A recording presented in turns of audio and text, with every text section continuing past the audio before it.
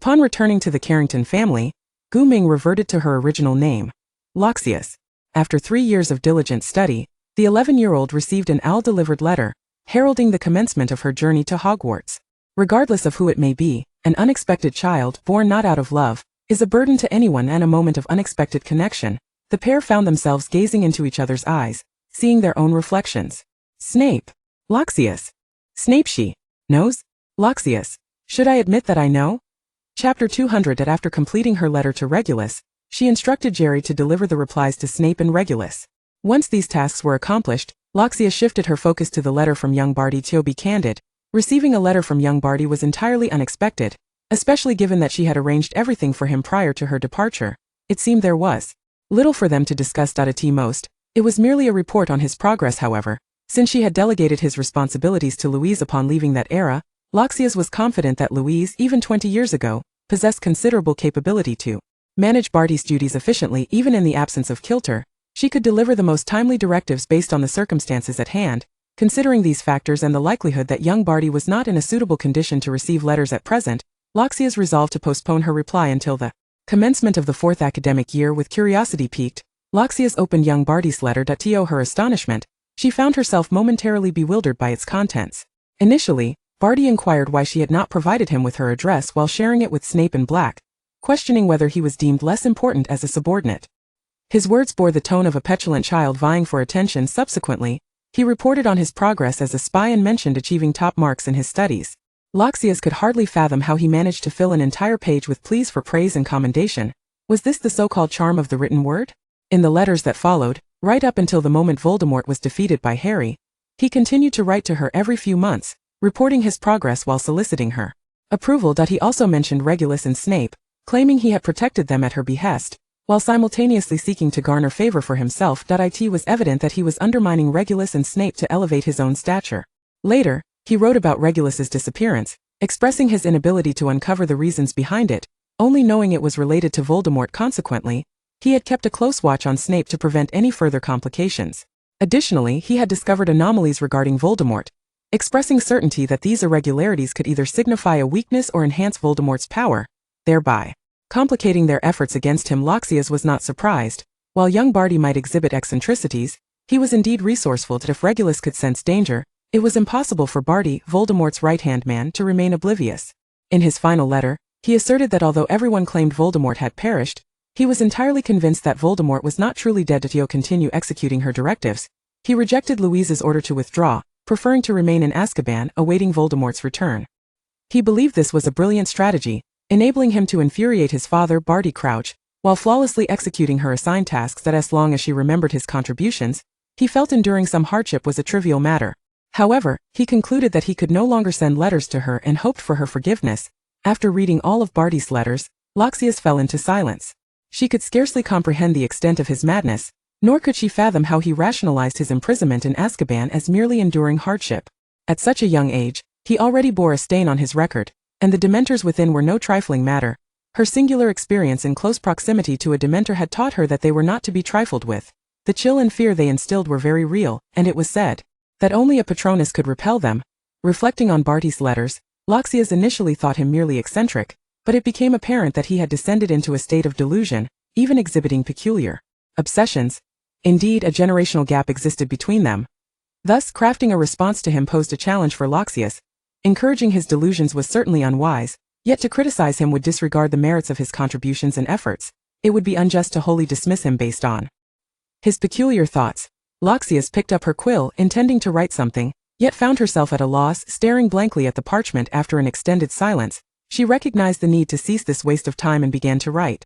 First, she commended his efforts over the years, praising his competence during his time as a spy. Then, she offered a gentle critique of his notions regarding his time in Azkaban, advising him that it was unnecessary to undertake such arduous and thankless endeavors even in the face of Voldemort. There were myriad ways to maintain Voldemort's trust without having to enter Azkaban. She also reassured him that he need not sacrifice himself to provoke his father's ire.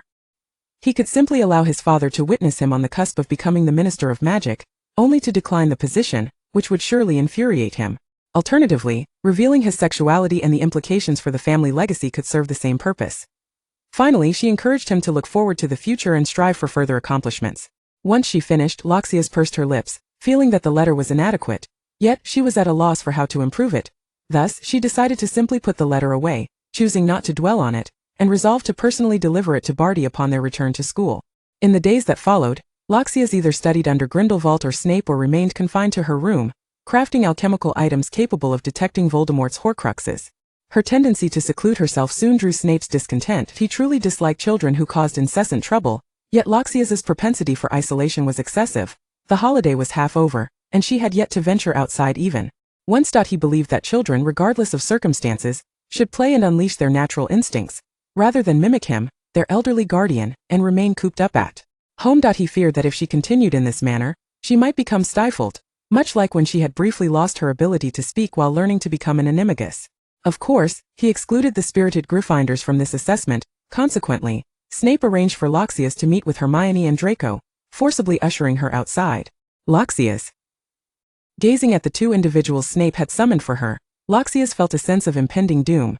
This was not an excursion to unleash her spirit and alleviate stress, but rather a confrontation with new challenges. As anticipated, this outing to Loxias entails not merely the enjoyment of leisure, but also the exhaustion of navigating the discord between Hermione and Draco. Upon returning to the Carrington family, Ming reverted to her original name, Loxias. After 3 years of diligent study, the 11-year-old received an owl-delivered letter, heralding the commencement of her journey to Hogwarts. Regardless of who it may be, an unexpected child, born not out of love, is a burden to anyone. In a moment of unexpected connection, the pair found themselves gazing into each other's eyes, seeing their own reflections. Snape. Loxias. Snape. She knows? Loxias. Should I admit that I know? Chapter 200. After completing her letter to Regulus, she instructed Jerry to deliver the replies to Snape and Regulus.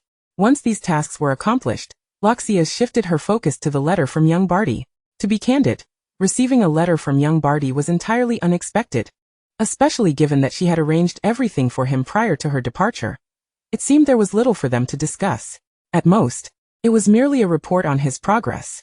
However, since she had delegated his responsibilities to Louise upon leaving that era, Loxias was confident that Louise, even 20 years ago, possessed considerable capability to manage Barty's duties efficiently.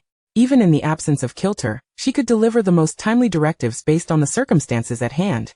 Considering these factors and the likelihood that young Barty was not in a suitable condition to receive letters at present, Loxias resolved to postpone her reply until the commencement of the 4th academic year. With curiosity piqued, Loxias opened young Barty's letter. To her astonishment, she found herself momentarily bewildered by its contents. Initially, Barty inquired why she had not provided him with her address while sharing it with Snape and Black, questioning whether he was deemed less important as a subordinate. His words bore the tone of a petulant child vying for attention. Subsequently, he reported on his progress as a spy and mentioned achieving top marks in his studies. Loxias could hardly fathom how he managed to fill an entire page with pleas for praise and commendation. Was this the so-called charm of the written word? In the letters that followed, right up until the moment Voldemort was defeated by Harry, he continued to write to her every few months, reporting his progress while soliciting her approval. He also mentioned Regulus and Snape, claiming he had protected them at her behest, while simultaneously seeking to garner favor for himself. It was evident that he was undermining Regulus and Snape to elevate his own stature. Later, he wrote about Regulus's disappearance, expressing his inability to uncover the reasons behind it, only knowing it was related to Voldemort. Consequently, he had kept a close watch on Snape to prevent any further complications. Additionally, he had discovered anomalies regarding Voldemort, expressing certainty that these irregularities could either signify a weakness or enhance Voldemort's power, thereby complicating their efforts against him. Loxias was not surprised. While young Barty might exhibit eccentricities, he was indeed resourceful. If Regulus could sense danger, it was impossible for Barty, Voldemort's right-hand man, to remain oblivious. In his final letter, he asserted that although everyone claimed Voldemort had perished, he was entirely convinced that Voldemort was not truly dead. To continue executing her directives, he rejected Louise's order to withdraw, preferring to remain in Azkaban, awaiting Voldemort's return. He believed this was a brilliant strategy, enabling him to infuriate his father, Barty Crouch, while flawlessly executing her assigned tasks. As long as she remembered his contributions, he felt enduring some hardship was a trivial matter. However, he concluded that he could no longer send letters to her, and hoped for her forgiveness. After reading all of Barty's letters, Loxias fell into silence. She could scarcely comprehend the extent of his madness, nor could she fathom how he rationalized his imprisonment in Azkaban as merely enduring hardship. At such a young age, he already bore a stain on his record, and the Dementas within were no trifling matter. Her singular experience in close proximity to a Dementa had taught her that they were not to be trifled with. The chill and fear they instilled were very real, and it was said that only a Patronus could repel them. Reflecting on Barty's letters, Loxias initially thought him merely eccentric, but it became apparent that he had descended into a state of delusion, even exhibiting peculiar obsessions. Indeed, a generational gap existed between them. Thus, crafting a response to him posed a challenge for Loxias. Encouraging his delusions was certainly unwise, yet to criticize him would disregard the merits of his contributions and efforts. It would be unjust to wholly dismiss him based on his peculiar thoughts. Loxias picked up her quill, intending to write something, yet found herself at a loss, staring blankly at the parchment. After an extended silence, she recognized the need to cease this waste of time, and began to write. First, she commended his efforts over the years, praising his competence during his time as a spy. Then, she offered a gentle critique of his notions regarding his time in Azkaban, advising him that it was unnecessary to undertake such arduous and thankless endeavors, even in the face of Voldemort. There were myriad ways to maintain Voldemort's trust without having to enter Azkaban. She also reassured him that he need not sacrifice himself to provoke his father's ire. He could simply allow his father to witness him on the cusp of becoming the Minister of Magic, only to decline the position, which would surely infuriate him. Alternatively, revealing his sexuality and the implications for the family legacy could serve the same purpose. Finally, she encouraged him to look forward to the future and strive for further accomplishments. Once she finished, Loxias pursed her lips, feeling that the letter was inadequate. Yet, she was at a loss for how to improve it. Thus, she decided to simply put the letter away, choosing not to dwell on it, and resolved to personally deliver it to Barty upon their return to school. In the days that followed, Loxias either studied under Grindelwald or Snape or remained confined to her room, crafting alchemical items capable of detecting Voldemort's Horcruxes. Her tendency to seclude herself soon drew Snape's discontent. He truly disliked children who caused incessant trouble, yet Loxias's propensity for isolation was excessive. The holiday was half over, and she had yet to venture outside even once. He believed that children, regardless of circumstances, should play and unleash their natural instincts, rather than mimic him, their elderly guardian, and remain cooped up at home. He feared that if she continued in this manner, she might become stifled, much like when she had briefly lost her ability to speak while learning to become an animagus. Of course, he excluded the spirited Gryffindors from this assessment. Consequently, Snape arranged for Loxias to meet with Hermione and Draco, forcibly ushering her outside. Loxias, gazing at the two individuals Snape had summoned for her, Loxias felt a sense of impending doom. This was not an excursion to unleash her spirit and alleviate stress, but rather a confrontation with new challenges. As anticipated, this outing to Loxias entails not merely the enjoyment of leisure, but also the exhaustion of navigating the discord between Hermione and Draco. Chapter 201. An unpleasant outing. It was an unremarkable summer for Loxias during her third year at Hogwarts. Having contentedly finished her breakfast, she was preparing to attend her remedial lessons at Numengard as usual when her father restrained her hand, which was reaching for the door key. Loxias looked at Severus Snape in confusion. Putting down the newspaper he held in his other hand, Snape turned his gaze toward her and stated, "I have conferred with Mr. Grindelwald, and today you shall have a day off." Loxias was even more perplexed. Why would she need a day off when she felt perfectly fine? Was it possible that they were the ones who were fatigued? It could be understandable if the teachers were tired and required a break. But did Grindelwald and Snape truly comprehend the meaning of exhaustion? Loxias doubted it. Was it that the headmaster wished to meet with Gellert, and did not want her to serve as an unwelcome presence? If that were the case, she was determined to be the very light bulb. After all, this was a rare opportunity to indulge in some close-quarters shipper activities. She could never abandon that.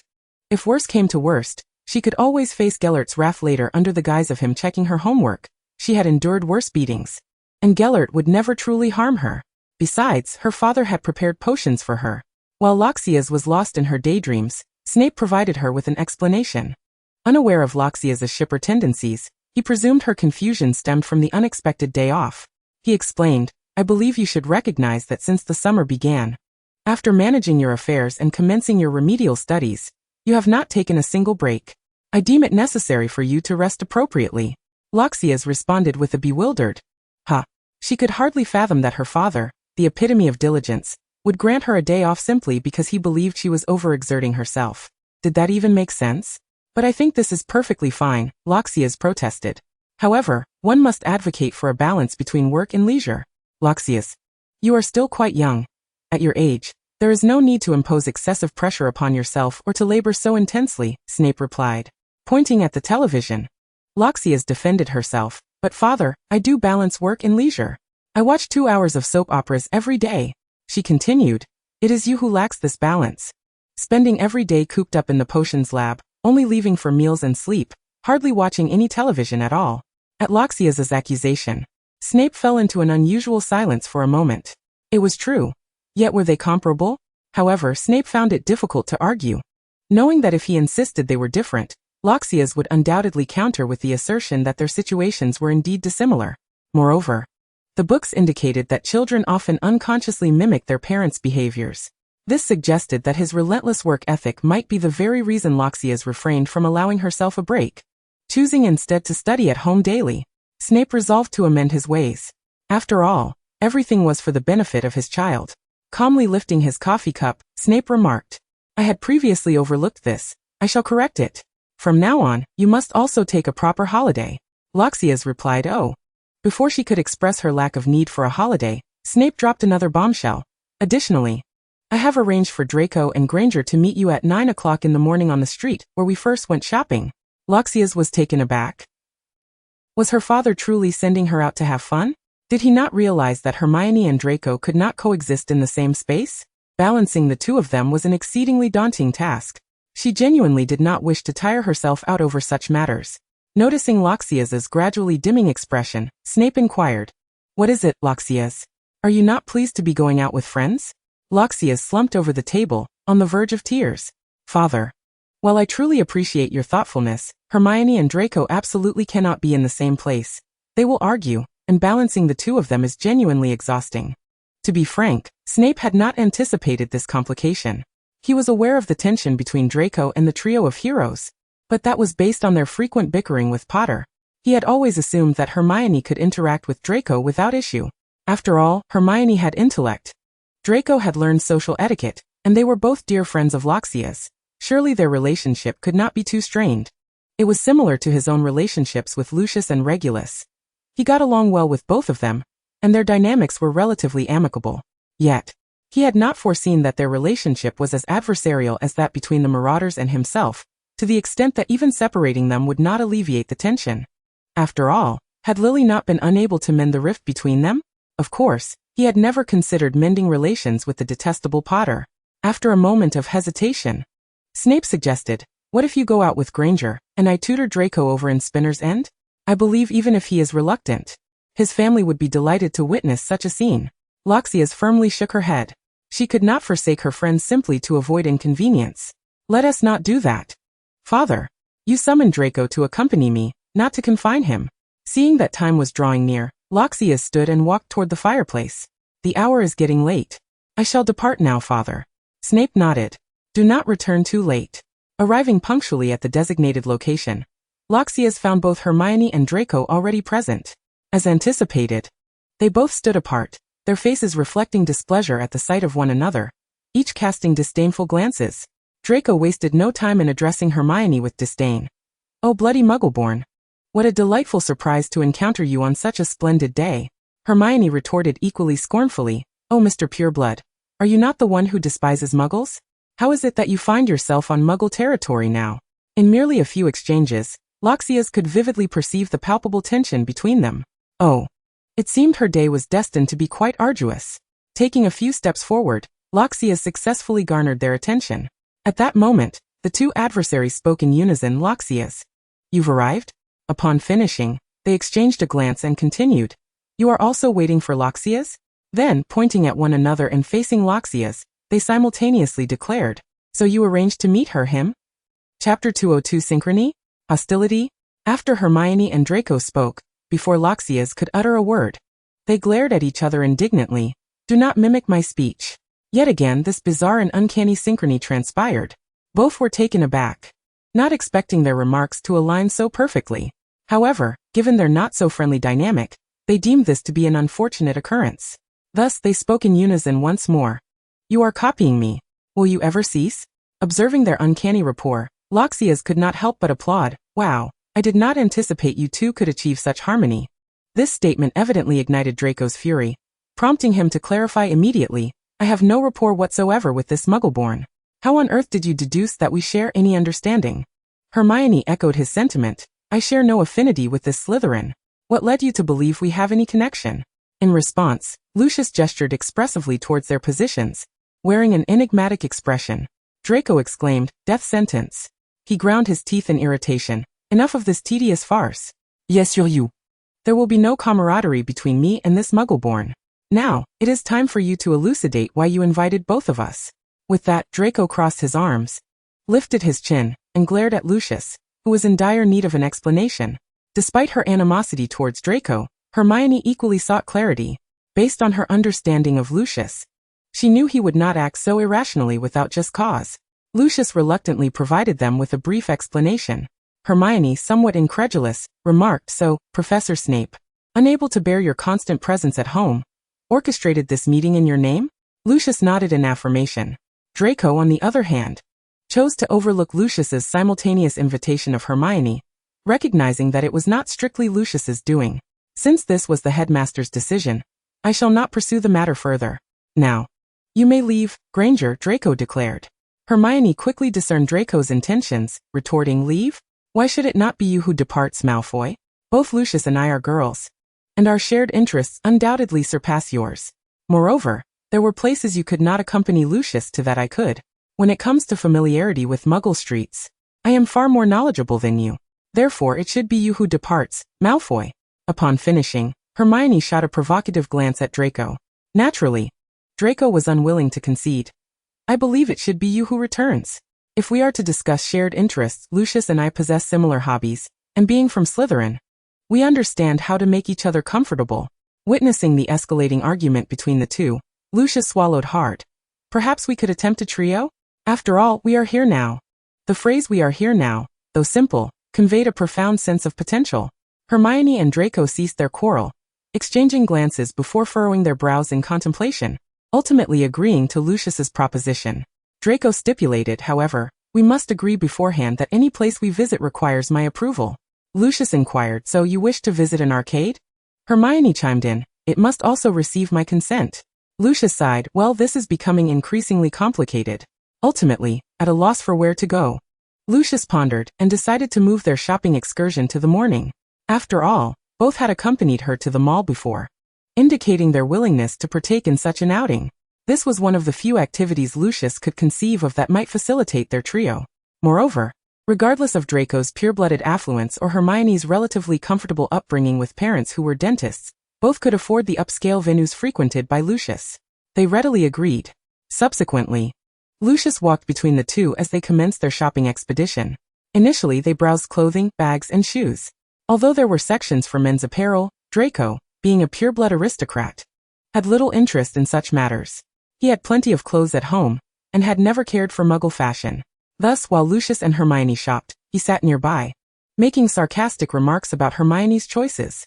Hey Granger, is this your idea of style? This ensemble lacks any semblance of elegance. Hermione retorted, oh, and why don't you buy something? Is it because you lack pounds? Draco replied, it's because these hideous items do not catch my eye. Lucius, who had just picked up a similar garment, interjected, so, should I buy this or not? They later moved on to purchasing various accessories and jewelry. This time, Draco participated, but Hermione could only watch as the cost of the jewelry was beyond her current means. At that moment, Draco mischievously remarked, oh Granger, why don't you purchase this? Is it due to your lack of pounds? Hermione smiled in response, because it is ostentatious and impractical. Buying it would simply be a waste of money. Lucius, who had just picked up an expensive piece, exclaimed, ah this. After finishing their shopping, the dilemma of where to dine arose once more. Draco desired to visit a luxurious restaurant, while Hermione preferred the restaurant Lucius had previously mentioned, known for its exquisite flavors. Lucius suggested, perhaps I would prefer to dine at home? Faced with the challenging decision of where to eat, Lucius found herself in an unavoidable dilemma. Observing the two pressing her for a decision, she forced a smile and ultimately proposed, our outing today was impromptu, and we did not make prior reservations. Given that it is now mealtime, Whether it be Hermione's restaurant or Draco's upscale choice, I believe we will face a considerable wait. So why not simply grab a bite nearby? There is a restaurant close by in which I have a minor stake, although it is not upscale. It is certainly not low-end, the food is exceptional, and we will not need to queue.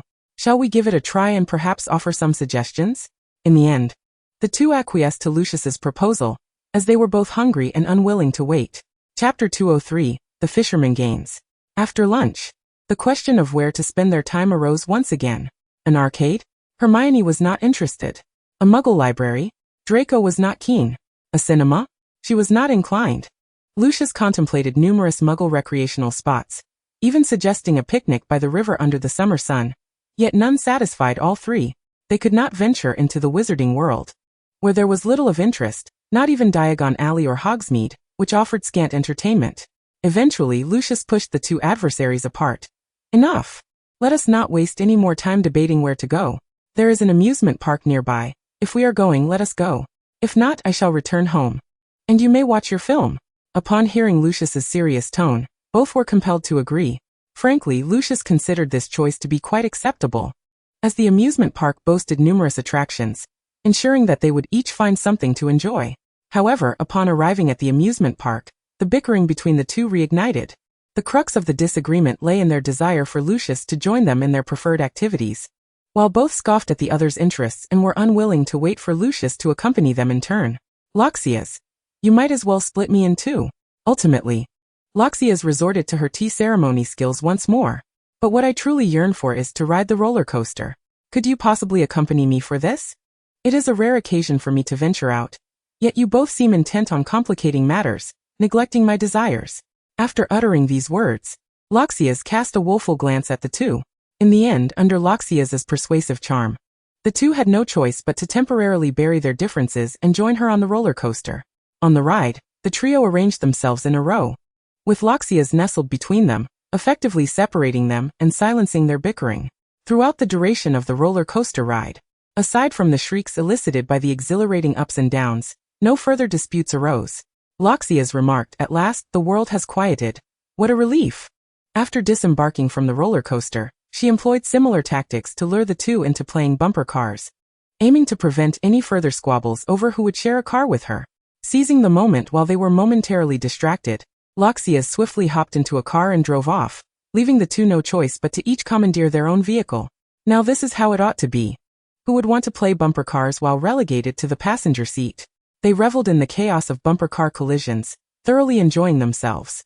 However, it appeared that Hermione and Draco sought to vent their mutual frustrations through their incessant bumping against one another, seemingly designating each other as targets. Loxias cheerfully commented, "As long as you are enjoying yourselves." Subsequently, Loxias, under the pretense of wanting a stuffed toy from a shooting booth, encouraged the two to join her in a shooting game.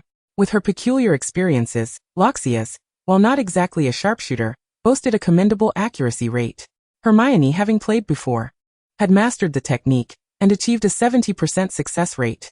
In stark contrast, Draco, the pureblood aristocrat of the wizarding world, had never before engaged in shooting, resulting in a dismally low probability of success.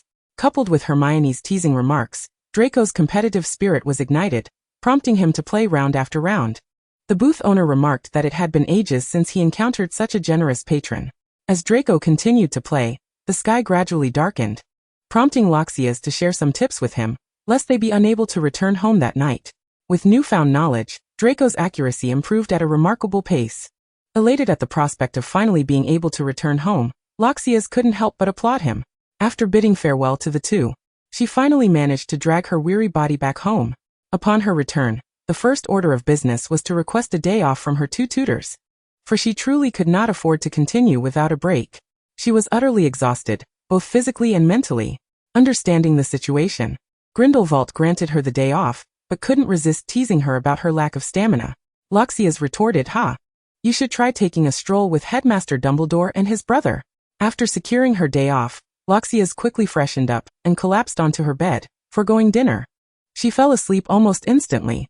Later, Loxias awoke naturally, yet her well-established biological clock roused her at 6:30 in the morning. Annoyed, she thumped her pillow. Cursed biological clock. Though awake, Loxias declared it impossible to rise. Why squander her precious day off by waking early? who would choose to rise with the dawn during a holiday. Thus, she opted to turn over and continue her slumber. Not being able to sleep any longer, she reached for her novel and nestled under the covers to read. As for the sweltering summer heat, she had installed air conditioning in her room, rendering it comfortably cool. And breakfast? Loxias felt that missing one meal was hardly a grave matter. However, her parents did not share this sentiment. When she had yet to emerge for breakfast by 9 o'clock, Severus sent Gilly to deliver her meal to her bedroom. Consequently, Loxias chose to enjoy her breakfast while reading in bed. Oh, how delightful! Due to Loxias's late breakfast, their lunch was also postponed. They finally dined around 1 in the afternoon. Severus remarked, "It's a rare occasion for the child to have a break. What's the harm in indulging her a little?" After lunch, Loxias continued to shirk her responsibilities. Propping her head up with her hand on the sofa, she munched on potato chips while watching television until Severus called her for dinner. They dined at Spinner's End, as they had arranged to play cards with Regulus that evening.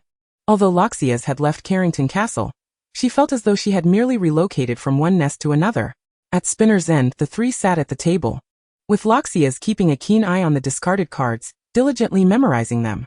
Severus scanned Loxias and Regulus's faces, seemingly discerning their hands through their expressions, while Regulus played without any strategy, relying solely on luck. Naturally, Loxias emerged victorious in the end, not only due to her card-counting abilities, but also because Severus had subtly aided her throughout the game. Loxias thoroughly enjoyed the card game. In her eyes, this was true entertainment. She resolved to invite Regulus to join her and her father for card games more often. Chapter 204. The start of the 4th year. Following her delightful holiday, Loxias did not venture beyond Carrington Castle, Nomontgard, and Spinner's End until the commencement of the school year. In addition to her previous studies and television watching, she had also incorporated card games with Severus and Regulus into her routine, experimenting with various card games together. During Severus's absences, Loxias took the opportunity to discuss with Regulus his progress in seeking out the Horcruxes. Unsurprisingly, the results were nearly non-existent. Loxias reassured him not to rush, as they could take their time, understanding the difficulty of their quest. Of course, since Loxias's research had not yielded success, she refrained from revealing her findings, fearing that she might ultimately disappoint him by raising expectations without delivering results. Thus, it fell upon Regulus to persistently search amidst his anxiety. As for the Quidditch World Cup, Loxias had no desire to attend, despite Draco's repeated invitations. She was well aware of the impending chaos surrounding the event, and wished to avoid entangling herself in such turmoil. Furthermore, both Loxias and Severus held little interest in Quidditch. Upon returning to school, Loxias once again chose to travel via the fireplace with Severus. With a quick passage available, why should she subject herself to a lengthy train ride? This choice earned her Draco's envious admiration. Loxias, lacking the habit of punctuality, arrived at Hogwarts a bit early. She opted to visit her dormitory first to stow away her belongings, then waited around a corner before finally entering the Great Hall alongside a group of freshly arrived Slytherins. This ensured that she did not appear out of place in the slightest. If it were not for those who were particularly observant, no one would have realized that she had not arrived on the express train. Upon settling at the long table, Loxias soon overheard their discussions regarding the chaos at the Quidditch World Cup, and the new defense against the dark arts instructor Moody. This was indeed a significant matter for every Slytherin. The former pertained to their stance on Voldemort's return, while the latter revolved around Moody's identity as an Auror and what his arrival at Hogwarts signified. How should they approach this exceptional professor? Loxias had no desire to join their discourse. Her allegiance was certainly not with him following Voldemort's resurgence. If Moody were indeed the authentic Moody, there might be some merit in engaging with them. The crux of the discussion centered on whether to attend his class, for as a seasoned Auror, he surely possessed knowledge worth her while. As for now, she had already applied for a 3-year exemption from the Defense Against the Dark Arts course. An additional year would likely not be refused by Dumbledore. However, despite her reluctance to partake in this meaningless discussion, it inevitably sought her out. Draco maneuvered through a few individuals and plopped down beside Loxias. To be honest, Loxias, it's fortunate you didn't attend the World Cup. It started off rather well. But I assume you've heard how it ended. What are your thoughts on this matter? Loxias supported her head with her hand, her gaze seemingly unfocused as she cleared her mind. To put it simply, he has returned. Draco leaned closer to Loxias, whispering, "You think so too?" Loxias waved her wand, casting a silencing charm around their area to ensure their conversation remained private. "Prepare Mr. Malfoy for what's to come." By the end of this term, he will be back in full force, and the Malfoy family will not be able to remain unscathed.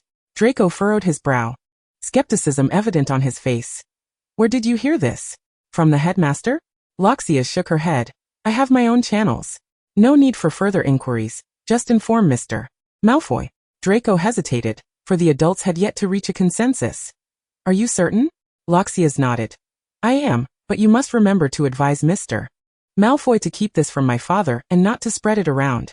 Draco looked puzzled, as if questioning how such significant information could remain hidden from her father. Why? Loxias gently traced the ring on her left hand with her right index finger. There is still one matter I do not comprehend, and should my father learn of it now, he would likely arrange for my transfer or a leave of absence.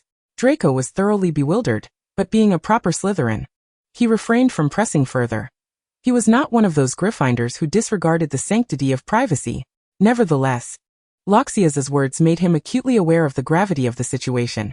He certainly did not wish to lose a good friend, and thus he assured Loxias he would comply. As their conversation drew to a close, the sorting ceremony commenced, and Draco found himself unable to pursue a second topic. They watched as the new students, reminiscent of their own years, were sorted into their respective houses beneath the Sorting Hat's decree. When it was time for the Slytherin students, they applauded in welcome. Once the sorting concluded, it was time to dine. After 3 years of adaptation, Loxias had grown accustomed to the peculiar flavors of some of the dishes, and with the house elves from Hogwarts fervently collaborating, their table boasted several delectable Chinese dishes. This allowed Loxias to forego the necessity of preparing a separate meal after dinner. As the meal neared its end, Dumbledore, as the headmaster, began to speak. He first announced the newly prohibited items within the castle, followed by a reiteration of the locations that had been off-limits for the past 3 years. Finally, he announced that Hogwarts would not hold Quidditch matches this year, but instead. However, he was unable to complete his statement, just as Loxias had foreseen, as he was about to declare that Hogwarts would host the Triwizard Tournament. The door to the Great Hall was abruptly flung open by Moody, impersonated by young Barty, with a resounding bang. Whether it was a necessity of his character or merely Barty's personal disdain for the Great Hall's door, the commotion was loud enough to startle even Loxias, who had been mentally prepared. Loxias remarked, "Please be gentle with this ancient door. It has existed longer than you." After Dumbledore introduced Moody, he returned to the matter at hand, announcing and explaining the details of the Triwizard Tournament, stating that Beauxbatons and Durmstrang would arrive at Hogwarts around October. Following this, they retreated to their respective quarters.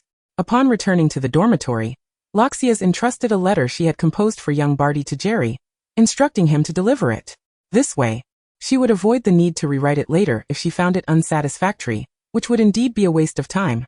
Thus, when young Barty arrived at his quarters at Hogwarts, he discovered a letter addressed to him lying on the floor, seemingly slipped beneath the door. Initially, he was quite alert, suspecting that someone had discerned his true identity on the very first day, pondering who it could be and contemplating how to eliminate this potential threat. However, upon recognizing the handwriting on the envelope, all such notions vanished from his mind. He had finally received a response that belonged solely to him, and he needed to find a secure place to discreetly read his master's letter. It was truly unfortunate that his current guise did not permit him to peruse it openly, and he was immensely delighted that his master had finally returned. The courses for fourth-year students at Hogwarts were not significantly different from those in the third year, at least not like the transition from second to third year, where the elective courses had suddenly increased. In order to afford herself more time to delve into her studies, Loxias, as in previous years, appeared punctually at Dumbledore's office. Dumbledore, as always, picked up his quill, preparing to approve and sign his name. But when he came across the application for exemption from the Defense Against the Dark Arts course, he paused momentarily, peering over his crescent-shaped glasses. He regarded Loxias with the concern of a guardian fretting over their child. "Loxias, are you certain you wish to apply for exemption from this year's Defense Against the Dark Arts course? To be frank, Moody is an exceptionally experienced Auror. You could learn a great deal from him. I assure you he is entirely different from his predecessors." Loxias nodded, her conviction unwavering. "I am certain, and I acknowledge his considerable abilities, yet I have more pressing matters to attend to." Dumbledore did not press the issue further and shifted his inquiry. "Very well. Does Severus know about this?" Loxias met Dumbledore's gaze directly. "He does." Naturally, regarding the matter of Moody being Barty, she felt no need to conceal it from Snape, and thus he was aware. He had not objected to her application for exemption. Although Dumbledore found this somewhat perplexing, he chose not to pursue the matter further, and naturally approved Loxias's request. Very well, as you wish, Loxias. I hope you achieve commendable results this year as well. Loxias, I shall, Headmaster Dumbledore. Subsequently, Loxias revealed to Dumbledore the foreboding news that Voldemort would return by the end of the academic year. She further divulged the means of his resurrection, and informed him that Harry would become one of the champions in the Triwizard Tournament. Dumbledore paused thoughtfully. Loxias, are you certain that this is all? Leaning back in her chair, Loxias absent-mindedly tapped her fingers against the armrest. Certainly not. But I believe that this is all you need to know. Dumbledore, stroking Fawkes's feathers with a knowing smile, remarked. So, your method of sharing the prophecy with me this time is somewhat different. Loxias nodded, candidly stating, Indeed, and I am conducting an experiment. I wish to validate it through the outcomes of your future actions. Dumbledore fixed his gaze intently upon Loxias's eyes, seemingly searching for something within them. I suspect your objective has remained unchanged all along, has it not? Loxias recognized that he was not employing legilimency. Thus she did not shy away, meeting Dumbledore's gaze. Yes, the blood of the Carrington family must be avenged. After receiving Loxias's affirming response, Dumbledore turned his attention away. Have you considered what Voldemort's return might entail? Loxias glanced at Fawkes, a flicker of sympathy crossing her eyes. Loss, death, and separation. However, this is unavoidable. In my attempts, I have discovered that, regardless of the circumstances, everything will revert to its original course. And I believe, Headmaster Dumbledore, you are aware that, presently, whether he returns or not, we are incapable of vanquishing him. Dumbledore understood precisely what Loxias was alluding to. Since the diary incident in his second year, he, like Loxias, had been continually studying Horcruxes. Now his understanding of Horcruxes was comparable to hers, if not more profound. Thus, he was acutely aware that Voldemort could not be destroyed until all Horcruxes were obliterated. Dumbledore paused. Very well then, where do you stand? Loxias did not conceal her findings. I have located two, both in my possession. I am still searching for the others. What of you? Dumbledore shared his intelligence with Loxias. Placing his faith in the Carrington lineage, I have gleaned some information from an old friend. I surmise he created 7 Horcruxes, alongside an unverified hypothesis. Loxias inquired. An unverified hypothesis? Dumbledore hesitated momentarily. I suspect that Harry is also one of the Horcruxes, unbeknownst to him. At this revelation, Loxias furrowed her brow. This was far from favorable news, considering her father would certainly not wish for Harry's demise. Loxias asked, Do you have any means to confirm this? Dumbledore shook his head. Regrettably, not at present. Loxias nodded. Very well, please expedite your efforts to confirm, while I will endeavor to locate the remaining ones as swiftly as possible. The two continued to exchange thoughts regarding Horcruxes for a while longer. Before departing, Loxias addressed Dumbledore. I am uncertain of your plans, but I can assure you that I will stand against him and eradicate him. However, I must declare that I care not for the fate of others. My father must survive, and in this brutal war, he must endure.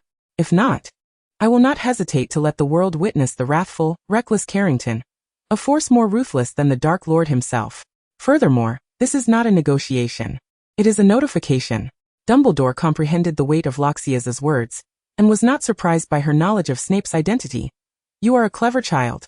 I can only do what I can. Chapter 206. An appointment with young Barty. In the face of the momentous Triwizard Tournament, the trivialities of their school life seemed inconsequential. The once tumultuous relationships burdened by emotions, the insurmountable dilemmas plaguing struggling students, and the long-awaited updates on novels all yielded to the fervor surrounding the tournament. For an entire month, nearly everyone discussed the Triwizard Tournament, with some even wagering behind the professors' backs on who would emerge as this year's champions representing Hogwarts. Alas, no matter whom one bet upon, there were no guarantees of victory. Who could have anticipated this? Thanks to young Barty, or rather Voldemort's influence, Hogwarts would boast 2 champions this year. Besides the officially selected champion, the underage Harry also became a contender. Before the arrival of the other 2 schools, Loxias had devoted herself entirely to the study of alchemy, remaining largely oblivious to the various happenings around the school. She did not succumb to the hype of betting, nor did she hasten to contact young Barty. It was not until they gathered in the Great Hall to welcome the other 2 schools, marking the official commencement of the Triwizard Tournament, that Loxias diverted her focus from her alchemical studies. Shortly after taking her seat in the hall, the 2 schools arrived in succession, presenting a splendid opening performance. Beauxbatons showcased their graceful dance and fluttering butterflies, while Durmstrang exhibited their strength and muscular prowess. To be frank, in light of these performances, Loxias found Hogwarts's previous choir lacking in comparison. Though it did reflect the diversity of the students, it lacked any semblance of grandeur. It could even be deemed somewhat lackluster. Had she been in her elementary school, the welcoming ceremony would have certainly been more elaborate. However, she was relieved not to have had to endure repeated rehearsals for a choir. A simpler approach was not without its merits. She recalled the choral competition held previously, where her class had stayed after school for practice, ultimately rendering her voice hoarse. It proved that while a modest presentation might be somewhat embarrassing, it spared one from undue suffering.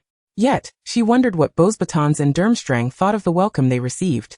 After the two schools had settled in, Hogwarts became a hive of activity, with everyone eagerly anticipating the selection of the champions. Her partners, the Weasley twins, had successfully employed the aging potion to grant everyone a glimpse of their older selves. Seizing this moment of distraction, Loxias arranged to meet with young Barty in Snape's office under the guise of Snape. Snape regarded his former colleague with a complex mix of emotions.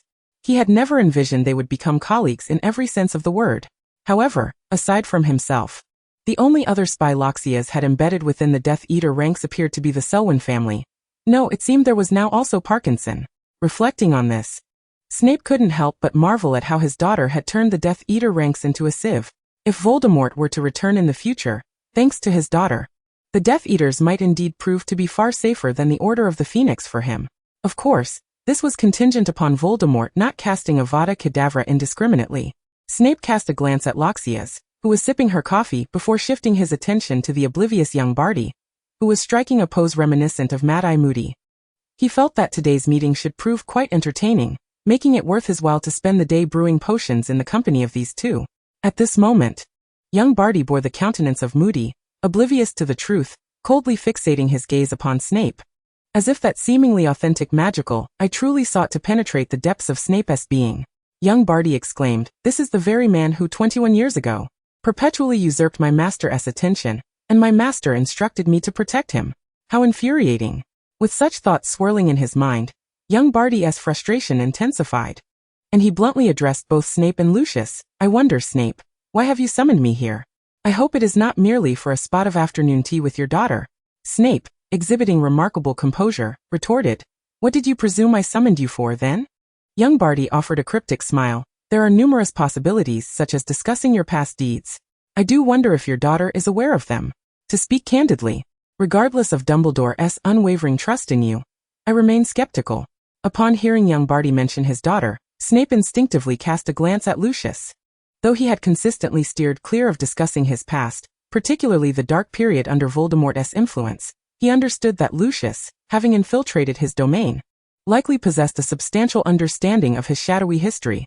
Despite the passage of time, he could not deny the choices he had made to join the Death Eaters.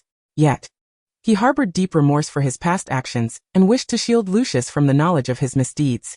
After all, he did not wish for Lucius to be influenced negatively by his history. Despite these thoughts, Snape's retort was unfaltering. "If you can present corresponding evidence." Lucius averted her gaze, placing her coffee cup upon the table. To be frank, she still had not grasped why young Barty was so intent on sparring with her father. There seemed to be no animosity between them. Had something transpired unbeknownst to her? If that were the case, her father had no reason to conceal it from her, particularly since it did not pertain to Lily. Lucius struggled to understand but realized she had observed enough of their exchange, and needed to intervene. She could not merely stand by and watch the sparks of conflict between her father and young Barty develop into an uncontrollable inferno. Clearing her throat twice, Lucius halted young Barty before he could continue and revealed her identity. "All right, young Barty, cease your verbal sparring with my father. I have matters to discuss with you." A flicker of confusion crossed young Barty's features. Yet he maintained his facade of moody-esque demeanor. "Oh, young Barty? Barty Crouch? Miss Snape. Your approach is quite." Before he could finish, Lucius leaned in closer, locking eyes with him. Young Barty's remaining words evaporated, for he beheld the covenant etched deep within his soul, binding him to her. In that instant, Lucius's true identity became evident. Chapter 207. Teasing young Barty. Young Barty opened his mouth, yet for a prolonged moment, no words emerged. Who could enlighten him on the unfolding events? Why, despite his master's lack of growth, Had he transformed from male to female? And why had he forged a paternal bond with his adversary? Young Barty's mind briefly faltered before he finally stammered to Lucius. So your father-daughter relationship is a fabrication, is it not? In young Barty's eyes, a lack of physical growth could signify the use of a time-turner to revert to the past, while a change in gender might imply a peculiar method of cross-dressing. Thus, their familial bond must surely be false, right? Clinging to a faint glimmer of hope, young Barty gazed at Lucius. Unfortunately, he was still trapped within Moody's visage, which did little to evoke sympathy. At that moment, Lucius, sensing the amusement in teasing young Barty, found it far more entertaining than provoking Regulus. A smile crept upon her lips as she met young Barty's pleading gaze, offering an unwavering affirmation. It is true. To assuage any doubts young Barty might harbor, Lucius added, I am not deceiving you. At this juncture, Snape obligingly invoked the bloodline spell, a vivid crimson thread materializing before young Barty. Young Barty felt as if his heart had been mercilessly pierced multiple times. The truth was undeniably brutal. What had his previous actions amounted to? One was his master, and the other was his master as superior. Why had he only learned now that he and Snape were not even on the same playing field? What had been the purpose of his relentless efforts to undermine Snape? Had he merely sought to create obstacles in his professional path, or to furnish those who influenced his master with reasons to malign him?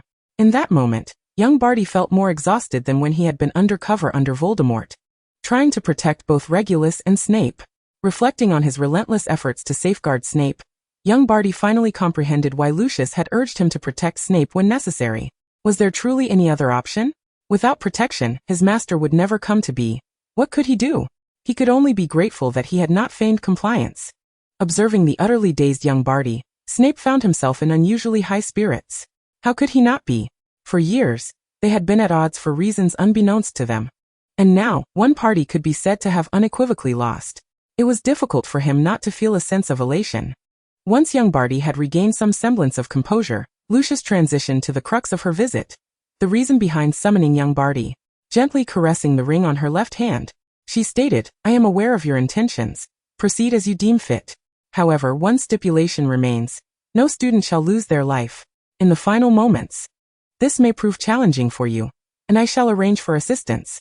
Upon hearing Lucius's words, young Barty licked his lips. I will comply, my lord, esteemed master. After receiving young Barty's assurance, Lucius smoothly shifted to the next topic. Regarding the resources you require at this stage, I shall prepare them for you. Simply come to the cellar to retrieve them. Do not attempt to stealthily invade my father's storage room. Young Barty replied, Am I truly that sort of person? Well, I suppose I am. But how does the master know so much about me? Is it because you understand me too well? Maintaining his expression, young Barty insisted. How could that be, my esteemed master? Lucius nodded calmly, that is fortunate. By the way, as I have been managing the storage room for potion studies, please do not add to my workload. At this point, Snape interjected, You seem to have forgotten that you locked the storage room. Lucius retorted, Thank you, father. For holding my work in such high regard, I am truly honored.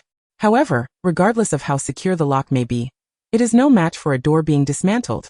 Once the door is breached, the storage room shall be accessible. With that, Lucius cast a sidelong glance at young Barty. While others might hesitate, fearing the noise would attract attention, one who was pushed to the brink might indeed disregard caution, and simply force the door open. Loxis's unfinished words were instantly comprehended by Snape, who took a sip of coffee and chose to firmly align himself with Loxis.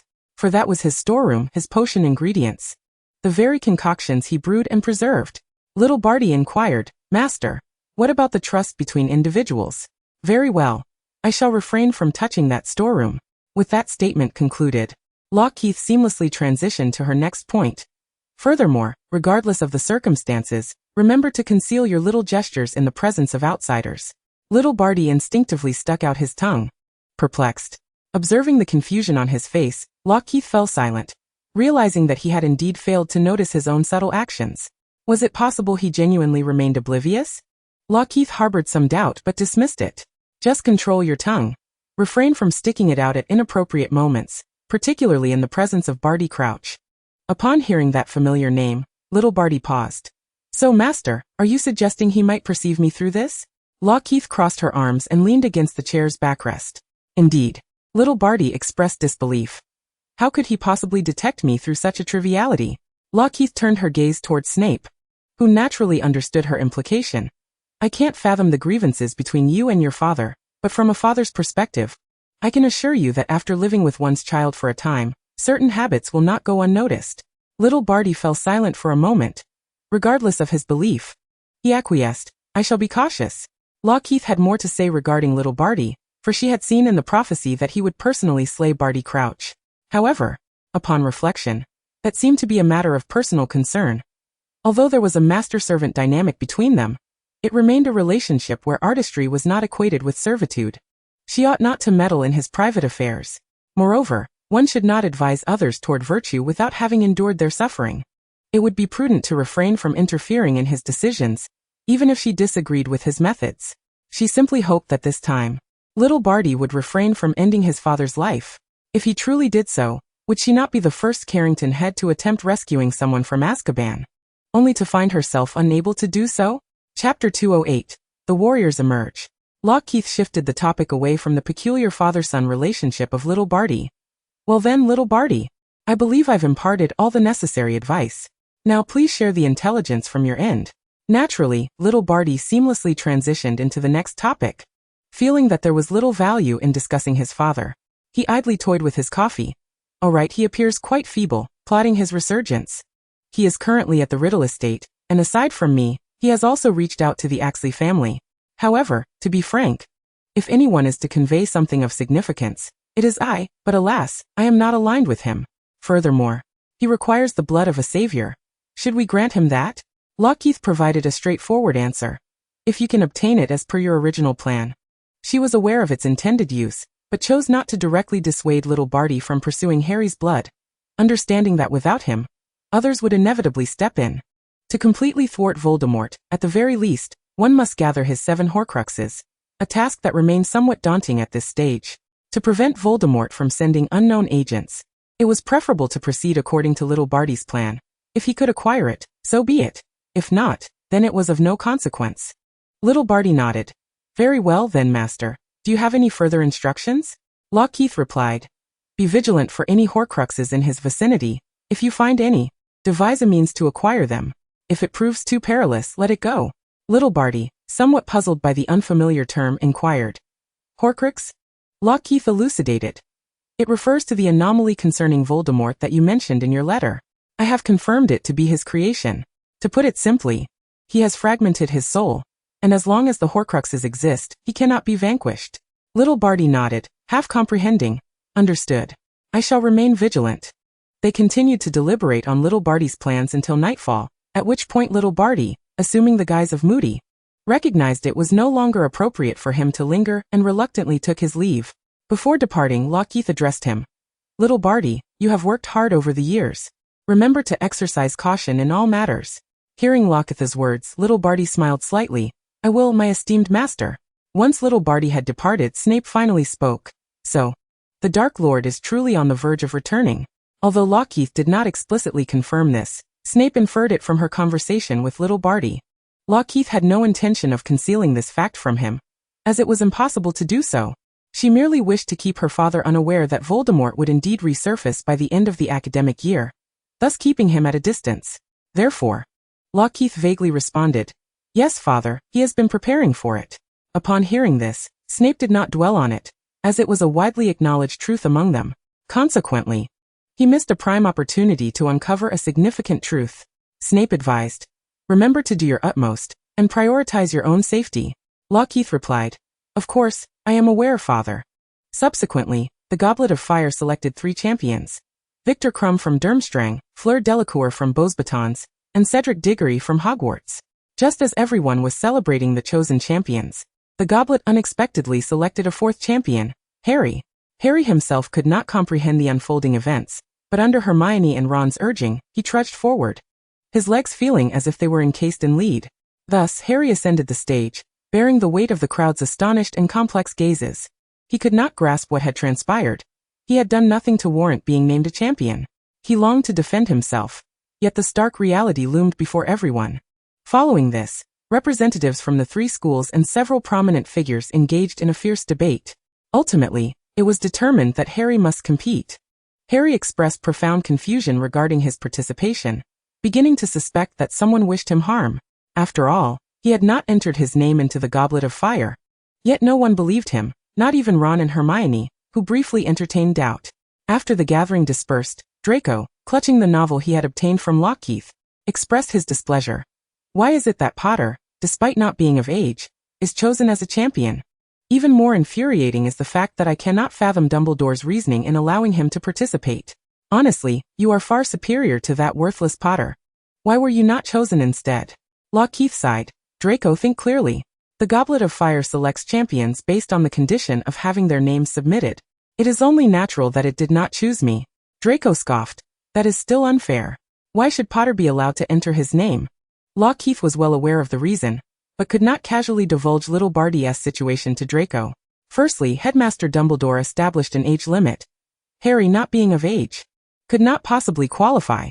Moreover, the mortality rate of the Triwizard Tournament is widely acknowledged, and I trust you are well aware of its inherent dangers. Ultimately, Harry is universally recognized as the savior, and Dumbledore is more concerned for his safety than anyone else. In light of this, it should be evident to you that it is utterly implausible for Dumbledore to have set an age line that exempts only Harry. He is likely a pawn in someone else's scheme. After hearing Loxia's analysis, Draco realized that the situation was indeed as she described, yet he felt a twinge of resentment. As the champions in the Triwizard Tournament symbolize peril, yet they also embody glory and the potential for boasting. Even in the face of mortal danger, he was unwilling to allow this honor and capital for boasting to be bestowed upon the one he despised most. Potter. Observing Draco's indignation, Loxias let out a resigned sigh and comforted her dear friend. There is no need for such anger. To be frank, while it may appear glamorous, the dangers within are indeed life-threatening. Furthermore, on the surface, Harry has breached the rules to become a champion. Few in Hogwarts will believe his innocence, and for a considerable time he will face significant ostracism and ridicule, especially among Hufflepuff. I would wager that their animosity towards him is palpable, considering Cedric's popularity among them, and Hufflepuff is notoriously united. Listening to Loxias's words, Draco conceded that he had indeed been swayed. He promptly rose, preparing to rally the Badgers. Chapter 209. Harry's Isolation. Loxias watched as he strode toward the common room door, and instinctively inquired, "What do you intend to do?" Draco did not conceal his intentions. "I'm going to rally the Badgers, stoke the flames against him, and then return to inform my father." Upon hearing this, Loxias's lips curled into a smile, focusing solely on the initial part of his statement. "Do you realize that this is precisely why we enjoy shipping you and Harry?" At Loxias's words, Draco, just as he was about to step outside the Slytherin common room, found himself momentarily suspended in midair, unable to bring his foot down. Draco exclaimed, "Wait, what are you doing? Am I still supposed to go now?" Ultimately, driven by his desire to witness Harry's predicament, Draco steeled himself and crossed the threshold. If shipping was what it was, then he certainly did not wish to miss this splendid opportunity to watch Potter's misfortune unfold. As Draco marched with indignation toward the gathering of Badgers, he was also plagued by the words Loxias had spoken. However, relinquishing this opportunity was simply out of the question. As anticipated, Harry indeed found himself exceedingly beleaguered in the days to come. Even within Gryffindor, a small faction of individuals treated him with palpable coldness, keeping their distance. The animosity from Slytherin, perpetuated by Draco and his cohorts, was particularly pronounced. They reveled in any misfortune that befell the so-called savior. Ravenclaws, on the other hand, had descended into conspiracy theories, suspecting that Harry had employed some nefarious means to enter his name and become a champion, viewing this as an unethical act. Moreover, Cedric, a Hufflepuff, was their son-in-law, and they could not tolerate the thought of their kin being mistreated. Thus, they relegated him to the realm of villains. Yet their intelligence spared them from the extremities exhibited by Slytherin. They merely chose to distance themselves from him. As for Hufflepuff, the United Badgers, motivated by Cedric in their own glory, opted to isolate Harry as well, displaying little warmth toward any Gryffindor in class. Some more zealous members would even huff disdainfully and roll their eyes upon seeing Harry. Truth be told, Hufflepuff had always maintained a level-headed approach, and was not particularly enamored with glory. Yet no one could resist the allure of a shining moment, or the pride of their school basking in glory. Thus, when they achieved it, the Badgers were filled with joy, reveling in their rare moment of honor. They might not be enthusiastic, but once at home, how could they possibly share it with others? They were fiercely protective of their accolades. They could share with good friends, but if someone attempted to seize it, that would be their wrongdoing.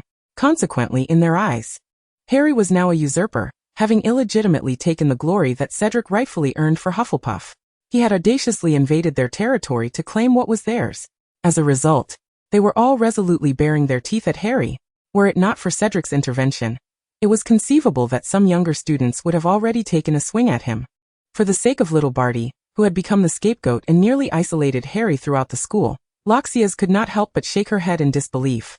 It was truly remarkable, little Barty. When he finally decided to act, he did so with astonishing impact. Had it not been for the day in the dungeon office when Loxis overheard Snape instructing little Barty to target Harry, and having seen a similar scenario in her prophecies, she might have suspected a collusion between Barty and Snape. What grudge did they hold against him? What vendetta? It was as if he had done nothing, yet found himself ostracized by the entire school. However, even with the truth laid bare, Loxis felt no pity for Harry whatsoever. If she had to justify her lack of sympathy, it was because little Barty was acting under Voldemort's directives, and thus, the blame could be placed squarely on the Dark Lord's shoulders. It was not her doing, so why should she feel remorse? Moreover, Harry was destined to gain glory from this. To wear the crown, one must bear its weight. To achieve honor, he must pay a price.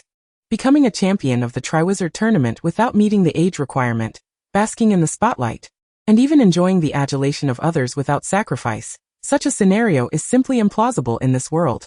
Loxis toyed with the badge Draco had crafted in support of Cedric. Without a second thought, she fastened it onto herself. Although she and Harry shared a certain camaraderie, her bond with the Badgers ran deeper. And Cedric was undeniably a good person. Thus she chose to stand with Cedric this time. Of course, being aware of everything, she would not opt to isolate Harry. She treated him as she always did.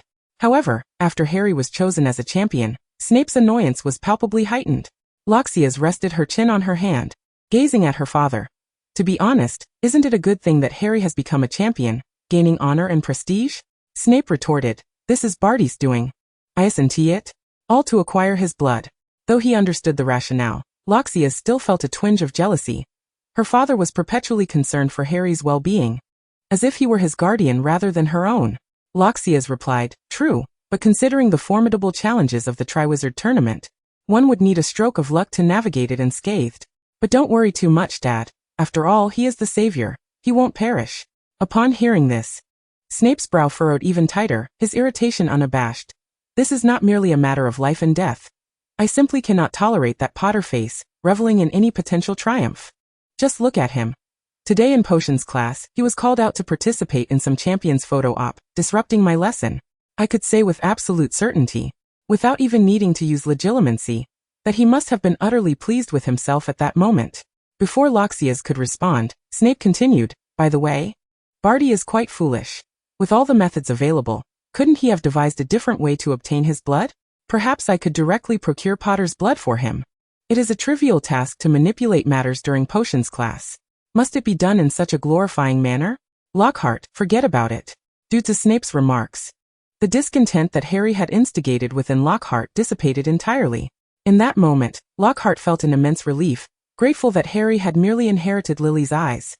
Had he also inherited her visage, Lockhart might have begun to question whether she should learn from young Barty how to vie for attention. Lockhart, father. His intention in obtaining Harry's blood is to resurrect the Dark Lord. Isn't it rather unwise to simply give it away without resistance? Snape. Chapter 210, The Dance. Following that, the Grand Triwizard Tournament was officially inaugurated, capturing the attention of the entire wizarding community, with the Daily Prophet featuring it prominently on its front page multiple times. Everyone eagerly anticipated the emergence of a victor. However, only a select few were aware that some matters concerning the competitors seemed to be transpiring behind the scenes. Subsequently, Hermione, the academic representative of Gryffindor, undertook intensive training for her friend's survival prior to the competition. Yet, these events held little significance for Lockhart, as she felt reassured with young Barty around. During this period, Lockhart immersed herself in her studies, deeming nothing more important than her research, so much so that she did not even attend the tournament. The only occasion she was distracted was when Hermione approached her regarding the rights of house elves. Without hesitation, Lockhart joined the cause, aligning with its principles, and through this endeavor, along with some mundane matters, she perceived Hermione as possessing considerable investment potential, especially in terms of a political career. Moreover, her ideals bore a resemblance to those of reform. Perhaps she could leverage the House Elf Rights Initiative to assess Hermione's potential as a candidate for the position of Minister of Magic, thereby enabling her to clandestinely advocate for reform within the wizarding world. Of course, such thoughts were fleeting and quickly suppressed by Lockhart. They were merely fourth years, and it was far too early to entertain such notions, as she had her research to continue. The next interruption to her studies came just as she was on the verge of a breakthrough, provoked by the announcement of a ball open exclusively to students in their fourth year and above, spurred by the Triwizard Tournament. Hogwarts had made numerous preparations for this event, which Lockhart believed warranted anticipation, yet her desire to attend was not ignited by the ball itself. On that day, upon her arrival at her father's office, before she could settle into her usual study routine, Snape queried, "I trust you are aware of the ball's announcement. Therefore, I presume you can dance, correct?" Lockhart looked at Snape in confusion and instinctively replied, "Yes, it was part of my heirloom studies." Snape seemed quite pleased with her response, nodding. "It appears our house could entirely forego this course." Lockhart immediately grasped the implication of Snape's words. During her lesson yesterday, she had overheard Hermione mention that Professor McGonagall had taught the fourth years how to dance, with Ron being called up as a demonstration partner. It seemed that according to Hogwarts regulations, the head of house was responsible for instructing their students in dance. Hence, her father would be tasked with teaching them. Furthermore, she recalled from the prophecy that her father had no partner and did not dance, dedicating the entire event to his duties, diligently penalizing couples throughout the school. Most importantly, she had never witnessed her father dance. Wait, did her father's earlier comment imply that, because she could dance, he intended to skip this lesson altogether? After all, this was Slytherin, a realm teeming with pureblood aristocrats. It was likely that only a handful of students in the entire house could claim proficiency in social dance, and those might only be in the lower years. Wealthy Slytherins did not lack resources, frequently hosting various gatherings, including balls. To blend in, those half-bloods and young wizards from the Muggle world who could not dance surely made private efforts to master the art. By the second year, dancing had become an essential skill for them. By the third year, those who could not dance must have been in dire straits, toiling day and night to ensure they did not stand out as the sole awkward figures among the elegant Slytherins. Though Lockhart had seldom attended balls, having participated mainly in dessert tastings and business networking events, she was well aware of the significance of this affair.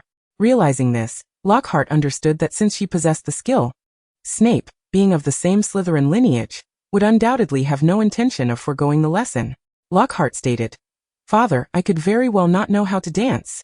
The eager little girl, longing to witness Snape's dance for once, resolved to compel him to conduct this lesson for everyone. Observing Snape, who had already picked up assignments to grade, Lockhart quickly conceived a new strategy. "To be honest, Father, you should indeed hold this class. What if a student genuinely cannot dance? Wouldn't that bring great shame upon Slytherin?"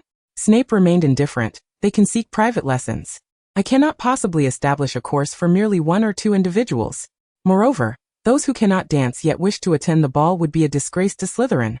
I believe our house does not harbor such foolish students." Lockhart replied dryly, "What if?"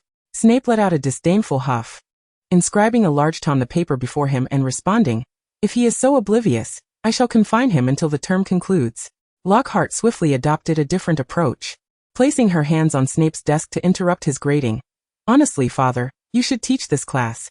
Although I have learned how to dance, I have not practiced in quite some time. You know I typically do not attend the house dances, and I fear that if I perform poorly, it would reflect poorly upon you." Afterward, Lockhart added, "Besides, this ball seems exceedingly lively. The school appears to have prepared extensively, and many are eager to attend. I am absolutely keen to go." With that, Lockhart gazed at Snape with hopeful eyes, attempting to sway him to reconsider. Snape glanced at Lockhart, sensing that her intentions were not as innocent as they appeared. He knew his child well. She was not presently inclined to act selflessly. As the words of refusal hovered on his lips, he reconsidered. Lockhart had not ventured out for quite some time, remaining sequestered in her alchemical studies. It was rare for her to express such enthusiasm for an event and desire to engage with her peers, for the sake of her mental and emotional well-being. What reason did he have to deny her? Having reached this conclusion, even with the awareness that Lockhart was not entirely altruistic, Snape acquiesced. After all, she was his only child, and troubles could only arise from her. Furthermore, she was usually so sensible and obedient. A little indulgence would not be amiss. Chapter 211. The Choice of Attire. "Very well," Since you have resolved to attend the ball, have you decided on your attire? Snape inquired. Rahis remarked with a casual air. I intend to order a few custom dresses from the tailoring shop, as their gowns have always resonated with my tastes. They've even sent me some designs. Do you have any thoughts on them, father? Severus paused, abruptly lifting his gaze towards Rahis, as he recalled the last outfit she wore from that establishment, a revealing backless dress. Such an audacious garment, he mused, is something no responsible parent would condone. Logically, as children mature, they develop their own preferences. Selecting a gown should ideally be an activity shared with friends, culminating in the choice of their favorite, which would then be funded by him. However, if the dress in question came from the tailoring shop, Severus believed it imperative for both him and his daughter to choose together, requiring his approval first. Given his previous experience with that dress, his trust in the tailoring shop had plummeted to zero. He would not permit his daughter to don something so revealing for a ball. Who could know what inappropriate thoughts might cross the minds of those hormonally charged adolescents? Therefore, Severus's response to Rahis was unequivocal. It was essential. Subsequently, the father and daughter settled onto the sofa, perusing the catalogue of garments that had been sent. Rahis pointed to a gown that caught her fancy, a golden strapless gown. What do you think of this one, father? Severus followed her finger, noting that while the length was acceptable, the strapless design was not. He promptly dismissed it. No. We shall select another. This one is unsuitable for you. Rahis assumed her father's swift rejection stemmed from the dress not aligning with his aesthetic preferences, and thus she continued to flip through the pages without further thought. What about this one? She inquired, indicating a design adorned with star motifs. The new styles from this shop are usually quite charming, and this one, with its black base and shimmering stars, would surely be stunning. Severus examined it closely. Initially, it did seem appealing. However, upon a second glance, he spotted a backless design on the following page, and decisively dismissed it once more. Rahis was left bewildered. She pondered, the previous dress was golden. Perhaps her father simply disliked bright colors, but this one was dark and only embellished. Surely, he wouldn't disapprove. What was the reason for yet another rejection? Did he expect her to choose green or silver? Yet her father himself often donned black. The gray and brown outfits she purchased for him were also things he wore in private. Confusion enveloped her, but she reassured herself that this was merely the beginning. Such a hefty tome must surely contain a gown that would satisfy both her and her father. However, as she reached the end, every dress she favored was met with Severus's disapproval. Father, why are you doing this? She exclaimed, now suspecting he was up to something. She tossed the catalogue into his lap. Fine. Since you are dissatisfied with all my choices, you might as well select one for me. Severus flipped through the catalogue, ultimately choosing a gown that covered every inch of her body except for her face and hands. Upon seeing the dress he selected, Rahis felt a twitch at her eye. It bore an uncanny resemblance to Professor McGonagall's dark green robes. She longed to question Severus's thought process. Was she truly of an age to wear such a style and hue? Taking a deep breath, she asserted, Father, honestly, when did your taste regress to this? If you do not wish for me to attend the ball, you can simply say so. Severus regarded his daughter, who was struggling to contain her emotions, and began to explain. Rahis, this dress may not be to your liking, but it is, without doubt, the only one in this catalogue that is not excessively revealing. He then flipped through the pages, pointing out the ostentatious designs. Look at what you have chosen. They are either backless, strapless, or so short that they barely cover the knees. It is a wonder this shop remains in business, continuously offering such attires to customers. As Rahis gazed at the selections he indicated, she opened her mouth to respond but faltered. She truly did not understand how her father had become such a traditionalist. And as for the revealing nature of these dresses, well, she conceded that some were indeed quite daring. However, the backless dress he condemned merely featured a small slit at the waist, and while the strapless gown lacked straps, it was complemented by a shawl that concealed any exposure. The length of the skirt? It barely grazed above her knees. Rahis felt exasperated. Yet, she recognized that Severus's actions stemmed from his concern for her, and they were merely in the discussion phase. He had not unilaterally decided for her. Thus, she found herself lacking even a valid reason to quarrel with him. Oh, her father had truly absorbed all the parenting literature, thoroughly digesting its wisdom. Ultimately, Rahis could only stamp her foot in frustration, exhaling deeply. Father, if you persist like this, how am I supposed to attend the ball? If I wear what you have chosen, my classmates will mock me. Severus gently ruffled her hair, reassuring her. It is all right. There is still time. We will continue to search until we discover something suitable. Moreover, I genuinely advise against you wearing anything excessively revealing. You can never fathom the repugnant thoughts that may lurk in the minds of those adolescent beasts. At this, Rahis turned to Severus, her expression skeptical. So, father, do you constantly employ legilimency? Severus shook his head. Not at all. It is only during class that I utilize it frequently, particularly with Potter. You must understand, those three are the most unruly and prone to causing trouble. If I do not keep a watchful eye, the potions classroom would likely explode several times over. Are they truly that mischievous? Rahis inquired, suddenly struck by a thought. When will you teach me legilimency and the art of mental occlusion? You previously mentioned I was too young, but I am now 14, and I believe it is essential for me to learn. My mind feels far too vulnerable to intrusion. My sense of security is alarmingly low. Chapter 212. The Choice of Dance Partner.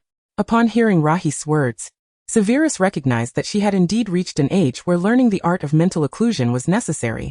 It was not merely a matter of her age being appropriate. The current circumstances demanded it. Voldemort was subtly active in the shadows, plotting his return. Given Rahis's prophetic abilities, coupled with her current role as a double agent, the risk of her becoming a target was not negligible. He could not be present with her at all times, and if she did not acquire the skill of mental occlusion, she would be in grave danger. Considering this, Severus addressed Rahis. After this Christmas ball, I shall teach you the arts of mental occlusion and legilimency. I believe you are prepared to delve into the theoretical underpinnings of both. Rahis nodded eagerly. Of course. Receiving a definitive affirmation from Lockhart, Snape was content to conclude the discussion. Subsequently, Lockhart and Snape resumed the task of selecting her gown. In order to satisfy both their desires while avoiding any potential familial discord, they reached a consensus to adopt a rather demanding stance. They articulated their various requirements. Lockhart desired a dress that was beautiful, elegant, and adorned with fluttering butterflies, while Snape insisted on a non-revealing color that was not representative of Gryffindor. They meticulously penned down their individual specifications and dispatched their owl, Jerry, to the tailor, requesting a redesign that adhered to their stipulations. With Lockhart's gown temporarily selected, it was now time to choose Snape's attire. Lockhart was filled with enthusiasm, her eyes sparkling. As it seemed she had never previously assisted Snape in selecting a gown.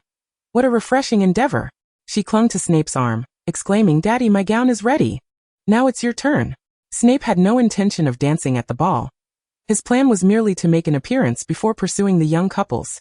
Thus, he deemed it unnecessary to commission a new outfit for this occasion, preferring instead to don his previous attire, which had seen little wear and was still in pristine condition, a choice he considered sufficiently respectful. However, Lockhart firmly rejected this notion. Opting for a different approach, she persuaded, "But, Daddy, I'm going to the ball. Are you certain you want to dance with me?" With such an earnest plea, Snape could hardly provide her with a negative response. After all, if his daughter was to dance at the ball, he too must make an appearance and share in that experience. Thus, the two resumed their quest for Snape's attire. Selecting Snape's gown was considerably less complicated than Lockhart's, as male attire seldom posed issues of modesty. Lockhart simply needed to choose something visually appealing, while Snape would select what he deemed appropriate based on her choices. Midway through their selection, a thought struck Snape.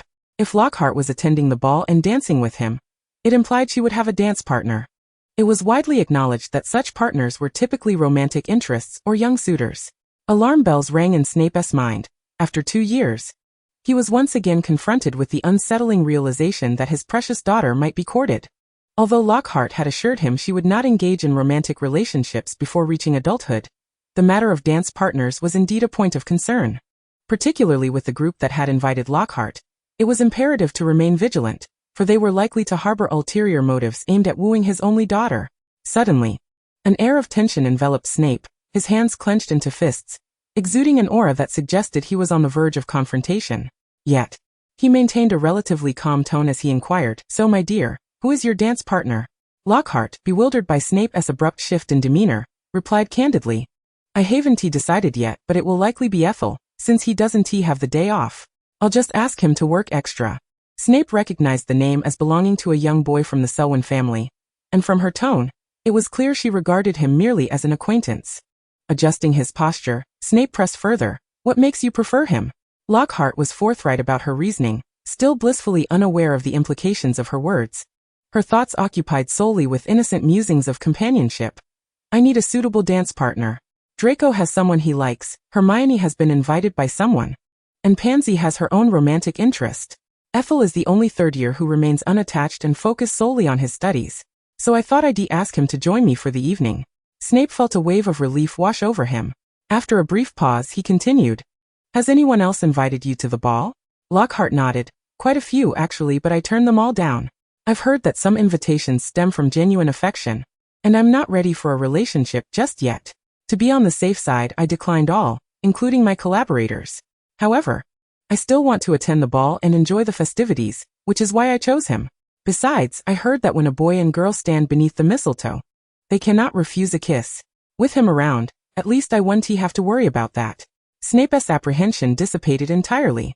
Having listened to Lockhart's rationale, Snape relaxed and revisited the earlier question he had posed. So, who has invited you to be their partner? With a clear conscience and an innocence that shielded her from parental concerns, Lockhart responded without hesitation. Fred George, not Goyle, Badger 1 and Badger 2. As a resident professor of the school, Snape had some familiarity with the names Lockhart mentioned. He was taken aback by the number of invitations extended to his daughter for the ball. Yet it was only natural. Lockhart was a remarkable child, and it was hardly surprising that she garnered attention. However, from this day forward, those names would no longer merely be vague associations. They would be etched into his memory. He would remember each one profoundly, ready to employ the Cruciatus curse should they dare harbor any unwholesome or inappropriate thoughts about his Lockhart. He would ensure they learned the true meaning of a living hell. Chapter 213. The Demonstration. Having acquiesced to Lockhart's wishes, Snape soon arranged for the dance class for their house. All fourth-year Slytherins arrived early, standing in orderly lines, awaiting their headmaster to conduct a lesson that many deemed of little relevance, as most Slytherins had been learning dance since the onset of their education. It was no exaggeration to claim that most had at least a decade of dancing experience, while the less experienced still boasted 3 years. Thus, compared to the other houses, their lesson merely served as a formality. Many were left wondering why their headmaster had chosen to teach this class at all, as it had been skipped in previous years to save everyone's time. The only two privy to the truth, Draco and Lockhart, exchanged glances. Why are you so fixated on watching the headmaster dance? Draco queried. Because I've never seen it before, Lockhart replied. But it's not like the headmaster will be teaching us this lesson. He'll dance with you at the ball, Draco countered. That's not the same. I want a third-person perspective, not a first-person one, Lockhart insisted. Don't you want to see my dad dance? Lockhart continued. Given his personality, do you really think he would dance at the ball? Upon hearing Lockhart's words, Draco recalled the years when his father had invited Snape to their family's ball, and realized that Snape had likely never danced. What would the imposing yet graceful headmaster Snape look like while dancing? Draco had to concede that his curiosity had indeed been piqued by Loxias. Draco remarked, I have been eagerly anticipating what you have to say. Loxias giggled mischievously. The two young serpents exchanged glances, their eyes sparkling with expectation. And as soon as Severus Snape entered the classroom, they promptly concealed their eager expressions, ensuring no one outside their circle noticed. Snape strode confidently to the center of the classroom, standing before the young serpents with his arms folded, surveying them from a superior height.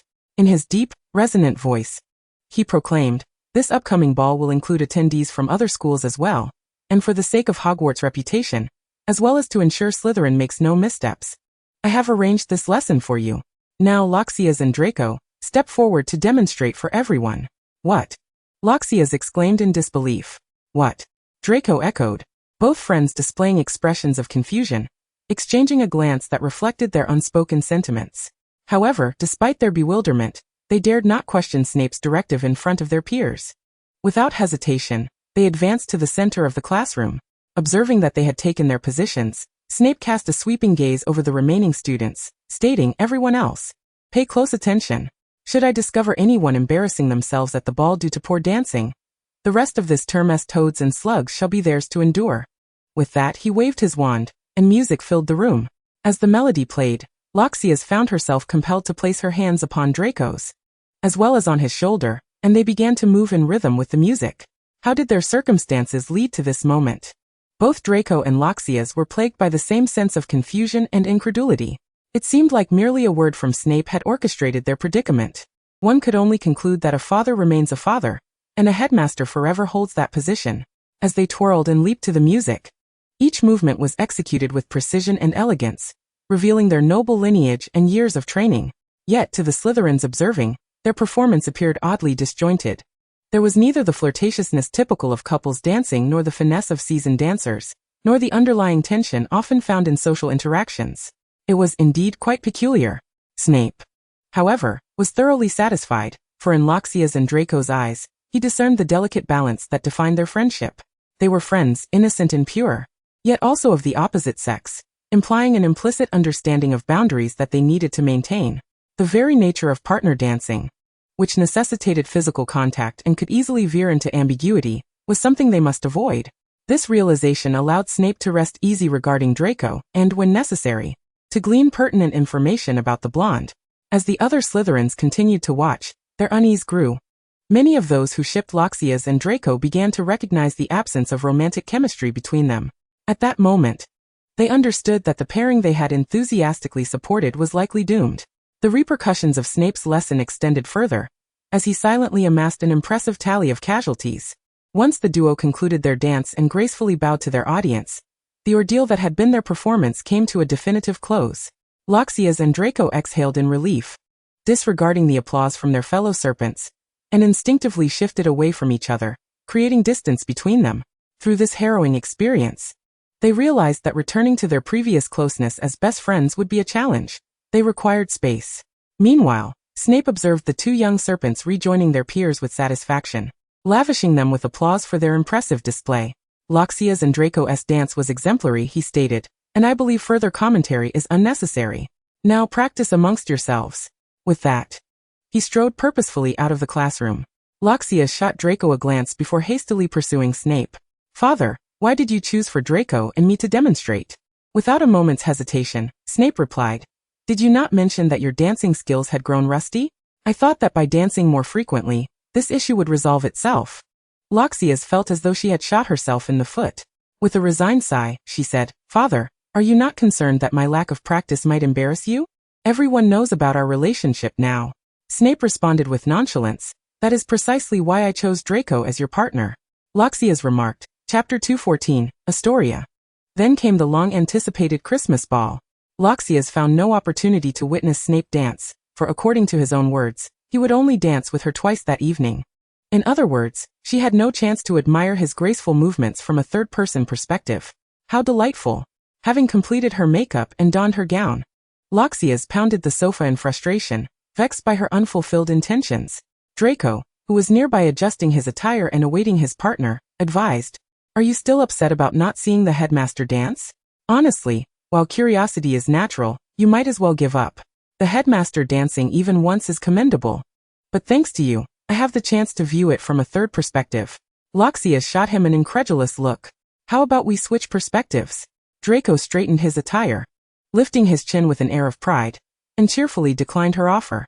To be honest, he knew better than to agree. If he did, the headmaster would undoubtedly have his head.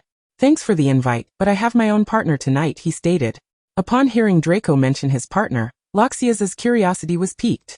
Speaking of which, how did you and Miss Greengrass come to be? I never noticed much interaction between you two. Draco turned his head away awkwardly. It was merely that she caught my eye being a pureblood, so I chose to invite her. Loxias regarded him skeptically. Teasing really? Draco glanced at her, realizing he couldn't hide the truth. Reluctantly, he elaborated, Fine, during a gathering over the summer, I found the constant festivities tiresome, so I chose to hide away and happened to run into her. Loxias interjected with a playful smirk. And then you both fell for each other? Draco scratched his head in annoyance, rising from the sofa to adjust his outfit. That's not quite the case. It's still too early for that.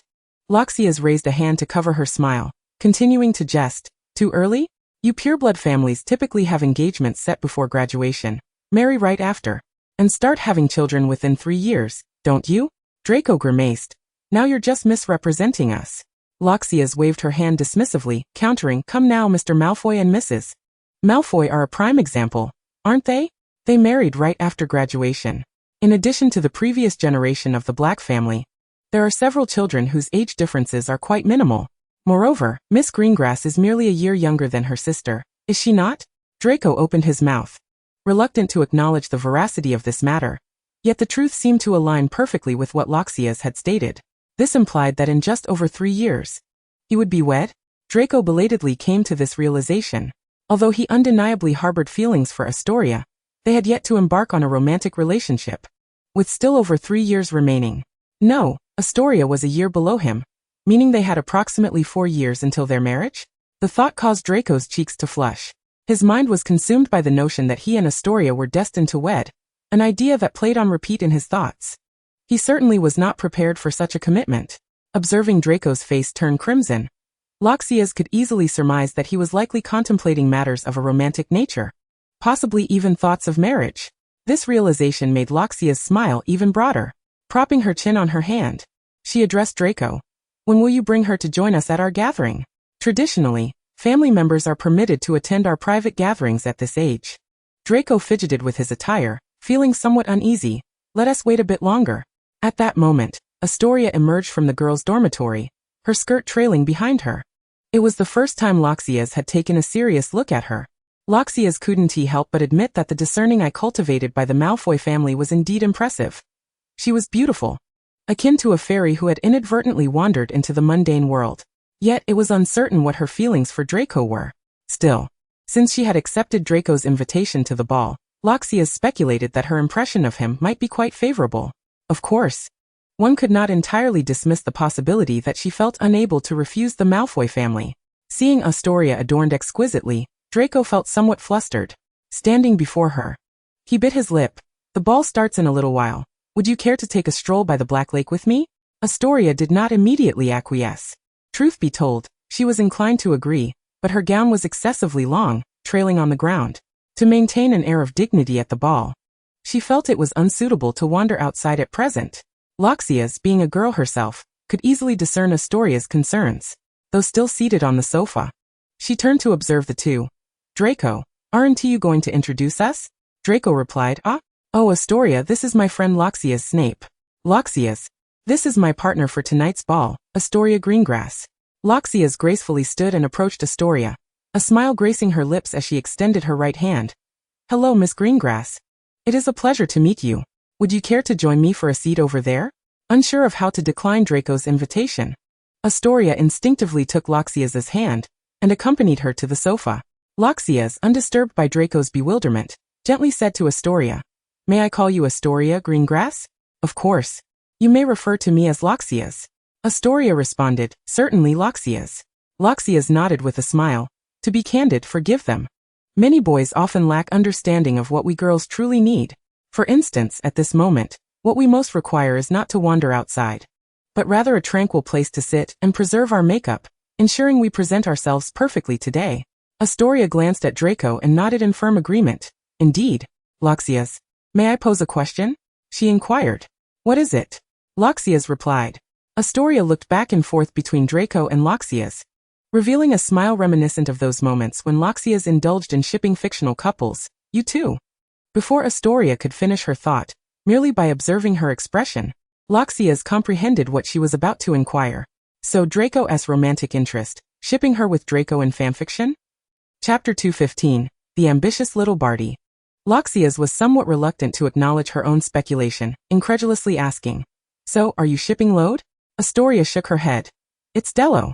Loxias's expression instantaneously morphed into one of complicated emotions, as if Astoria were shipping a particularly bizarre couple. You're shipping such an obscure pairing. But why do you think I would be the one in the less favorable position? Isn't that simply transforming obscure into bizarre? Astoria quietly concealed her partially uncontrollable smile behind her hand. Because I currently have a penchant for the overbearing CEO trope. Loxias replied, Should I be thanking you? Overbearing CEO literature. With an exasperated sigh, Loxias continued, Rest assured, my relationship with him is purely platonic, limited to friendship, alongside the alliance between our families. We share no other connection. Upon hearing Loxias's response, Astoria's smile visibly faded. Oh, I shouldn't have probed further. That ship has already sunk. Seeing Astoria's discomfort at the thought of the ship she had been invested in sinking, Loxias promptly suggested another. Why not try shipping Had? Their love-hate dynamic seems destined to endure, and it's incredibly enjoyable to ship. As she spoke, Loxias produced a representative work of Had fanfiction. Witnessing Loxias's unabashed enthusiasm, Draco, who had grown increasingly agitated by Astoria's attention being diverted, seized the book from Loxias's hands with fury. As he tore it apart, he growled, "Loxias, I distinctly recall warning you that while I could overlook your shipping me with that damned Potter, you absolutely cannot allow such material to surface in my presence." Loxias paused, not particularly surprised. "Oh right, my apologies, Draco. I became too engrossed in my recommendations and forgot you were here." With that, Loxias turned to Astoria to recommend yet another pairing. "Draco dislikes anyone shipping him with Mr. Potter, so I cannot recommend them to you today. Instead, let me introduce you to the pairing of Dumbledore and Grindelwald." As she spoke, she produced the book that had originally drawn Draco into this fandom. Astoria appeared somewhat skeptical.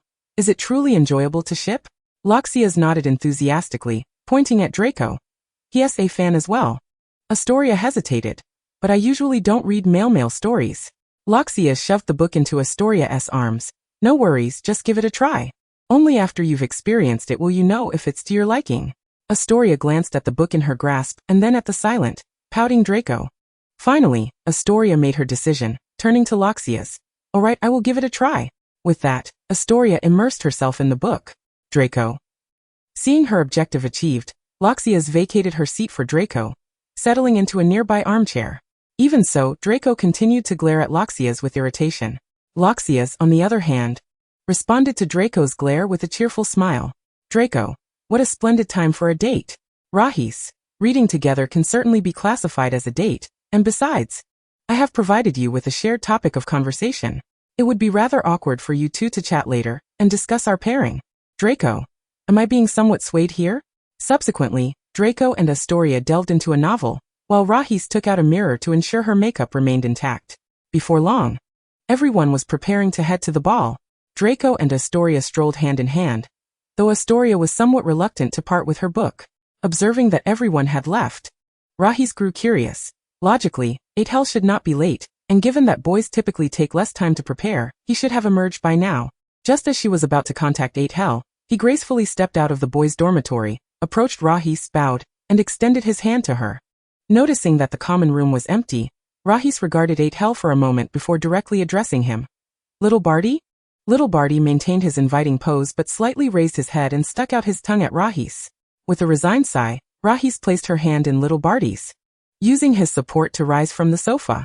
As she stood, Rahis inquired, "Where is Athel?" With a smile, Little Barty replied, "He is sound asleep in his dormitory. Fear not, my lord, he remains unharmed under my watch."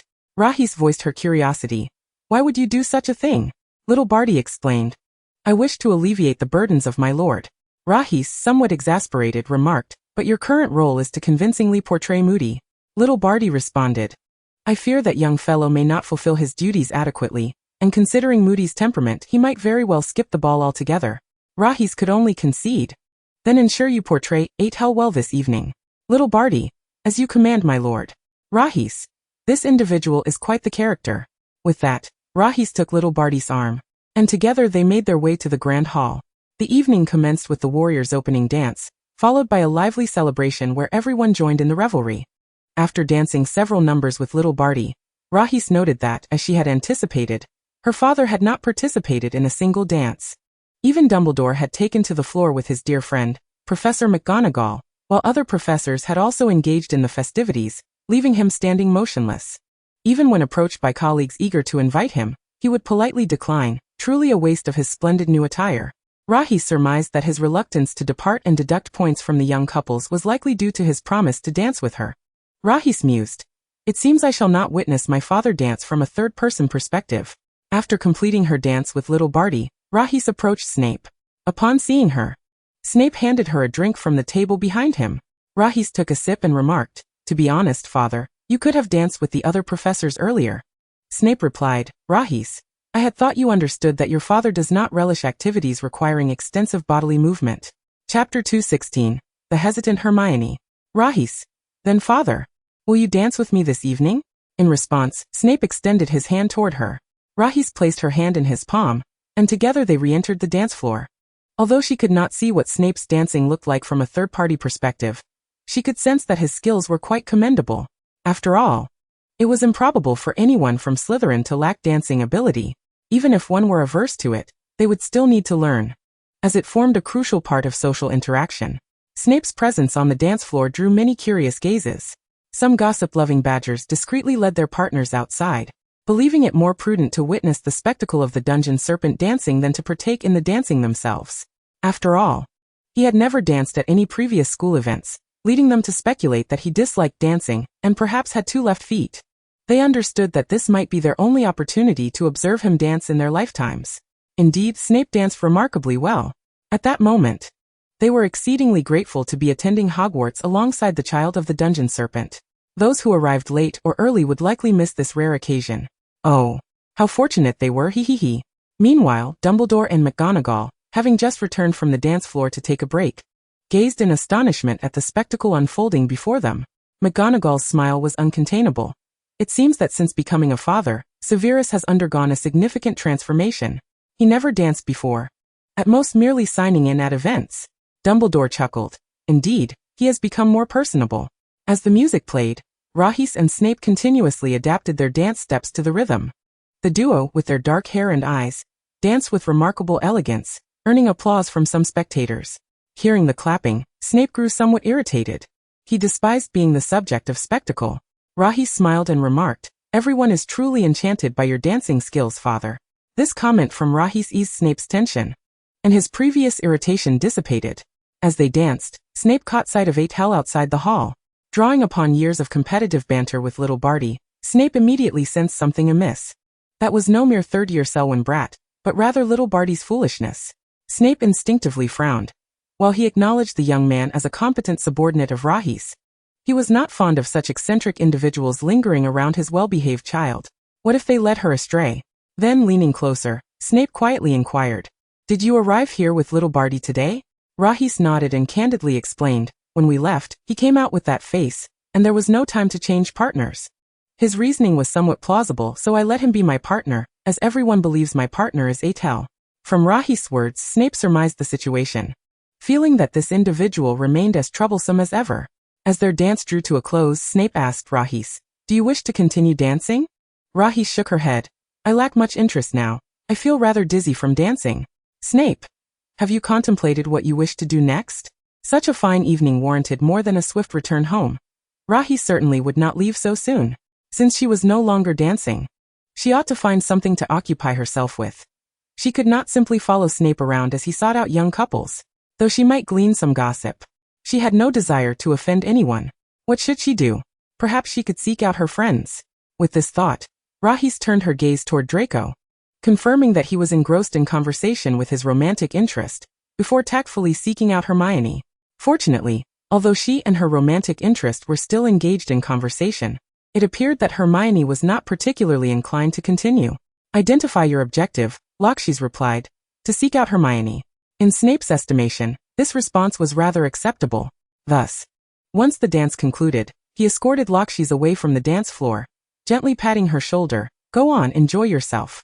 After bidding farewell to Snape and exchanging a brief greeting with young Barty, Loxis made her way towards Hermione, who was at a loss on how to respond to Krum. Upon witnessing her departure, Snape shot a disapproving glare at young Barty before turning to deduct points from the young couple. Meanwhile, Loxis feigned having searched for Hermione for an extended period, exclaiming, "At last, I have found you, Hermione." Upon seeing Loxis, Hermione appeared as though she had encountered a savior. She promptly stood and addressed Krum, "I apologize, Victor, but my friend requires my attention, and I may need to leave for a while." With that, disregarding Krum's outstretched hand, Hermione grasped Loxis's and sauntered away. Loxis teased with a smile, "He seems rather charming, gazing at you as if you were a constellation. Did you not harbor feelings for him previously, often spending time together?" Hermione forced a reluctant smile. "I indeed had a fondness for him, I acknowledge that. Whether it was his hesitance to approach me in the library or his cautious demeanor toward me, both made him seem quite appealing. However, Loxis..." At this juncture, Hermione lowered her gaze, feeling the conflict within her heart. "I do not know why, but I still hope it is Ron who invites me to the ball." Surprise flickered in Loxis's eyes. She had not anticipated Hermione's affections for Ron, as they seemed rather mismatched. Loxis pursed her lips, taking a moment to gather her thoughts. "So, you have feelings for Ron?"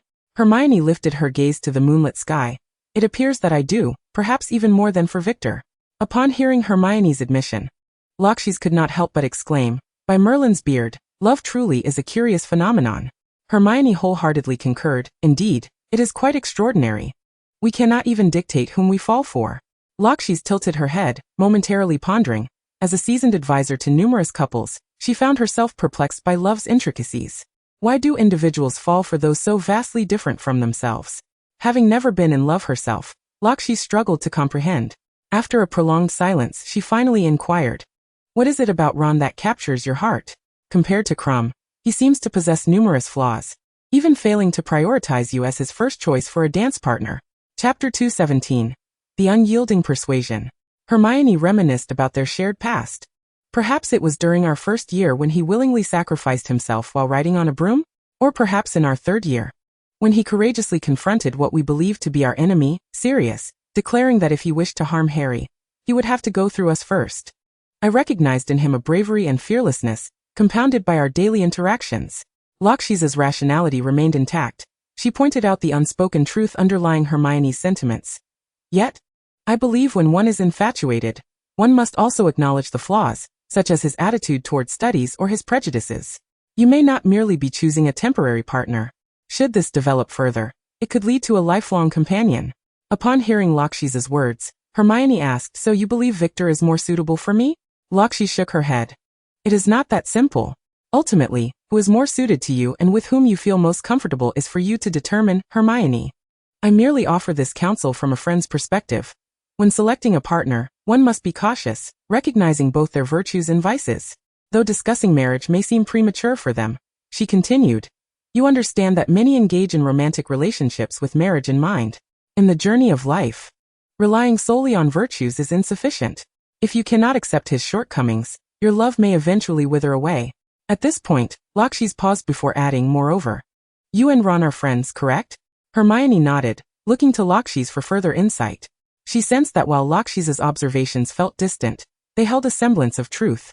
Loxis elaborated, "If you were to become romantically involved, even during the course of your relationship, disagreements would arise. Frequent quarrels could erode the bond you share, ultimately leading to a breakup. Few manage to revert to being friends post-separation." After a brief silence, Hermione responded, "You present a compelling argument, Loxis. I shall contemplate it earnestly." After this exchange, Hermione abruptly shifted the focus to Loxis. "I recall you mentioning that you do not intend to pursue a romantic relationship before reaching adulthood. Do you harbor any feelings for that boy in our school?" Loxis firmly shook her head, resolutely stating, "In truth, I have not developed any romantic inclinations towards any boy." Hermione chuckled, "Yet it seems there are numerous boys who harbor feelings for you. Their hearts may soon be in disarray." Loxis shrugged, "So be it. I genuinely find their affections far less intriguing than my own shipping preferences." Hermione recalled having heard Loxis mention her favorite ships, including Harry and Malfoy among them. She remembered how, upon entering school, Loxis had shown a penchant for mindless melodramas. When had she transitioned to this level of shipping? Perhaps it was in their first year? Or maybe their second. It was certainly quite some time ago. Hermione found it perplexing why such ships were appealing. She had heard Loxis mention that many at school shared her shipping enthusiasm, a notion Hermione had never fully grasped, yet she chose to respect it, acknowledging that everyone has their own hobbies. Previously, Loxis had attempted to introduce Hermione to her favorite ships, but Hermione's schedule was far too packed. She was either engrossed in books or on her way to study. She had never taken the time to delve into Loxis's ships. However, today, perhaps due to their discussion regarding romantic matters, she suddenly felt an urge to explore the ships Loxis adored. After all, if they were being shipped, it implied that many viewed them as a compatible couple, suitable for romance. She was curious to know what qualities made them worthy of being paired together in the eyes of others. "Hermione, Loxis, please share with me the details of your cherished ships." Upon hearing Hermione's request, Loxis's eyes sparkled. Could it be that she was successfully converting the most challenging individual to her side? With that thought, Loxis swiftly produced her favorite Grindelwald and Dumbledore ship narratives, eager to share.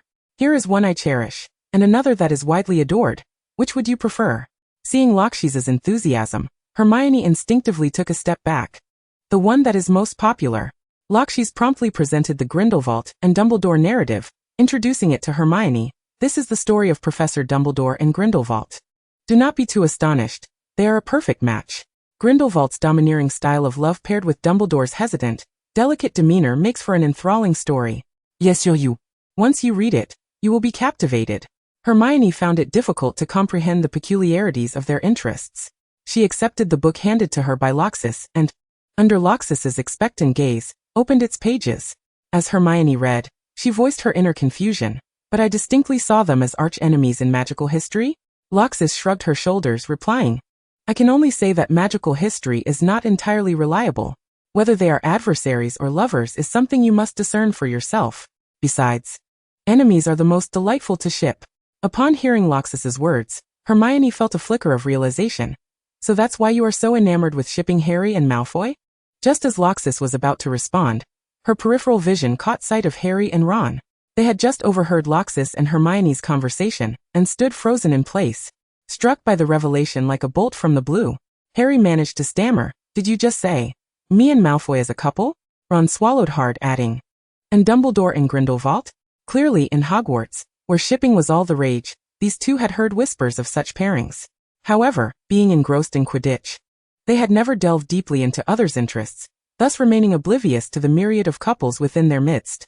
Yet, they certainly never anticipated that the ships they were discussing would be so explosive.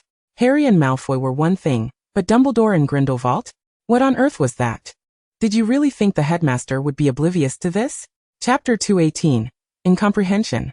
Hermione was utterly engrossed, reluctantly acknowledging that while the pairings were indeed shocking to her, the author's prose was exquisite, compelling her to turn page after page. She seemed to grasp the joy Loxis and the other Badgers experienced. This book was truly delightful. And if it contained more serious themes, it would be even better. Of course, she remembered the conversation she had initiated with Loxis, and was now waiting for her response. Yet, after a considerable pause, Loxis remained silent, and instead, Hermione heard two other familiar voices. What was happening? With a hint of confusion, she glanced at Loxis, who was now looking elsewhere. Following her gaze, Hermione saw Harry and Ron. They were precisely the subjects of her previous conversation. Harry and Malfoy, and Dumbledore and Grindelwald. Observing the dazed expressions on Harry and Ron's faces, Hermione could easily surmise that they had overheard her dialogue with Loxis. The vague sounds she had caught earlier were indeed their words. Well, it seemed that her chat with Loxis was about to come to an abrupt end. How could she possibly explain this to them? Would the gossip about Dumbledore and Grindelwald reach the headmaster's ears? That would make her the pariah of the entire school. And Hermione realized just how extensive this community was.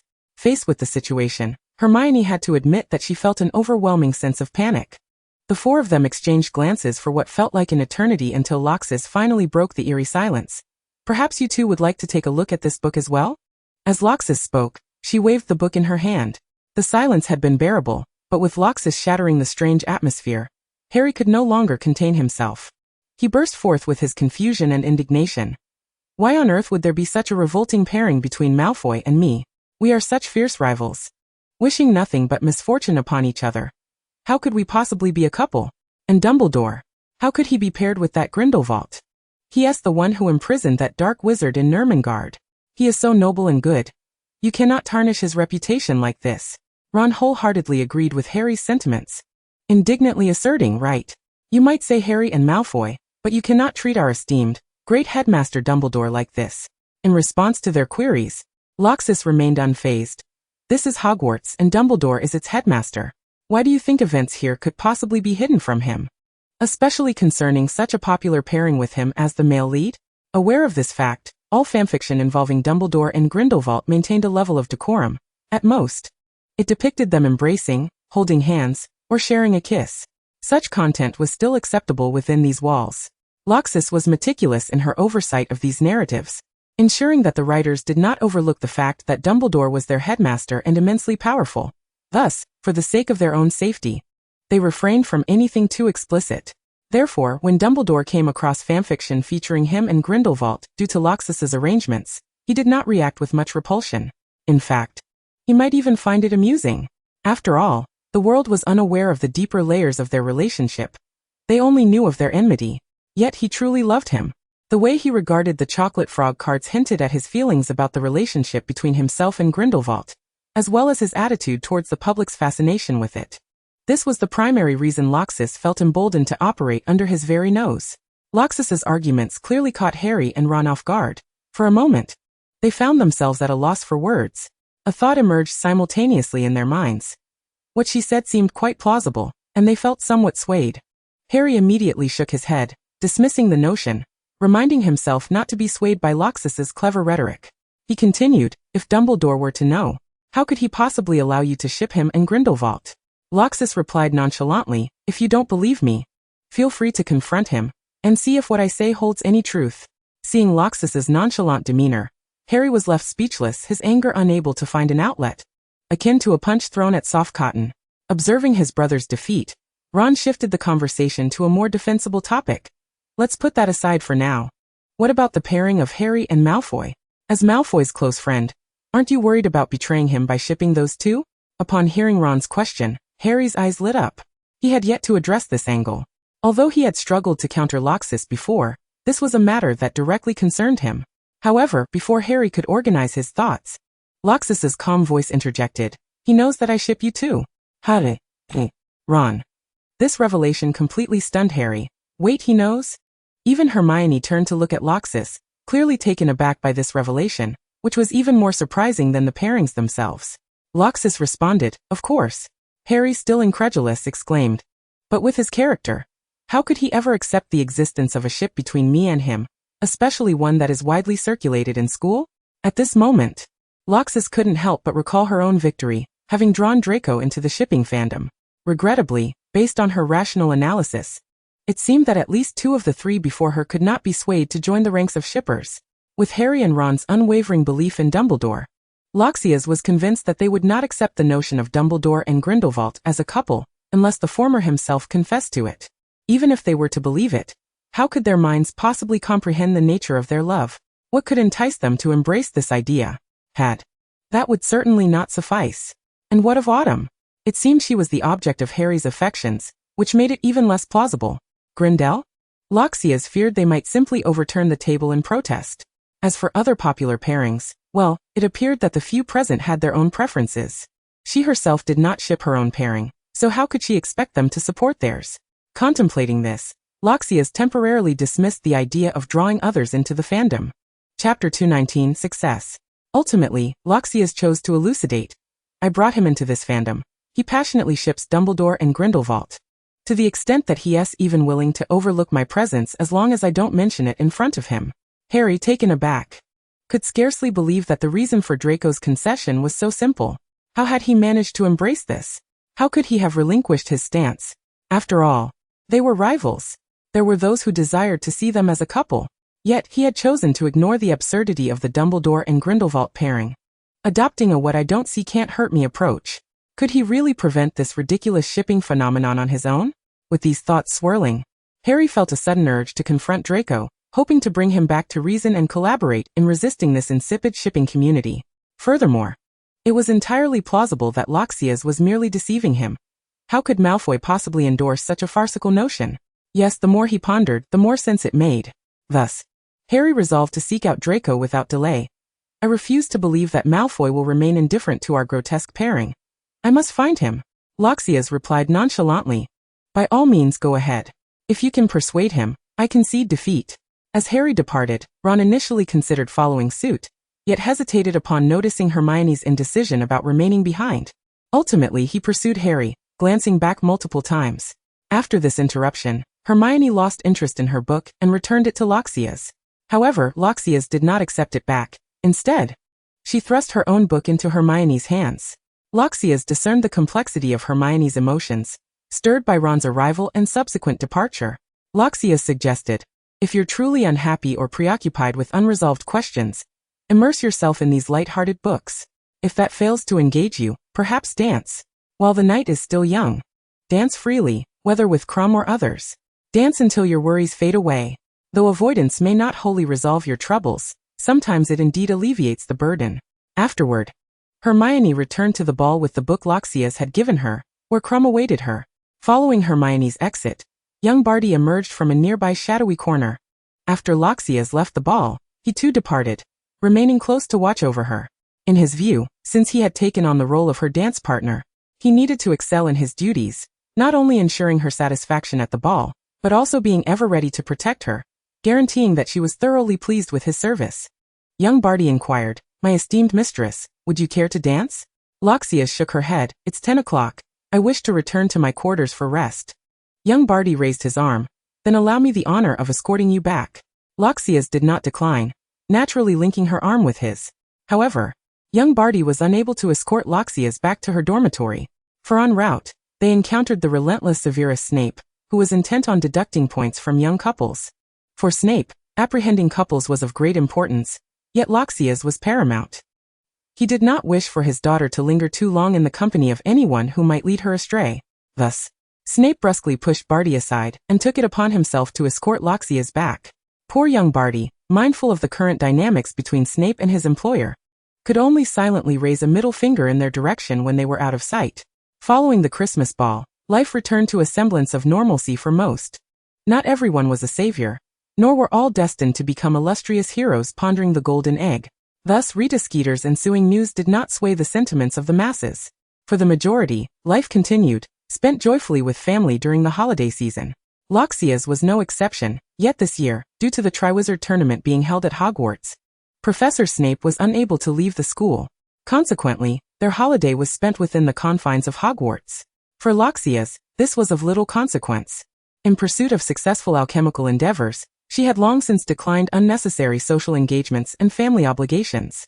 Her only surviving relative was Snape, and whether they spent the holidays at Hogwarts or Carrington Castle was of little importance to her. Thus during this Christmas, Snape worked overtime at the school while Loxias nestled in his office, diligently completing her research. By New Year's Eve, she successfully crafted an alchemical item capable of detecting Voldemort's Horcruxes, which she named the Seeker of the Dark. Upon activation, the Seeker emitted 7 beams of light, each pointing in different directions, one of which was particularly dark. Loxias suspected this might represent the very soul of Voldemort himself. Excluding this indication of Voldemort's essence, along with the diary they had destroyed, there were a total of 7 Horcruxes. Thus, Dumbledore's information had proven accurate. Upon carefully analyzing the directions indicated by the beams, Loxias noticed one that nearly aligned perfectly with Voldemort's location, implying that one of the Horcruxes resided with him. This was indeed a troubling predicament. Nevertheless, having crafted the Seeker, she was determined to devise further strategies. After all, she had many hidden pieces positioned near Voldemort. Loxias stored away the Seeker, intending to seek out Regulus to expedite the search for the Horcruxes, rather than floundering about aimlessly. According to her foresight, approximately 5 months remained before Voldemort's resurrection. Thus, they needed to hasten their efforts in collecting the Horcruxes. However, just as Loxias prepared to rise and find Regulus, her final temporal journey commenced. In truth, she had sensed the temporal fluctuations a month prior, having already informed Snape and made ample preparations. Yet, immersed in her work on the Seeker, she had inadvertently neglected to monitor the surrounding temporal disturbances. Chapter 220, Ariana. This ultimately led to her being unexpectedly drawn into a time tunnel, abruptly commencing her final, passive journey through time. So sudden was this occurrence that she did not have the opportunity to leave a note for Severus regarding her transition to another temporal realm. The only solace lay in the fact that, a month prior, Loxis had confided in Severus about this very matter. Should she remain untraceable, it could be reasonably inferred that she had traversed to another timeline. One could only hope that her aged father would not be overly distressed by her absence. This time, Loxis's arrival point was decidedly no longer Hogwarts, and the moment she arrived was marked by a rare, radiant sunny day.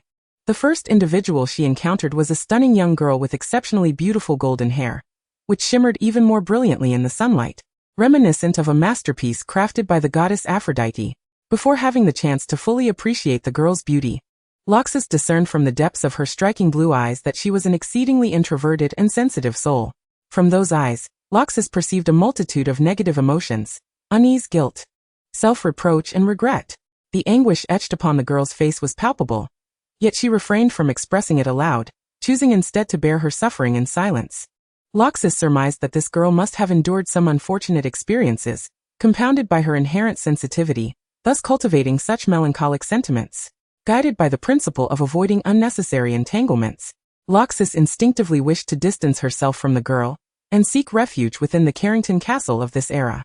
However, it appeared that Loxis was fated to confront her journey through time without the luxury of idleness, as she had been thwarted in her attempts to remain at home during her previous 2 excursions as well. No sooner had Loxis taken 2 steps than she sensed a formidable aura emanating from the girl. The girl's pupils transformed into a pure white, and her form began to contort and twist, engulfed by a dark foreboding.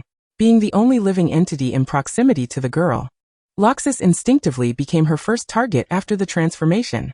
In response, Loxis resorted to her well-honed skills, evading the onslaught while deftly wielding her wand to counterattack. Having undergone 2 awakening phases, and possessing a wealth of magical reserves, bolstered by practical training from Grindelwald and Severus, Loxis swiftly gained the upper hand. It was only then that she found the time to examine the girl undergoing this transformation. Fortunately, Loxis had diligently studied her subjects and quickly recognized that the girl was a muggle. In other words, this girl was a muggle. Loxis instinctively furrowed her brow. She did not perceive encountering a muggle as a fortuitous event. Yet abandoning the girl in her current state was evidently an unwise decision. The power of the muggle was immense, and the potential for harm should not be underestimated. If left unchecked, the repercussions could be dire for those nearby. And it was conceivable that Loxis herself might not escape unscathed. With a resolute gaze, Loxis made a decision and swiftly contemplated how to extricate herself from this predicament. After much deliberation, she realized that neither her textbooks nor her instructors had ever equipped her with guidance on how to confront a muggle. Indeed, muggles had long vanished from her time, and why would young witches like herself need to learn how to survive an encounter with one? As for her family, among the 300-odd members, not a single individual had ever faced a muggle during a time-traveling episode, let alone upon arriving in a new era.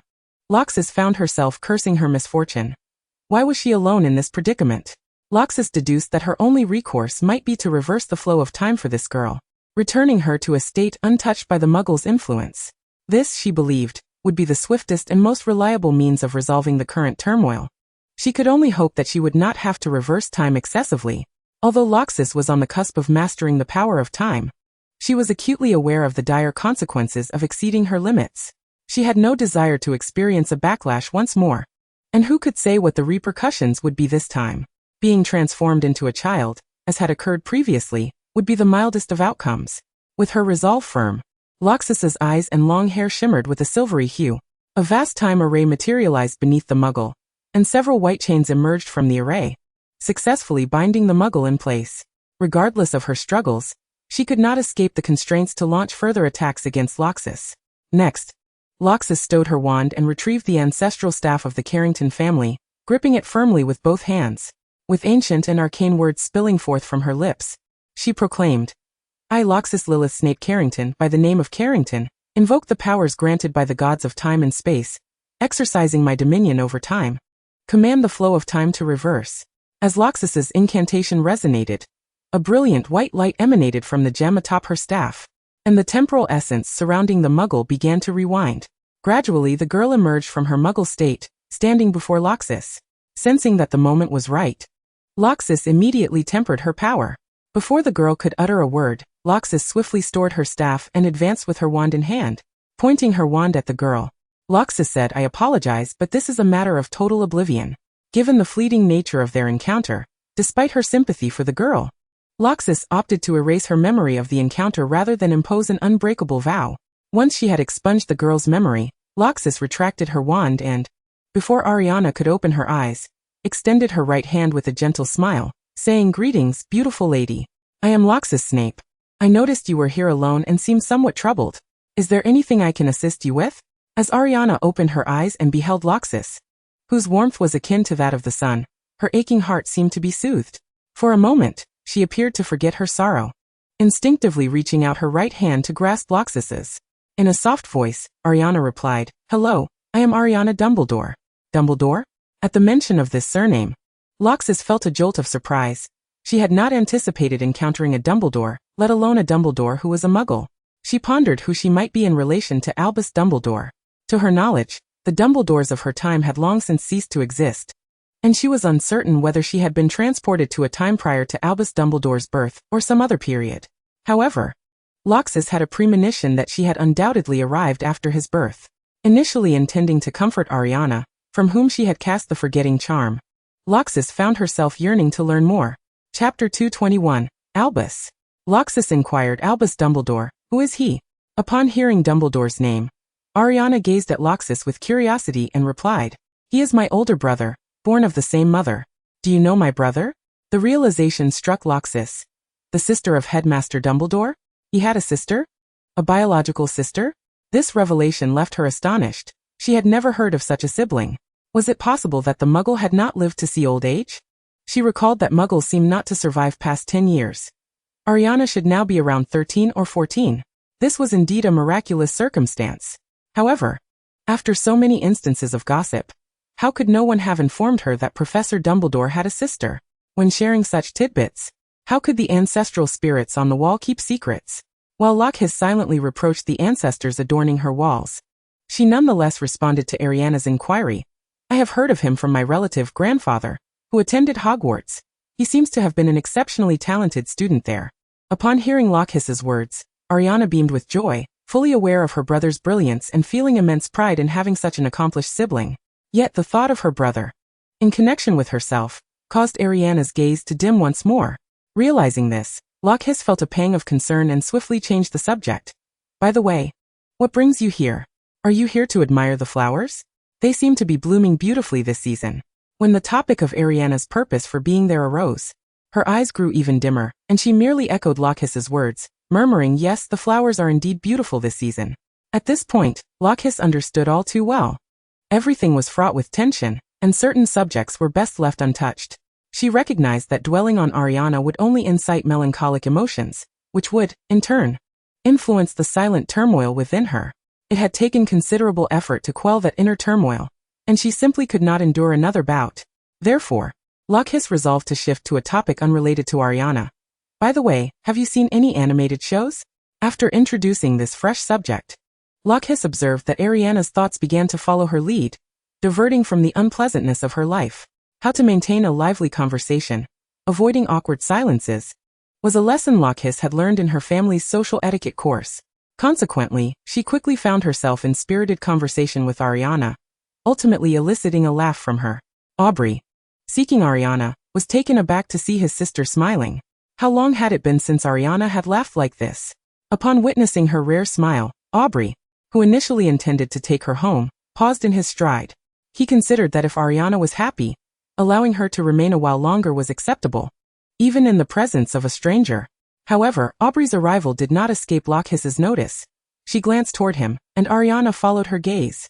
Brother! Ariana exclaimed joyfully. At that moment, Aubrey approached, gently inquiring, Ariana, how has your afternoon been? Ariana nodded and introduced her new friend. This is my second brother, Aubrey. Brother. This is my new friend, Loxis Snape. Aubrey politely nodded at Loxis. Hello. Loxis returned the greeting with equal politeness, hello. Then, holding on to Aubrey's arm, Ariana asked, Brother, can I take my friend home to play? Aubrey hesitated. After all, this was their first encounter with Loxis, and a natural wariness arose towards this sudden stranger. Yet, seeing Ariana's pleading eyes and recalling her joyful expression, he felt it might not be such a bad idea. Moreover, they had spent considerable time together, and Loxis had shown no ill intentions toward Ariana. Given that the Dumbledore family was currently destitute, there was little of value to covet, suggesting she was unlikely to be a malicious character. Ultimately, Aubrey relented, agreeing in the face of Ariana's earnest gaze. Nonetheless, throughout their journey, he remained subtly vigilant, discreetly probing Loxis about this unexpected newcomer. Miss, are you also a witch? Given your age, I presume you are still studying? Loxis, aware of his intentions, adopted a semi-truthful, spontaneous mode of storytelling. Yes, but I study at a private school in my family. I haven't attended Hogwarts.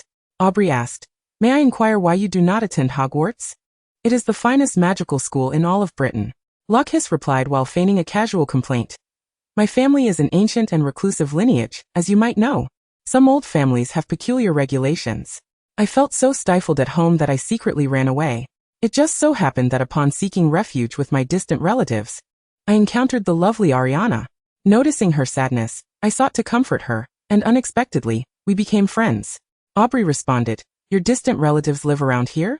I am familiar with the wizarding families in Godric's Hollow. Which family is it? I can assist you in locating them. Loxis's mind raced. She recalled that the Carrington family did indeed have an ancestor residing in Godric's Hollow, and due to her non-human nature, she was remarkably long-lived. This was her grandfather's grandmother's great-grandmother, whom she had visited twice, having lived for several centuries, passing away when Loxis was 9. She was a succubus named Elias. Though Elias loved her ancestor dearly, she was reluctant to remain in the Carrington castle, as she cherished her freedom and the essence of love, especially after her ancestor's death. Ilias fully embraced her succubus nature, often retreating to a spot in Godric's Hollow she frequented. Thus Loxis mentioned, her name is Ilias Kuru. Upon hearing this, Aubrey recalled her. She was known for her provocative attire and her frequent absence from home, yet she was not without merit. It was she who had comforted Ariana and returned her home once. I have some recollection of her.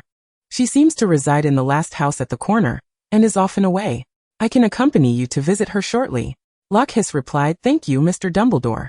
I appreciate it." Chapter 222. Dumbledore targeted by his brother. During the exchange, they arrived at the old Dumbledore residence. For reasons unknown, Loxis noticed that the house bore a certain dilapidation. As they approached, the younger versions of Dumbledore and Grindelwald were returning from another direction. Witnessing her brother who wished to abandon family ties and elope with a man, alongside the man attempting to seduce her brother, Aubrey's anger flared. He scoffed, leading Loxis and Ariana into the house, forcefully shutting the door behind them, effectively locking Dumbledore and Grindelwald outside. Yet truth be told, this action served little purpose beyond expressing his discontent. For Dumbledore, too, possessed a key to the house. After Aubrey slammed the door, Dumbledore simply produced his own key and unlocked the door. Subsequently, Loxis witnessed a series of Aubrey's disdainful antics directed at his brother and his brother's partner. These included, but were not limited to, pulling away the chair behind Dumbledore just as he intended to sit, snatching away the teacup before Dumbledore could drink, and preparing afternoon tea, without including Dumbledore and Grindelwald. Quite splendid, another pair of incompatible brothers. However, this only served to greatly please Loxias, who still vividly recalled the unjust treatment her father had endured at Dumbledore's hands. Watching the scene unfold, she felt an overwhelming urge to applaud Aberforth. Of course, mindful of Ariana's presence, both of whom were her brothers, Loxias restrained herself, refraining from clapping or even allowing a smile to grace her lips. Yet one must ponder. Are familial relationships in the wizarding world always so tumultuous and rife with conflict? First, there are the brothers of the Black family, followed by the Dumbledore brothers. And let us not forget the father-son duo of the Crouch family. My oh my, the drama is inexhaustible. Just as one story concludes, another begins. I can certainly relate to Little Badger's delight in such spectacles. While she enjoyed the show, Loxias remained acutely aware of the need to manage emotions, especially considering the silent observer among them. Seizing the moment before the situation escalated, she discreetly led Ariana away from the battlefield. The two found solace in Ariana's chamber, where they silently peered through the crack of the door, observing the siblings' ongoing skirmishes and Grindelwald's subtle provocations directed at Aberforth. Caught in the middle, Dumbledore bore the brunt of the stress, striving to mediate without excessively favoring either his brother or his partner. As Loxias watched, she turned to Ariana, who knelt beside her, and asked, "Is it always this lively in your household?" Ariana sighed silently. "My brothers are perpetually bickering." Loxias offered her perspective. Fighting signifies affection. A little quarrel here, and there is just a sign of closeness. It reveals that your brothers share a strong bond. Unlike me, as an only child, I yearn for someone to spar with. Ariana looked puzzled. Is that truly one way to interpret it? Isn't it so? Loxias replied. A family thrives on its lively banter. As she continued to observe, her gaze was gradually drawn to Dumbledore and Grindelwald. In her time, she had scarcely witnessed the two of them share the stage. All the narratives were crafted by devoted fans. Yet here she was, witnessing a young Dumbledore and Grindelwald together. What a delightful treat. Loxias promptly resolved to seek refuge with her great-grandmother in Godric's Hollow, where she could revel in her newfound fascination with their pairing. Upon hearing Loxias's declaration, Ariana pondered for a moment before looking back at her friend, intending to inquire about the reasoning behind such a conclusion. However, as she gazed at Loxias, she keenly sensed something was amiss in her expression. After all, she was merely observing the discord between her two brothers and one of their partners. Why did Loxias wear such a peculiar look? Ariana found herself perplexed. Loxias, what troubles you? She asked cautiously. Loxias explained, I am simply indulging in my ship. Having never attended school and spent her days at home, Ariana was somewhat bewildered. What is a ship? A complementary couple, Loxias replied. Ariana nodded, her understanding still tentative. So who are you shipping? Without a moment's hesitation, Loxias responded, your brother Aberforth and Gellert Grindelwald. Ariana's eyes lit up. You think Aberforth and Gellert make a good match too? Loxias nodded and instinctively reached for her writings about their pairing, eager to share them with Ariana, but reason prevailed at the last moment. She was merely a stranger meeting them for the first time. How could she explain her future narratives involving Dumbledore and Grindelwald? Moreover, according to the timeline, Kilter had only just enrolled and had yet to meet Dumbledore and Grindelwald. The two had not forged any unbreakable oaths with the Carrington family. Some matters were best left unsaid. Loxias's hand, poised to retrieve her notes, suddenly halted, shifting instead to scratch her arm casually. Seeing Loxias nod in agreement, Ariana felt a surge of excitement, as if she had found a kindred spirit. I also think they are a perfect match. Whenever they are together, they seem destined for one another. I wish my brother Aberforth could marry Gellert right now. However, as she spoke, a shadow of gloom fell over Ariana's expression. But it's all because of me that Aberforth cannot pursue his dreams with Gellert. Their relationship has become strained. Why do you think that? Loxias inquired. You must understand. You are the very glue that holds this family together. Really? Ariana replied. Loxias, seated on the floor alongside Ariana, posed a question.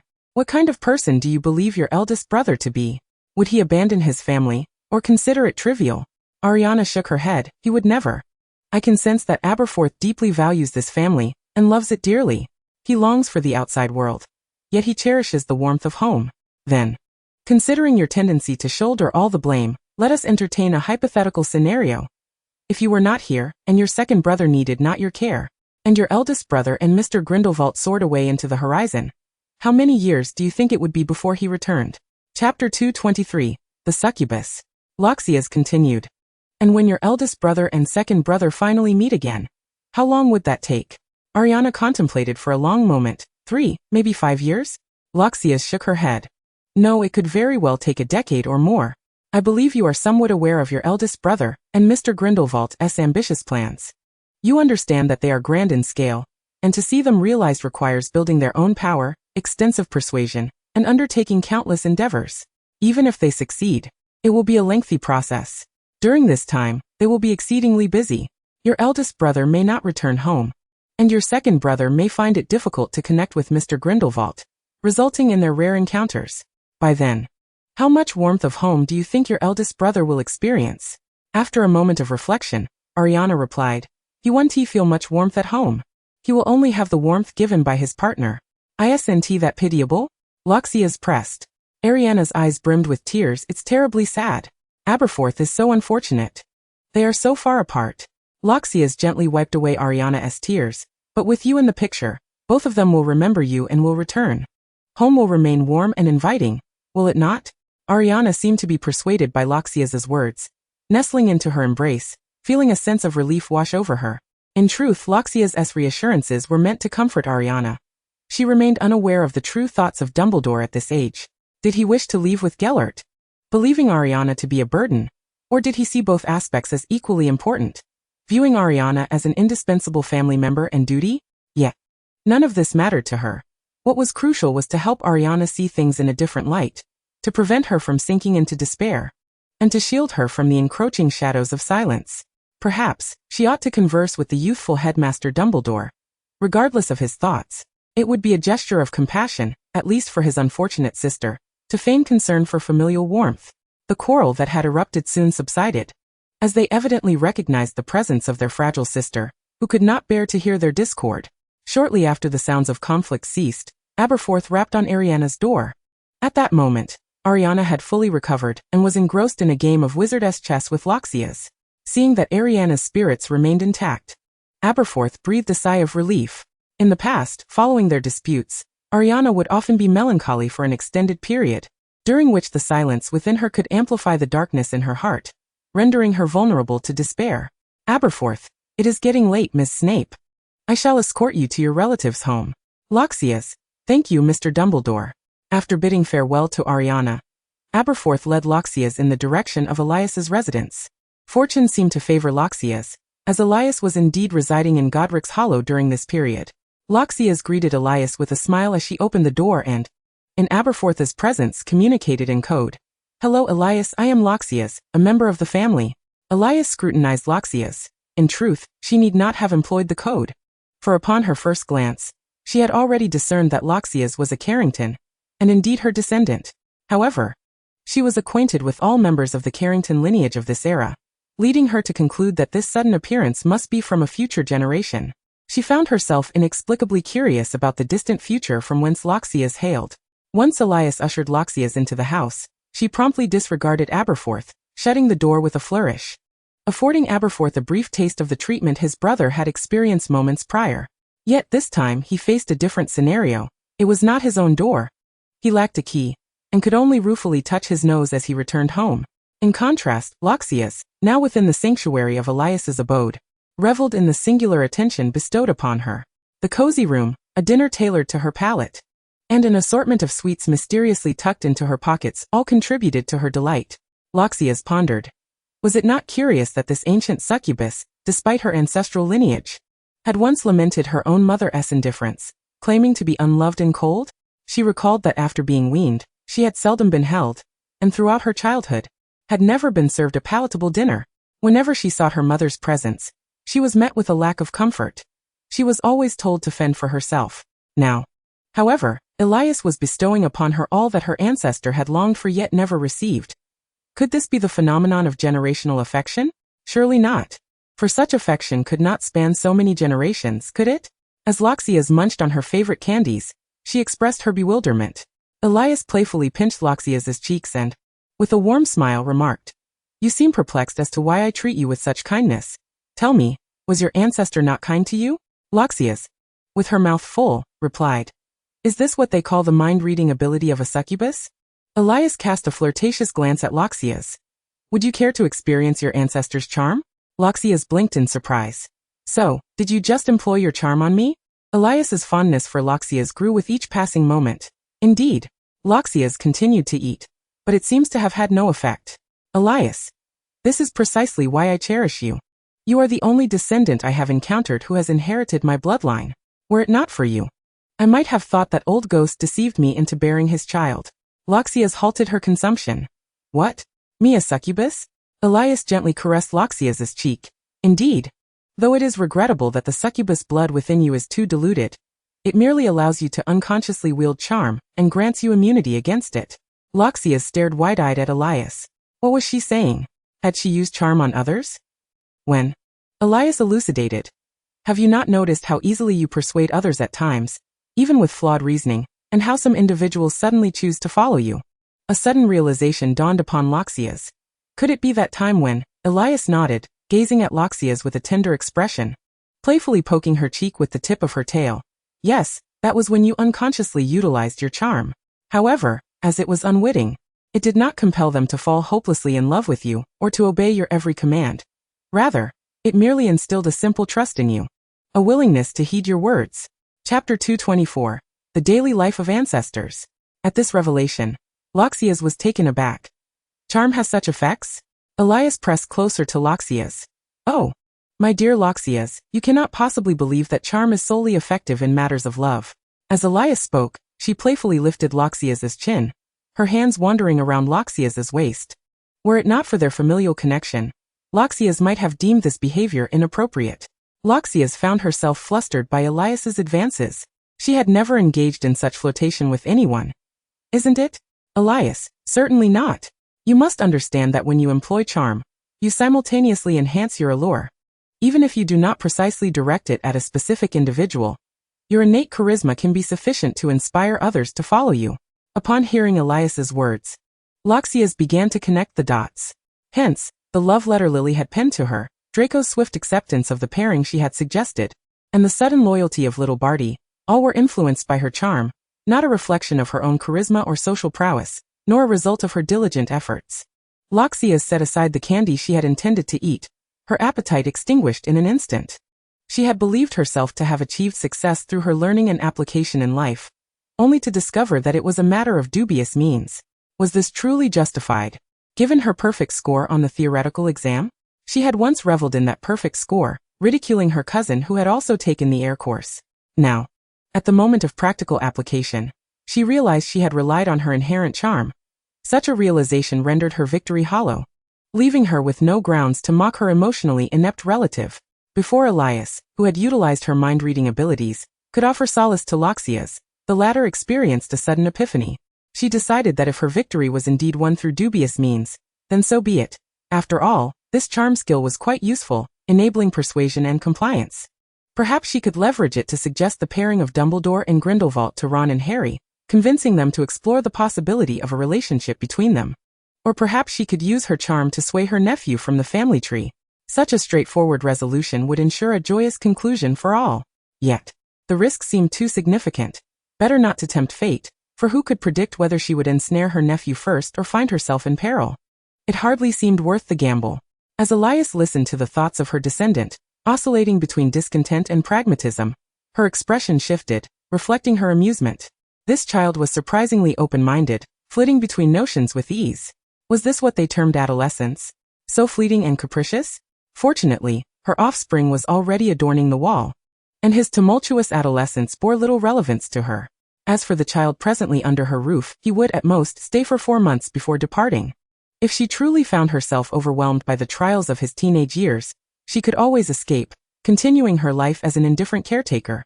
The tribulations of adolescence were a matter for those who wished to endure them.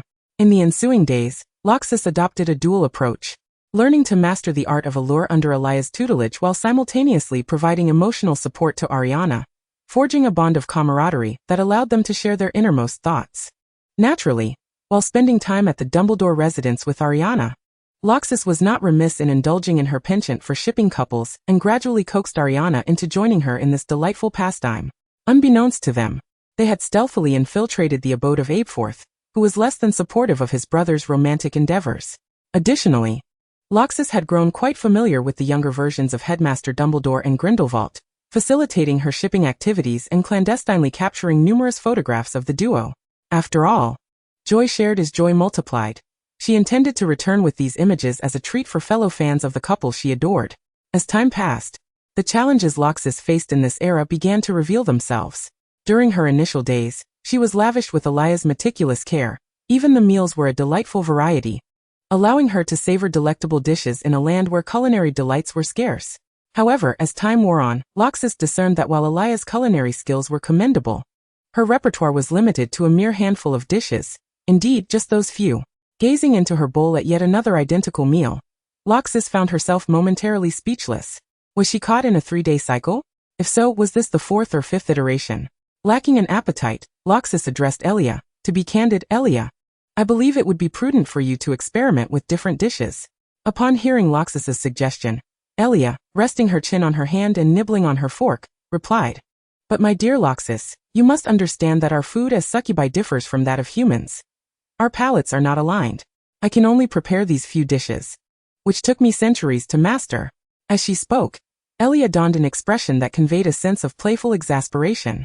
In response, Loxis cast a long look at her bowl before meeting Elia's gaze once more, realizing she would need to judiciously manage her supplies. Otherwise, she was uncertain if she could endure until her return home. Nevertheless, she decided to consume this meal, as wasting food was a sin. With that thought, Loxis emotionlessly placed the food in her mouth and chewed. Just as Loxis believed the sustenance she had brought would alleviate her predicament, she sorrowfully discovered that even when combined with Elia's cooking, her provisions would not last beyond the 3rd month. They would be entirely consumed. Studying the chart, Loxis painstakingly added another 10 instances of Elia's culinary creations. Observing Loxis's near-tearful expression, Elia found humor in the situation and suggested, Since you have such an affinity for delicious food, why not attempt to cook for yourself? I recall my dear one possesses quite the culinary talent. Loxis responded with a look of incredulity, assuming you remember that I am only 14.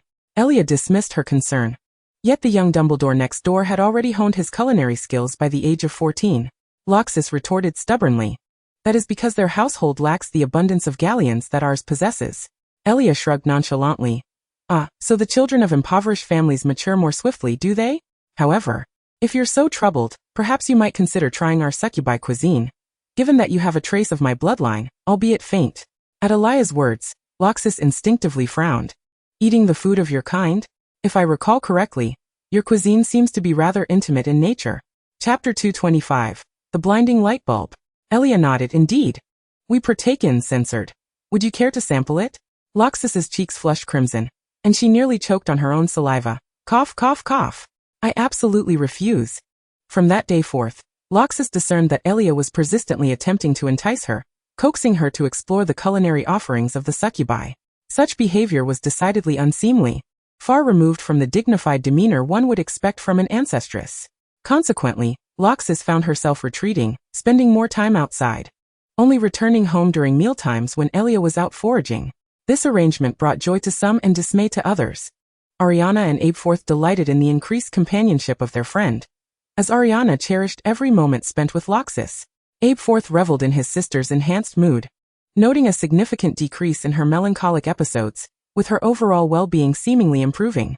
In contrast, the one burdened by discontent was Grindelwald. With the recent pleasant weather, Loxis and Ariana frequently trailed behind him and Albus during their outings, disrupting their intimate moments.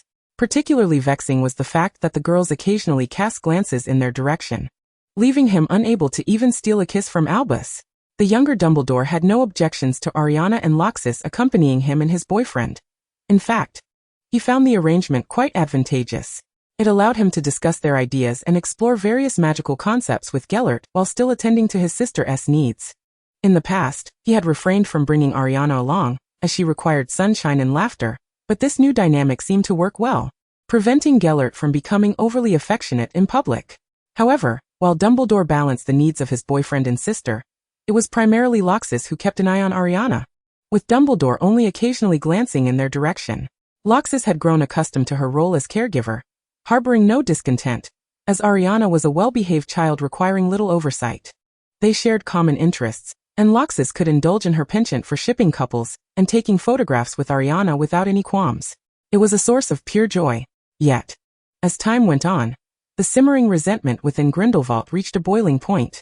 Their intimate moments had been repeatedly interrupted by the two young girls, leading to a profound sense of frustration. He and Al had not shared any tender moments in far too long. While he could do nothing about Ariana, Al's sister, what was stopping him from addressing the other girl, who bore no familial ties to Al? The young Grindelwald pondered this, and one day, as Loxis bid farewell to Ariana and ventured back to Elia's abode, she encountered a fuming Grindelwald. Having frequently provoked the elder Grindelwald, Loxis had developed some understanding of his temperament, and could easily deduce that he was seeking her out to settle the score for disrupting his private moments with Dumbledore. Yet, she felt no fear. She is indeed his future student. If this revelation were to surface, and her origins were attributed to a time converter, he would merely give her a beating. Moreover, given their similar ages and comparable levels of magical prowess, she found it hard to believe that she, having undergone her second awakening, could be bested by her younger, significantly weakened mentor. Upon encountering Grindelwald, who had come to seek her out, Lucy's rolled up her sleeves, placed her hands on her hips, and with a gleam of excitement in her eyes, gazed at Grindelwald with determination to surpass her teacher. Grindelwald, observing the peculiar demeanor of the individual before him, raised an eyebrow. "It seems you anticipated my visit." Lucy's nodded with pride. "Of course." Grindelwald's expression darkened. "Then you must know why I am here." Lucy's, brimming with delight, replied, "Because I interrupted your romantic escapade with your boyfriend." Lucy's playful tone incensed Grindelwald, who felt an overwhelming urge to retaliate, not only to punish her but also to use her for his experiments, which he had yet to complete on his classmates. The fact that she could so casually express her misdeeds, devoid of any remorse, was utterly infuriating. Grindelwald warned, "Since you are aware, I trust you are prepared to face my wrath." Lucy's blinked innocently, closing the distance. "But dear teacher, I am a fan of you and your beloved. It is only natural to wish to see you share sweet moments together." Grindelwald scoffed. "It seems there is no teacher present here." Lucy smiled mischievously, her tone playfully defiant. "No, you are here. You are my teacher. I have come from the future as your student, due to certain circumstances. However, if you doubt me, feel free to use legilimency." Grindelwald tightened his grip on his wand, his heterochromatic eyes sharpening as he contemplated the veracity of Lucy's claims. Could he truly have accepted such a student? If this were indeed true, it would imply that his judgment had been severely impaired, possibly even struck by a goat from Aberforth. Why else would he make such a grievous error in decision-making? Seeing the skepticism in Grindelwald's eyes, Lucy's declared, "Memories cannot lie. You may verify the truth with legilimency or even a truth serum." Observing Lucy's unwavering confidence, Grindelwald recognized that she was either telling the truth or was somewhat delusional. If her claims were genuine, he pondered how he could maximize the potential benefits of her unexpected arrival. Grindelwald did not respond to Lucy's immediately. Instead, He feigned casual interest while his mind raced through scenarios, contemplating the optimal outcomes of both possibilities. Having accompanied Grindelwald for nearly 5 or 6 years, Lucy's had gained insight into his modus operandi, while his methods might differ from his youth to his elder years. She was acutely aware that his fundamental principle remained unchanged: the pursuit of maximum benefit. Thus, the current thoughts swirling in his mind were likely focused on how to utilize her presence to serve his greatest interests, or to devise a strategy to distance Dumbledore from himself. Lucy's was cognizant that she could not alter the known history. Therefore, even without fully understanding the events that transpired, she knew Dumbledore was destined to remain by Grindelwald's side, as he would eventually take a position at Hogwarts a few years later, an appointment that would last a lifetime. After a prolonged stalemate, Grindelwald glimpsed the elderly version of himself teaching Lucy's magic and alchemy within her memories. Upon witnessing this, he was utterly convinced of Lucy's assertions. Yet he desired to delve deeper, seeking insight into the future trajectory and the reasons for his eventual downfall. Where was his Albus? Yes, the very reason for his defeat. Grindelwald had long foreseen his failure at Dumbledore's hands, and now, within Lucy's recollections, he saw himself in worn garments, indicative of his decline. Beyond the imprisonment following his defeat, he could fathom no other scenario that would lead to such a dismal state. Thus, Grindelwald sought to extract the reasons from Lucy's mind to prevent a similar fate in the future. However, as he attempted to probe further, Lucy's forcefully ejected him from her consciousness. With an apologetic smile, Lucy said, "I'm sorry, but before coming here, I learned a brain-blocking technique from my father, who is a master at it. So even though I haven't studied for long, I've managed to grasp it somewhat." Grindelwald fixed his unique heterochromatic gaze upon Lucy's. "I thought that as my student, even after my imprisonment, you would understand my ambitions and stand by my side to achieve the greatest interests." With hands on her hips and an air of confidence, Lucy's retorted, "But you knew when you accepted me that I could never inherit your legacy or ambitions. The most I could inherit were your assets and abilities." Grindelwald, perplexed, countered, "You are of no use to me, so why did I accept you?" Lucy summarized, "Because of the complexities of human relationships." Grindelwald, taken aback, "A fine example of human relationships." Lucy's glanced at the darkening sky and prepared to leave. "Well, it's getting late, and I must return home. My family will start to worry. Goodbye, teacher." Grindelwald realized he could not retain her, but he recalled the purpose of his visit. "In the future, keep Ariana away from me and Aberforth." Feigning ignorance, Lucy's asked, "Why?" Grindelwald, exasperated, wondered how he had ended up with such a student, suspecting that she was intentionally provoking him. It was indeed a remarkable display of human relationships. He raised his wand, threateningly addressing Lucy's. "You know what I mean. Do not pretend otherwise." Lucy's tilted her head. "But we are fans of both you and your beloved. Seeing you together brings us joy. Don't you want fans?" Grindelwald, "What if it's hard to refuse?" "But why would I want fans?"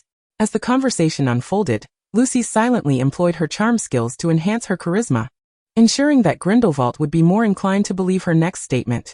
Lucy's continued, "Moreover, consider this.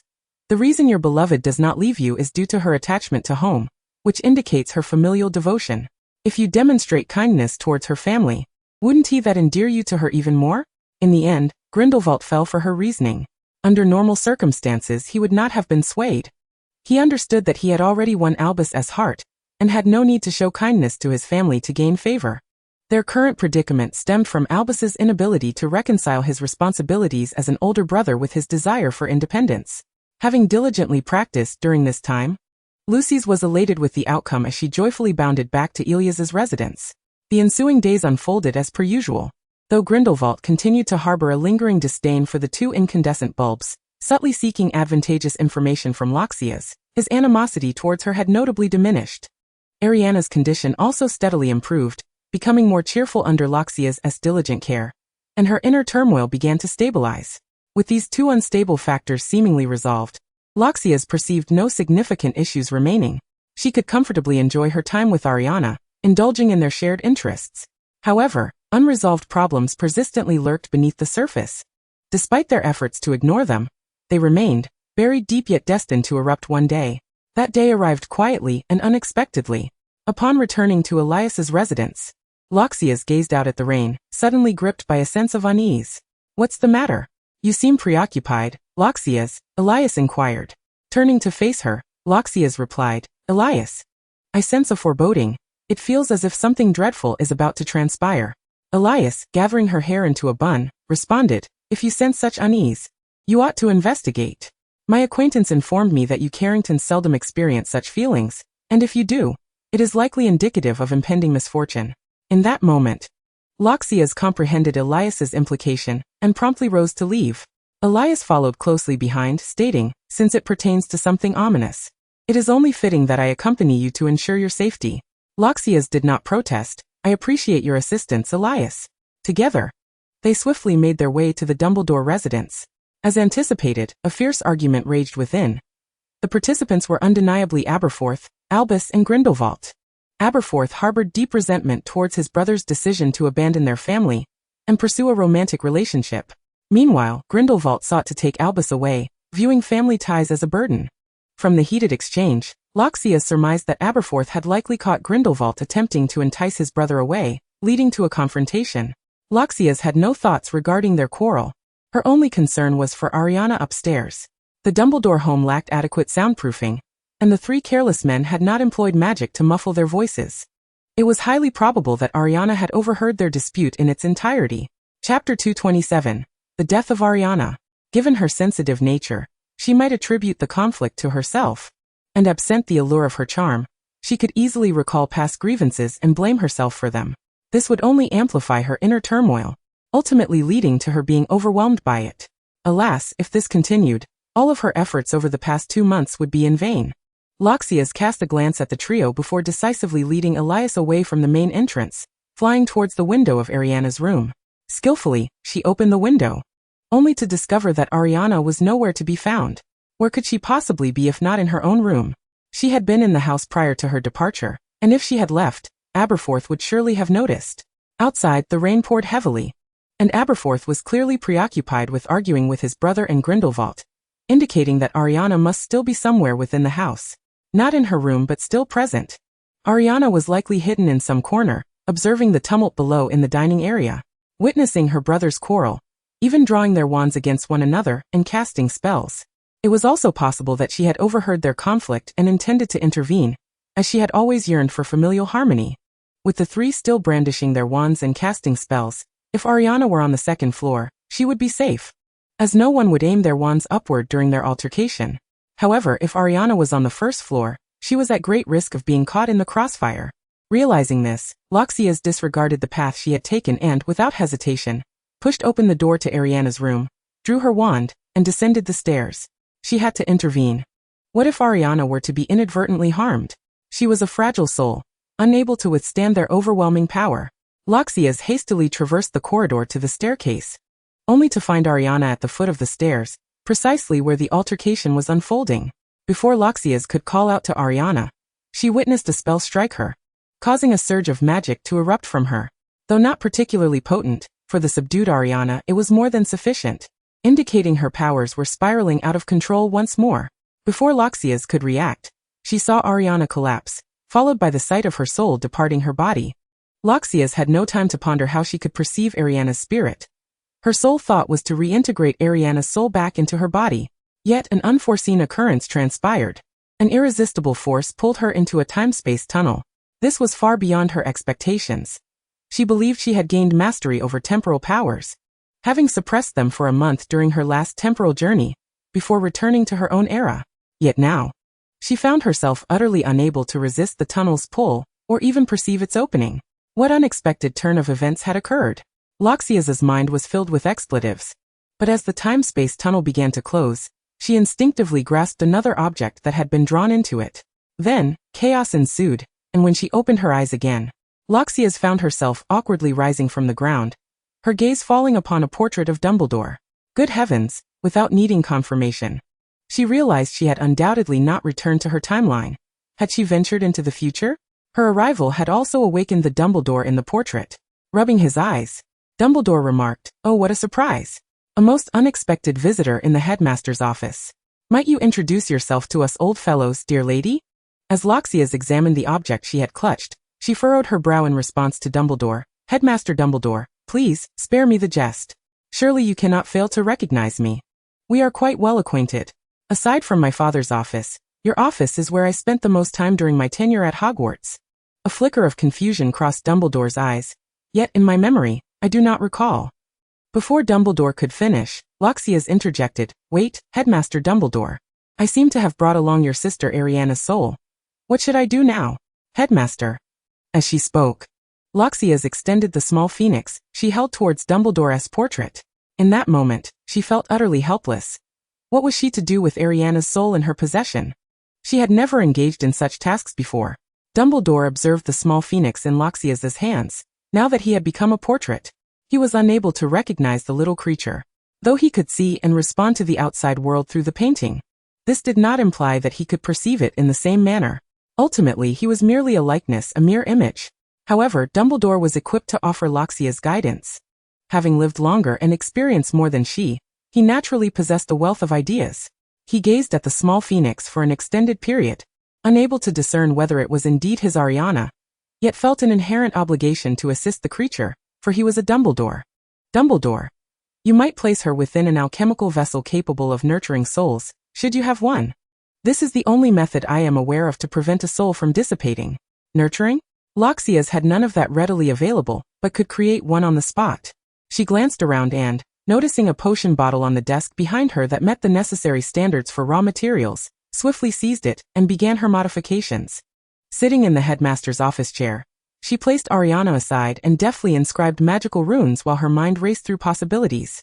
Although she had never crafted a soul-nurturing alchemical item, she had experience creating a time-stopping box and a jewelry restoration kit. While these could not be directly compared to nurturing a human soul, Loxias recognized the theoretical similarities among them. By grasping the commonalities and resolving the contradictions, she believed she could succeed. The complexity of this alchemical endeavor was indeed formidable, given its implications for the soul. Fortunately, Loxias had experience with crafting a Seeker-S signal, which also involved the essence of a soul. Chapter 228. How can you be so cruel? As time passed, after having discarded 2 potion bottles, Loxias successfully created her desired item. Now she required a test subject. Casting a glance at the fading Ariana, she admitted to herself that she had taken a bit too long. There was no time left to find another subject to verify whether her creation was flawed or lacking in any regard. Gritting her teeth, Loxias cautiously placed Ariana's soul into the alchemical potion bottle she had fashioned. Watching as Ariana's essence gradually stabilized within the vessel, Loxias exhaled a sigh of relief. It had worked. She secured the bottle containing Ariana's soul before turning to Dumbledore's portrait. By the way, Headmaster, what were you about to say? No sooner had Loxias spoken than the door to the headmaster's office swung open. In walked Severus Snape, wearied and bearing dark circles under his eyes. His physique considerably diminished from what it had been prior to her temporal journey. Upon seeing Snape revert to the state before their identities had been acknowledged, Loxias's mind momentarily short-circuited. How had her father managed to let himself descend into such disarray? Could it be that since her arrival in the future, he had not returned? Had he spent these years in solitude, struggling without her oversight, reverting to his former hardships? Oh, divine guardians of time and space, do not toy with me so. Moreover, the likelihood of her inability to return was high, suggesting her powers had malfunctioned. As these thoughts raced through her mind, Loxias felt increasingly vulnerable. She had departed without leaving her father a note, vanishing for so long that Dumbledore had passed away. Yet, unbeknownst to her, an even more distressing revelation awaited. Meanwhile, Snape had just dealt with Voldemort at Malfoy Manor and returned to Hogwarts, only to confront a host of students consumed with mischief. After managing the chaos, he was utterly exhausted. However, rest was not yet an option. He still had to return to the headmaster's office to address various matters. He was left to ponder why he had ever foolishly accepted the position of headmaster. Those troublesome creatures were hardly worth the trouble. Setting aside the pressing tasks at hand, Snape grumbled inwardly about the office's location. Why must it be situated at the highest point of the castle? This was hardly accommodating for someone like him, who had always resided in the dungeons. After what felt like an arduous climb, he finally reached the office. Though more duties awaited him there, at least he would no longer have to contend with those raucous creatures. Yet, as he pushed open the door, he found a girl seated in his newly assumed office chair, conversing animatedly with Dumbledore's portrait. Instantly, the veins in his temples throbbed. A headache began to brew. Who was this insufferable interloper from some wretched house that dared invade his sanctum? The girl, upon noticing him, appeared startled. a reaction he found unsurprising, as even Slytherin's serpents would react similarly in his presence. He had no recollection of her. She could not possibly be from Slytherin, and he fervently hoped she was not from Hufflepuff, lest he be faced with further complications. With a grim expression, Snape strode into the office, his presence lowering the atmospheric pressure to an unprecedented degree. He fixed Loxias with a piercing gaze and, in a tone she had never before witnessed, coldly addressed her. "Miss, I believe you possess an understanding of your current whereabouts." Loxias blinked, momentarily perplexed by Snape's meaning. "The headmaster's office," she replied, convinced she had not erred. The multitude of potion bottles made it evident that this was the domain of a master potion maker, and with Dumbledore gone, her father's ascension to headmaster seemed entirely reasonable to her. After all, this office had always been her sanctuary. Snape scoffed, closing the distance between them in mere strides. His imposing presence loomed over Loxias, emanating an aura of authority that was difficult for any ordinary person to withstand. "Given your apparent awareness of this matter, miss, I would ask you to explain to your old headmaster why you find yourself in a position where you ought not to be. Your presence here leads me to suspect you may be contemplating actions that gravely contravene school regulations." Still oblivious to the gravity of the situation, Loxias stared at Snape, astonished. "Dad, what are you talking about? I know it's wrong to be gone for so long, but I swear it wasn't intentional. My powers spiraled out of control." At her disjointed response, Snape's expression hardened, his wand now pointed firmly at her. His mind raced with conspiracy theories, for too many unusual incidents had transpired recently, and he could not afford to lower his guard. Snape's eyes narrowed as he scrutinized Loxias. I was unaware I had a daughter. Which house do you belong to?" This revelation struck Loxias like a thunderclap, her mind reeling at the implication that in her absence, her father had abandoned her. With tears welling in her eyes, she fell to her knees and clung to Snape's leg, which he had yet to retract. "Daddy, you can't just abandon me. I was merely gone for a short while. How can you be so callous, so cruel, so unfeeling as to cast me aside?" Wah. As Loxias wept, she successfully roused all the headmasters in the principal's office. They hurriedly crowded around the most prominent portrait, eager to partake in the darkly delicious gossip surrounding the new headmaster, whose venomous reputation preceded her. They had long awaited this day. Joyful celebrations ensued. Meanwhile, Severus Snape, caught off guard as she clung to his leg, felt a sharp twitch at the corner of his eye.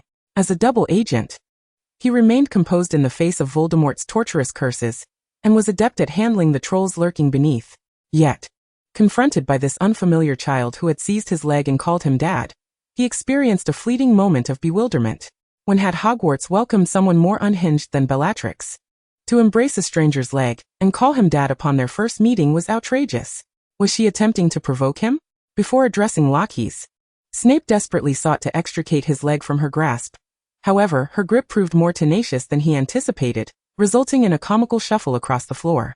Chapter 229. An alternate dimension. Snape harbored grave suspicions that if he forcibly liberated his leg, his trousers would inevitably suffer the consequences, rendering a physical escape futile. Thus, he resolved to resort to magic, pointing his wand at Loxias, ready to cast a spell.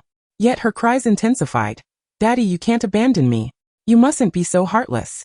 I'm your own daughter." The portraits lining the walls could hardly bear to witness her distress, rallying behind Loxias to admonish Snape. Overwhelmed by their accusations, Snape's frustration mounted. Did he not know whether he had children? He was acutely aware of the absence of any romantic entanglements with women, making the very notion of fatherhood absurd. Were these portraits so idle that they felt compelled to speculate on his personal affairs? No, now was not the time to dwell on such matters. He had a reckless giant to contend with and pressing responsibilities awaiting his attention. Irritated, Snape addressed the clinging Loxias. "I am uncertain of your intentions, but I caution you to cease these senseless antics. You will face severe repercussions for your behavior." Loxias, interpreting his words as dismissive of her plight, felt her heart ache further. How could her father treat her so coldly, as if he did not recognize her? Wait, did he not know her? Suddenly, Loxias ceased her weeping. Professor Dumbledore had just mentioned something to her, something along the lines of, "In my memory, I indeed do not know you." Upon their first encounter, he had even requested her introduction. So they were strangers. This meant that it wasn't her father rejecting her. He simply did not recognize her. Relief washed over Loxias. She then contemplated another possibility. If her father did not know her, it implied that she had likely not existed in this timeline.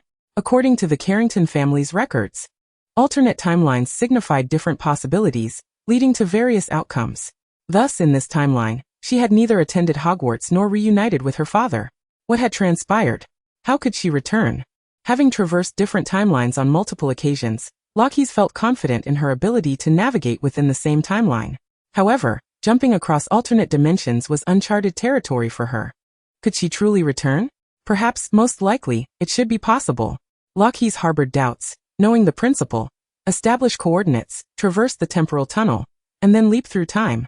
The theory was simple, yet she had never practiced it. Who, after all, engaged in temporal leaps without a compelling reason? Sighing, she acknowledged that her temporal energy was nearly depleted, necessitating a period of recovery before she could return. After all, traversing dimensions demanded significantly more energy than mere time travel. With that in mind, her immediate priority became understanding why she was here and where her counterpart in this timeline had gone. Loxis mentally organized her thoughts before releasing Snape's leg and rising gracefully. She smiled and offered a slight bow. Pleased to make your acquaintance, Father. Allow me to introduce myself. I am Loxis, your daughter from another timeline.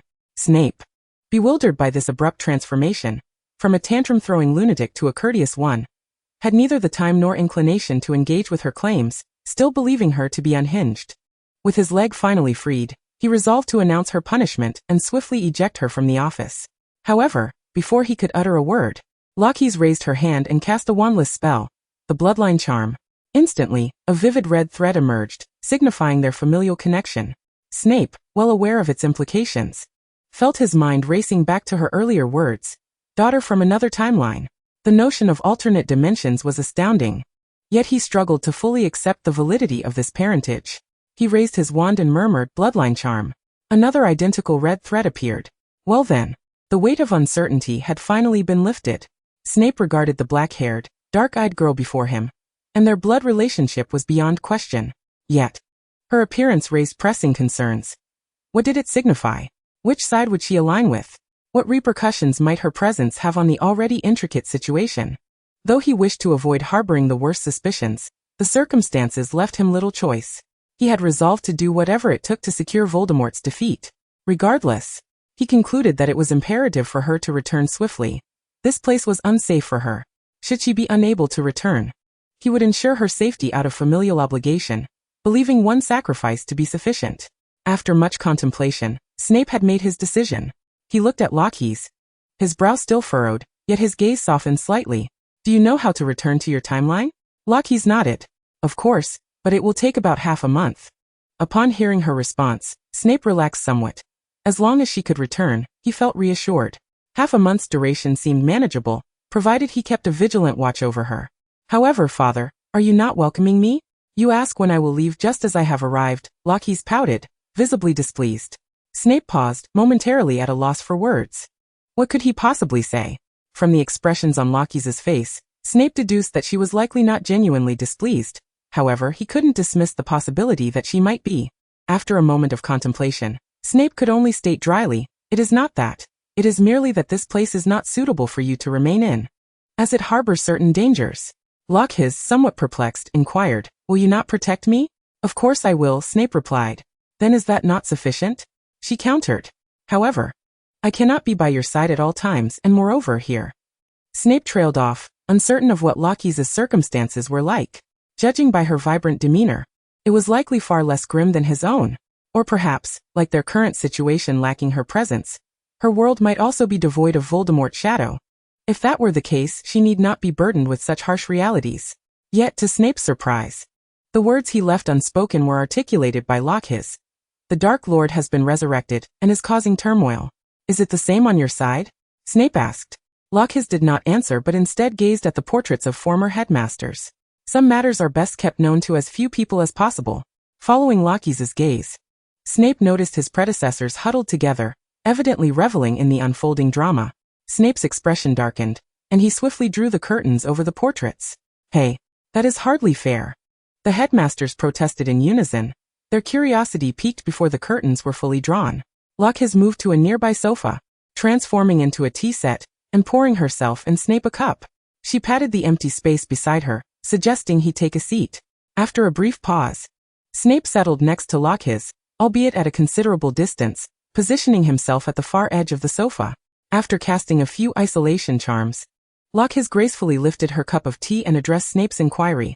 Yes, the Dark Lord exists in our world as well. However, our timelines differ. In my timeline, it is still 4 months prior to his resurrection, during my 4th year and the Triwizard Tournament.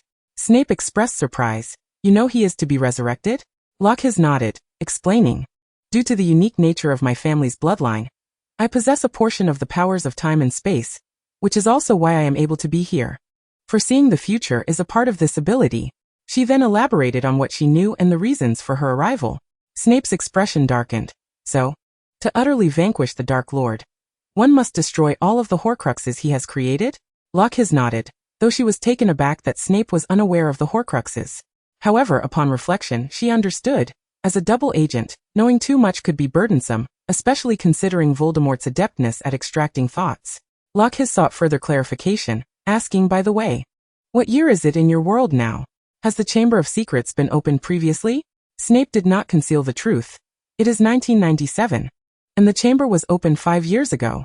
Loxis began to formulate conjectures, closing her eyes to harness her limited powers to glimpse the events occurring in this timeline. Upon reopening her eyes, her expression grew complex. The occurrences here mirrored her earlier predictions. Moreover, she glimpsed futures she had not foreseen, including her father's teaching mishap with Potter, Dumbledore's death, and Grindelwald's demise. Feeling somewhat defeated, Loxis slumped on the sofa, staring vacantly at the teacup she had placed on the table.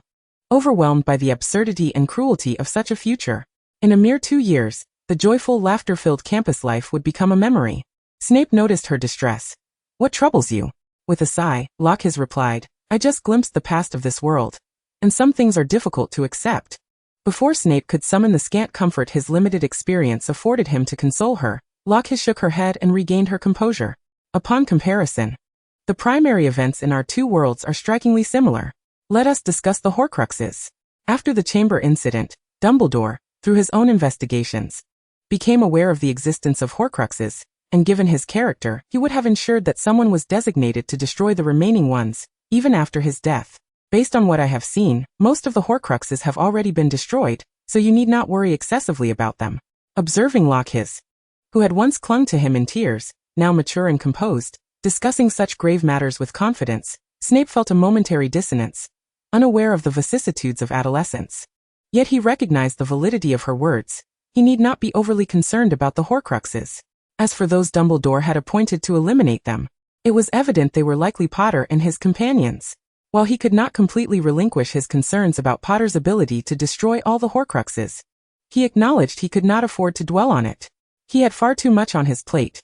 Confronting Voldemort, aiding Harry and his friends, safeguarding those oblivious students at the school, managing the burdensome duties of headmaster, and unexpectedly, protecting this newly discovered daughter. He had lost track of how long it had been since he had last tended to his beloved cauldron. His time for rest was scant, leaving little room for any additional burdens. Yet what if Potter were to fail? As Snape resolved to distance himself from such thoughts, anxiety surged anew. He had wagered his very life on this outcome, and failure was not an option. Snape lapsed into a prolonged silence.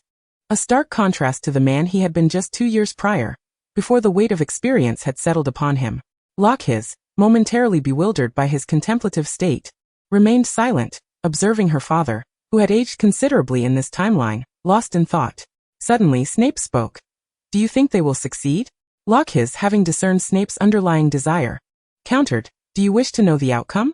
Gazing at Loxis, Snape pressed his lips together. He had just heard her describe her abilities, her capacity to foresee the future, and yearned for clarity. Yet uncertainty lingered over whether Loxis would grant him that knowledge. He understood he was her father, but he also recognized the complexities of their relationship. Ultimately, after much hesitation, Snape met Loxis's gaze, offering her a definitive response. I wish to know.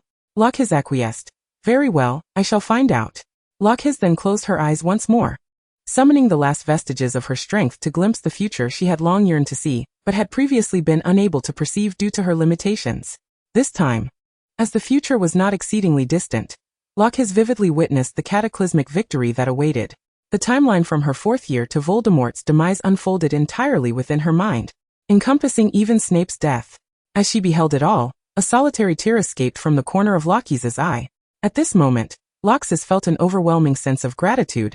for she had orchestrated her plans in her own era, a time that, most likely, would not descend into such tragic chaos. Naturally, Snape would not perish. It was a certainty. However, seeing the tears fall from Loxis's eyes, Snape felt a surge of anxiety. Loxis reopened her eyes and gazed at Snape, then grasped his hand, revealing to him the entirety of the future, including his own demise. Once they had paused, Loxis pressed him. So, you have already made your decision, Haven to you? Caught off guard by Loxis's inquiry, Snape felt inexplicably guilty. He had resolutely chosen the path of death. Was he not determined to vanquish Voldemort alone? Yet, Snape understood that if the trajectories of the two worlds aligned closely enough, his counterpart in the other realm, faced with similar circumstances, would likely arrive at the same conclusion. She was inquiring about the version of himself from that world. But would he have chosen death so resolutely if he had a daughter? Most likely, he mused. He would cling to the scant warmth offered by this world, unable to disregard the unpredictable child. It was precisely due to the unspoken bonds that Snape believed. Barring the most desperate of circumstances, he would not take that step. Unfortunately, in this world, he did not possess such ties. At this moment, having spent less than an hour with Loxis, Snape felt a pang of jealousy. Indeed, it is human nature to covet what one lacks yet desires, particularly when it is effortlessly possessed by others, even if that other is oneself. For a fleeting instant, Snape harbored a cruel impulse not to explain himself to his counterpart in another timeline. That was his affair. What concern was it of his? Yet, gazing at Loxis, his heart inexplicably softened, and he found it curious that, despite their brief acquaintance, he seemed to have assumed the role of a father. But what does a father truly do? This Snape, devoid of experience in this timeline, had no answers, yet he chose to follow his heart. He looked into Loxis's eyes and, in place of his otherworldly self, responded, I cannot speak for the version of me in that realm. But if our experiences are similar, Loxis, I can assure you that if bonds exist, I would not take that step unless absolutely necessary. Loxis was momentarily taken aback. Yet she found no comfort in his words. She retorted, and what of you? Are you not afraid that the version of me in this world is utterly alone? Loxis still struggled with the notion. At 14, she was entirely unprepared to accept her father's death, even if this father was one she had scarcely known in another timeline. Snape sighed silently, but this world does not have you. His words rendered Loxis speechless, as she grasped the implication of his unfinished thought. Without her, there were no family ties, no bonds. Alone he could indeed expend all his efforts. Understanding Snape's perspective, a hint of sorrow clouded Loxis's eyes as she murmured, how could there be none? How could it possibly be? No, this world cannot exist without me. With that declaration, Loxis made a resolute decision. This world must not lack her. There must have been some misstep along the way, and she would investigate. Before Snape could utter a word, Loxis activated the fireplace in the headmaster's office and departed.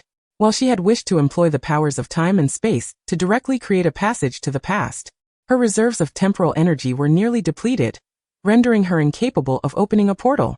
Furthermore, Hogwarts was enchanted against apparition, and as she had never crafted a key to Carrington Castle, the fireplace was her only option. Truth be told, Loxis found the experience of using the fireplace rather unsatisfactory, lacking in the grandeur she had imagined. After navigating several fireplaces, she successfully arrived at Carrington Castle in this timeline. The castle was devoid of life, save for the house elves, creating an unsettling atmosphere of emptiness and eerie silence. Ignoring the stirrings among the portraits that had been roused by her arrival, she approached the portrait of Kilter. She knew that conversing directly with her grandfather would be the most effective means of uncovering the truth she sought. Kilter gazed at the young woman before him, filled with countless speculations. Incredulous you are? Loxis suppressed her own uncertainties and introduced herself. Loxis Lilith Snape Carrington. Kilter's excitement was palpable, the goddess of time and space. You are the child I sent away with magic? Loxis clarified. I am not the child you sent away. I hail from another timeline. During my third temporal journey, an unforeseen event brought me here.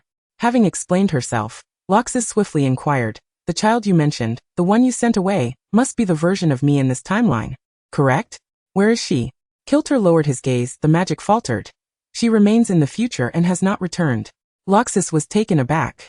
That is utterly absurd. Each timeline represented a different possibility, and she had contemplated numerous scenarios in which she did not attend Hogwarts. She had even speculated that her counterpart in this timeline lacked the requisite talent to pass the entrance examinations. Yet, she had never imagined this outcome, that her other self was still ensconced in the future. Loxis stood before Kilter's portrait, pondering for an extended period. But she could not devise a viable solution. With a resigned sigh, she decided to address another matter. Never mind that for now. There is another issue at hand. She then produced the vial containing Ariana's soul, and recounted the events that had transpired. By this time, the portraits of the Carrington family had congregated, listening intently to Loxis's account as they contemplated the implications. Portrait 1. I believe this may relate to the power of the Silent One. Portrait 2. Do we need you to tell us? One can ascertain that it is indeed connected. The pressing question is why? As a result, the once quiet Carrington castle erupted into lively discussion, a flurry of animated exchanges among the portraits, as this case was indeed an intriguing anomaly for them.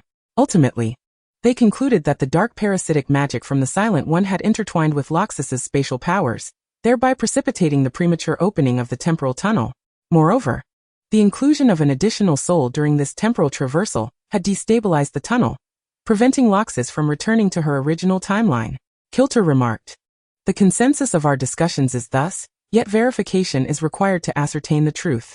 Loxis, feeling somewhat exasperated, replied, but that version of the Silent One has long since disappeared. Do you expect me to return to the past to find one for this experiment? Kilter shrugged nonchalantly. If you are intrigued by the topic, it is a possibility. Loxis responded, very well. If I were to carry Ariana's soul with me during my next temporal journey, would the tunnel still remain unstable? To this, the portraits did not deliberate but provided Loxis with a direct answer, for they had experienced the phenomenon of family members traversing time before. If your abilities are sufficiently potent to construct a stable time-space tunnel, then... Lockheath glanced at the potion vial in her hand. I understand.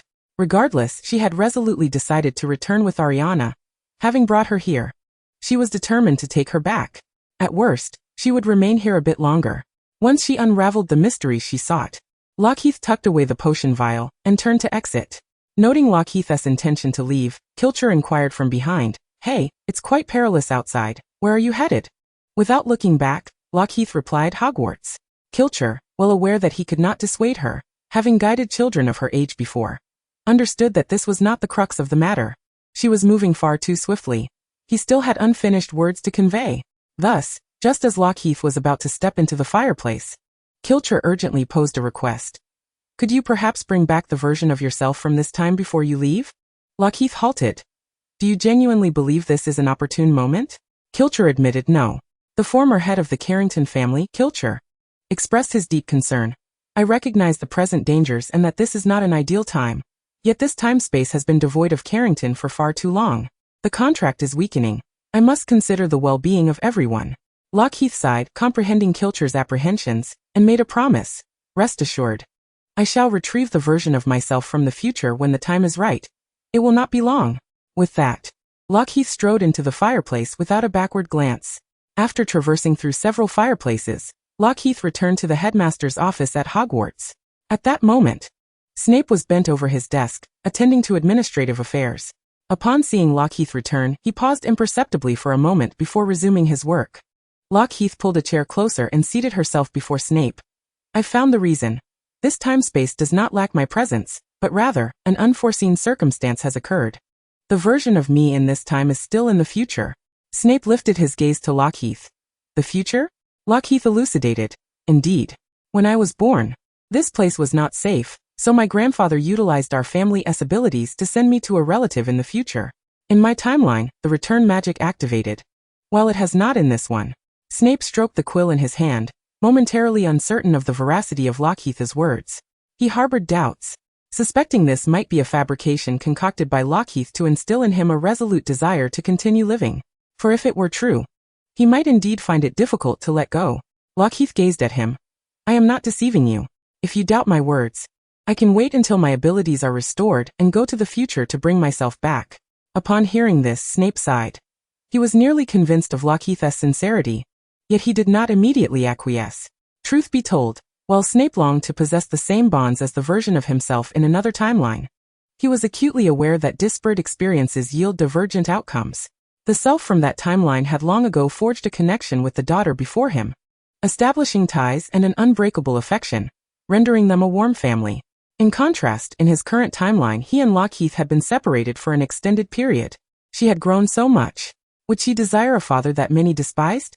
Moreover, even if she did not care and accepted him as her father, he could not place her in danger.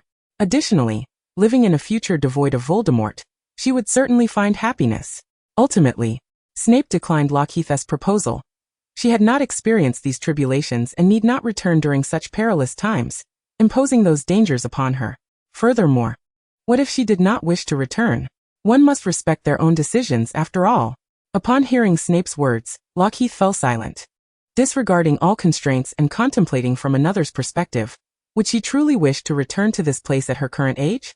Perhaps not. She might prefer to remain in the future. Moreover, what difference did it make to her whether she inherited the family legacy in the future or the present? There was a distinction. Inheriting in the future meant she would not be bound by the physical constraints of the present, inheriting with greater happiness. It must be noted that when she returned at the age of 8, she had struggled immensely to adapt to everything here, lamenting the backwardness of the wizarding world. Did she have a choice? Did she ever have a choice? No, neither of them did. To wear the crown one must bear its weight. She had responsibilities to shoulder. Even across the chasms of time and space, she had directly or indirectly enjoyed the unwavering loyalty of the affiliated families. Thus, she had an obligation to return, ensuring that their covenant remained unbroken, and that they received their due recompense. Moreover, she firmly believed that the version of herself who matured in the future, upon understanding everything, would make the same choice, to return here, even in the absence of a network or familiar faces. For her education had instilled in her the values of duty and responsibility. Lockheath looked at Snape, resolutely affirming, "I will return, for I have my responsibilities." Chapter 233, A Conversation.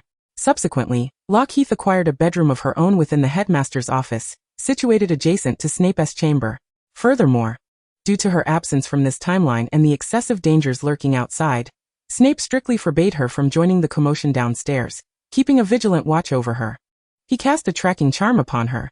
Should she make even the slightest move, Snape would be alerted. Lockheath protested, "Father, am I truly so untrustworthy?" Snape responded, "I may lack the knowledge of child-rearing, but I understand the concept of danger." Then, within a couple of days, Lockheath encountered her final awakening period. She took over Snape's duties and handed him the potion brewing recipe. Lockheath, possessing keen self-awareness, remarked, "Although my father has taught me how to do this, my potion brewing skills cannot compare to yours. It would be better for you to handle it. After all, you are likely to have more opportunities to brew in the future. And rest assured, you can entrust your work to me."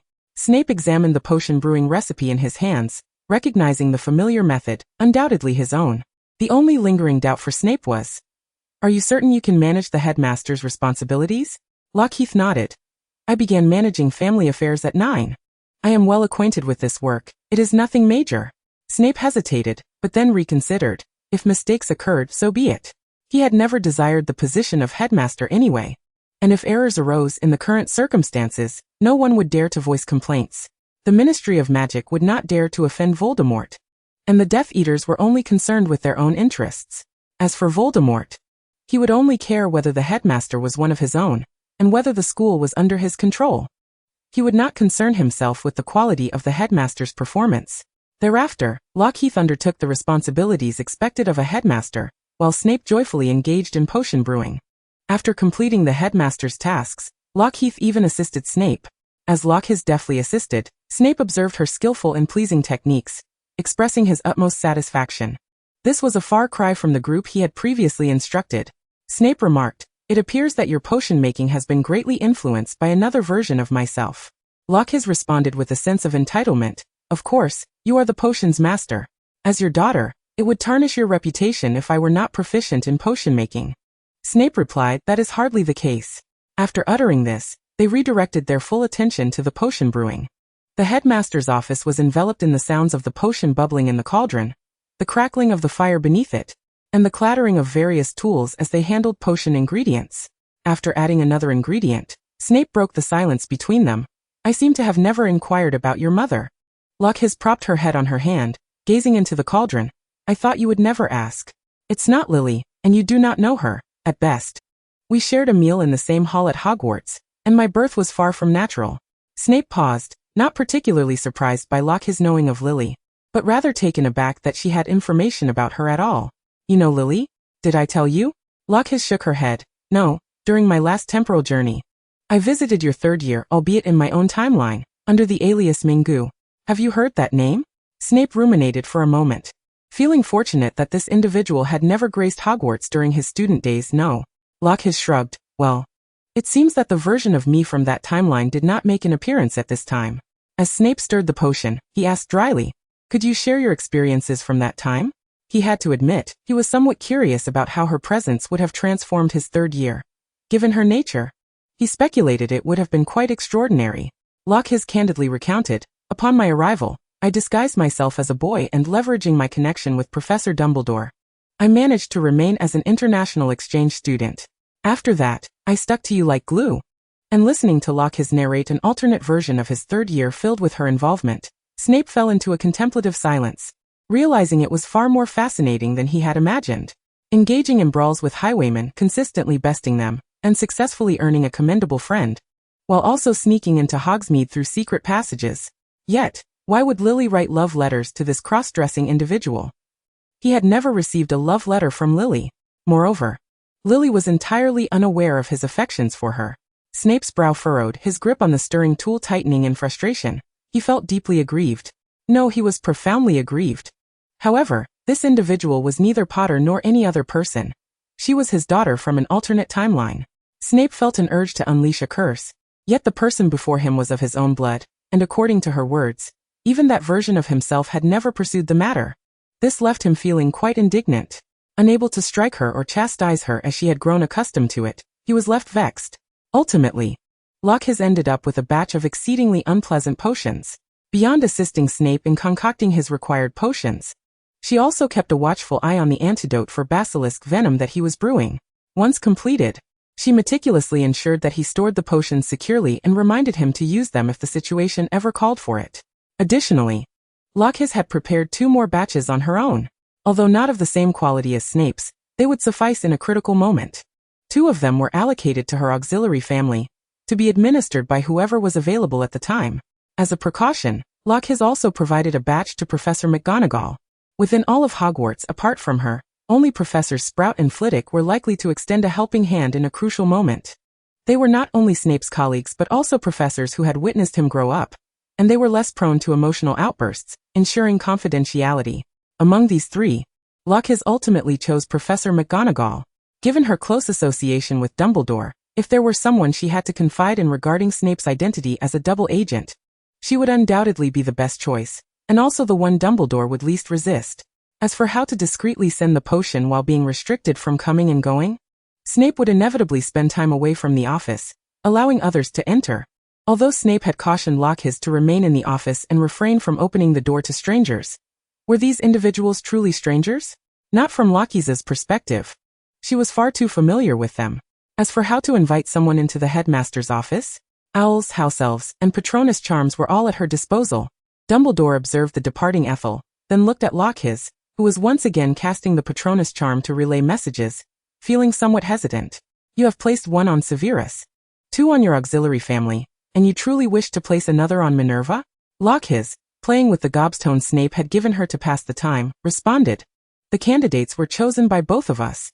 Do you doubt Professor McGonagall's trustworthiness? Dumbledore remained hesitant. It's not a matter of trust. I merely believe the fewer people who know the plan, the better. Besides, I thought even without Minerva, your plan would suffice. Loxis adjusted her position and exerted herself as she entered the tunnel before sitting upright to respond. But what I seek is not sufficiency. It is absolute certainty. Dumbledore sighed. It seems Severus has a wonderful daughter. Loxis replied. No one can remain indifferent to the safety of their kin. Dumbledore conceded. Indeed. As for how Loxis persuaded Dumbledore to disclose her father's identity as a double agent to another person, in truth, it was not persuasion but rather a direct threat. Loxis declared that should he refuse to cooperate, she would reveal all correspondence between him and Gellert to the public. To be honest, Albus Dumbledore indeed harbored affection for Gellert Grindelwald, and wished for the world to know of their love, yet making those letters public was something he could not bear. The letters contained explicit details, even mentioning locations and specifics of their past encounters. Even in death, he could not afford to lose face over this. Furthermore, Dumbledore deeply regretted not having burned those letters before his demise. How could this oversight come to light? As Dumbledore glared at Loxis with a mix of resentment, McGonagall arrived at the headmaster's office door, accompanied by a panda cub, and knocked. Loxis immediately rushed to open the door, not allowing her to wait even a moment longer. This was not only due to her request, but also because she was both her father's and her professor's ally. As the door to the headmaster's office swung open, Professor McGonagall found herself momentarily entranced by the presence of a young girl she had never encountered before. Yet, she harbored no doubts regarding the girl's allegiance to Voldemort, for the portrait of Dumbledore behind her remained eerily silent. McGonagall trusted that even in death, her dear friend, now immortalized on the wall, could still serve a purpose in times of need. With safety assured, a more pressing question arose. Who was this girl? What was she doing in Severus's office? After ushering Professor McGonagall into the headmaster's office, Lucius locked the door, set protective spells, arranged the chairs and brewed tea, inviting her to sit. He smiled warmly at the esteemed professor. Professor McGonagall, allow me to introduce myself. I am Lucius Snape, the daughter of Severus Snape. I have summoned you today to discuss matters concerning my father. Although engaged in conversation with Lucius, McGonagall's gaze drifted incredulously toward Dumbledore's portrait. You say you are Severus's daughter? Upon seeing Dumbledore nod in affirmation, McGonagall accepted Lucius's claim. Curiosity piqued, she scrutinized the young girl before her. Having known Severus for over 20 years, and having worked alongside him for more than a decade, she felt a sense of familiarity. She was aware of his fondness for Lily Evans from Gryffindor, but had never before heard of any other romantic entanglements. How had he managed to keep this a secret? The girl appeared to be around 13 or 14. Surely, she had not been born in recent years. Had her own lack of attention to her colleagues led to this oversight? As McGonagall pondered these questions, she sifted through her memories of Severus, attempting to recall any hints or fragments of conversation that might reveal the existence of this child. However, after thorough reflection, she found herself at a loss for any clues. Clearly, Severus had never mentioned this child in their presence. Was it truly necessary for him to conceal the existence of his own daughter so thoroughly? Even more perplexing was the fact that he had not sent her to Hogwarts, the only magical school in all of Britain. Had he truly sent her abroad to study just to keep her existence a secret? Could he bear such a sacrifice? Furthermore, in her memories, he seemed to have spent every waking moment at the school, either working or commuting. How could he bear to leave such a delightful child behind? Did he not understand the dangers of leaving a young one alone at home, even with the child's mother present? He must realize that a father's involvement in a child's upbringing is irreplaceable. Moreover, did he comprehend the struggles of a single mother? His role as a husband was decidedly unworthy. In an instant, McGonagall's thoughts spiraled, and she began to mentally chastise Severus, resolving to have a serious conversation with him upon his return. She then turned her gaze to Lucius, her expression softening with affection, as if she were looking upon her own grandchild. "Oh dear child, how have you fared all these years?" Lucius replied, "I have been well. Thank you for your concern." McGonagall took Lucius's hand, gently smoothing the disheveled hair at her temples, a result of her recent escapades. "Where did you attend school? Since Severus did not send you to Hogwarts?" Lucius hesitated for a moment, ultimately deciding to fabricate a response, as the truth of her origins was far too convoluted, and would require an unbreakable vow to explain. With an awkward yet polite smile she said, "I attended a school established by my mother's family, known as the Galleon Shield." Dumbledore interjected. Chapter 235. The promise. After exchanging pleasantries with Professor McGonagall to strengthen their bond, Lucius eagerly shifted to the crux of the matter. She understood that if she did not broach the subject swiftly, her father would soon return from Malfoy Manor, and their idle chatter would be cut short. "Professor McGonagall, I have a request regarding my father." "What is it?" Lucius's gaze turned to the portrait of Dumbledore, prompting McGonagall to follow suit. It was now Dumbledore's turn to speak. From him, McGonagall gleaned the full extent of the situation. She was taken aback for a moment, before rising from her seat in outrage. "So you sent Severus to undertake such a perilous task? To act as a double agent for the Dark Lord? Are you not concerned that Voldemort may eliminate him?" Dumbledore, confronted with her fury, appeared flustered. "But this was our agreement." McGonagall wished to voice her objections, yet she hesitated, considering Lucius's presence. Ultimately, she refrained from speaking her mind. With a resigned sigh, she remarked, "I wondered why Severus seemed so off, and now he is branded as the murderer of your beloved. It appears you have conspired together. But have you considered Severus's plight? He must feel utterly alone." Dumbledore weakly defended, "But Minerva, to achieve victory, sacrifices must be made. He is the best option available." and I am prepared to restore his honor and innocence after the fact." His words left McGonagall momentarily speechless. She recognized the truth in what he said. Yet she found it difficult to accept. After all, Severus was someone she had watched grow and later worked alongside for many years. Glancing at Lucius, McGonagall addressed Dumbledore. "Have you considered that he may not live to see that day?" Before Dumbledore could respond, Lucius interjected. "This is also the reason I requested your presence, Professor." McGonagall turned her attention back to Lucius. The girl began to reveal her prophecy. "I am a seer, and I have glimpsed a troubling future. I saw my father gravely wounded by a serpent controlled by the Dark Lord. If he receives timely treatment, he may survive to see that day. However, I may not be in England when it occurs, nor can I guarantee my arrival in time. Thus, I have begun preparations. Here is the 4th vial of potion I have prepared. If possible, I implore you to assist my father on that day. Of course, if you are unavailable, feel free to entrust it to someone you deem reliable." McGonagall accepted the vial from Lucius, promising, "I will, Lucius." Lucius proceeded to disclose the details of her foreseen events to McGonagall. After gauging the time of Severus's anticipated return, Lucius bid farewell to Professor McGonagall.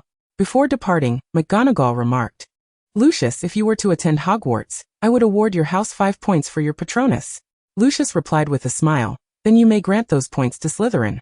For my Patronus was taught to me by my father, and he hails from Slytherin." McGonagall retorted, "Alas, he has already graduated. Professors and headmasters are not eligible for point allocation." After that, Loxia spent the remainder of her time in the headmaster's office. Whenever she could no longer endure the confinement, Severus would carve out moments to take her away from Hogwarts, escorting her to a place he deemed safe for a leisurely stroll. Naturally, Loxias would also insist on accompanying Severus to Muggle streets and shopping centers, as mere walks were insufficient to satisfy her lively spirit, especially at her tender age when she was forced to remain confined. However, at this stage, Severus was overly cautious. He disregarded Loxia's playful coaxing and refrained from taking her to any unplanned destinations. In response to her frustration, Severus resorted to a method reminiscent of a heist in Diagon Alley, purchasing every conceivable item that could bring joy to a child of her age. Loxias found herself conflicted about whether to be angry or not. In truth, aside from remaining in Severus's office, Loxias could have returned to Carrington Castle, which was also the safest haven for her, and offered a wider range of movement. Yet she couldn't help but worry about Severus. She could perceive the profound anguish he experienced during this temporal juncture, a desolation that felt akin to staring into an abyss. She was uncertain how much her presence in this timeline would affect Severus, or whether it could inspire him to choose life resolutely.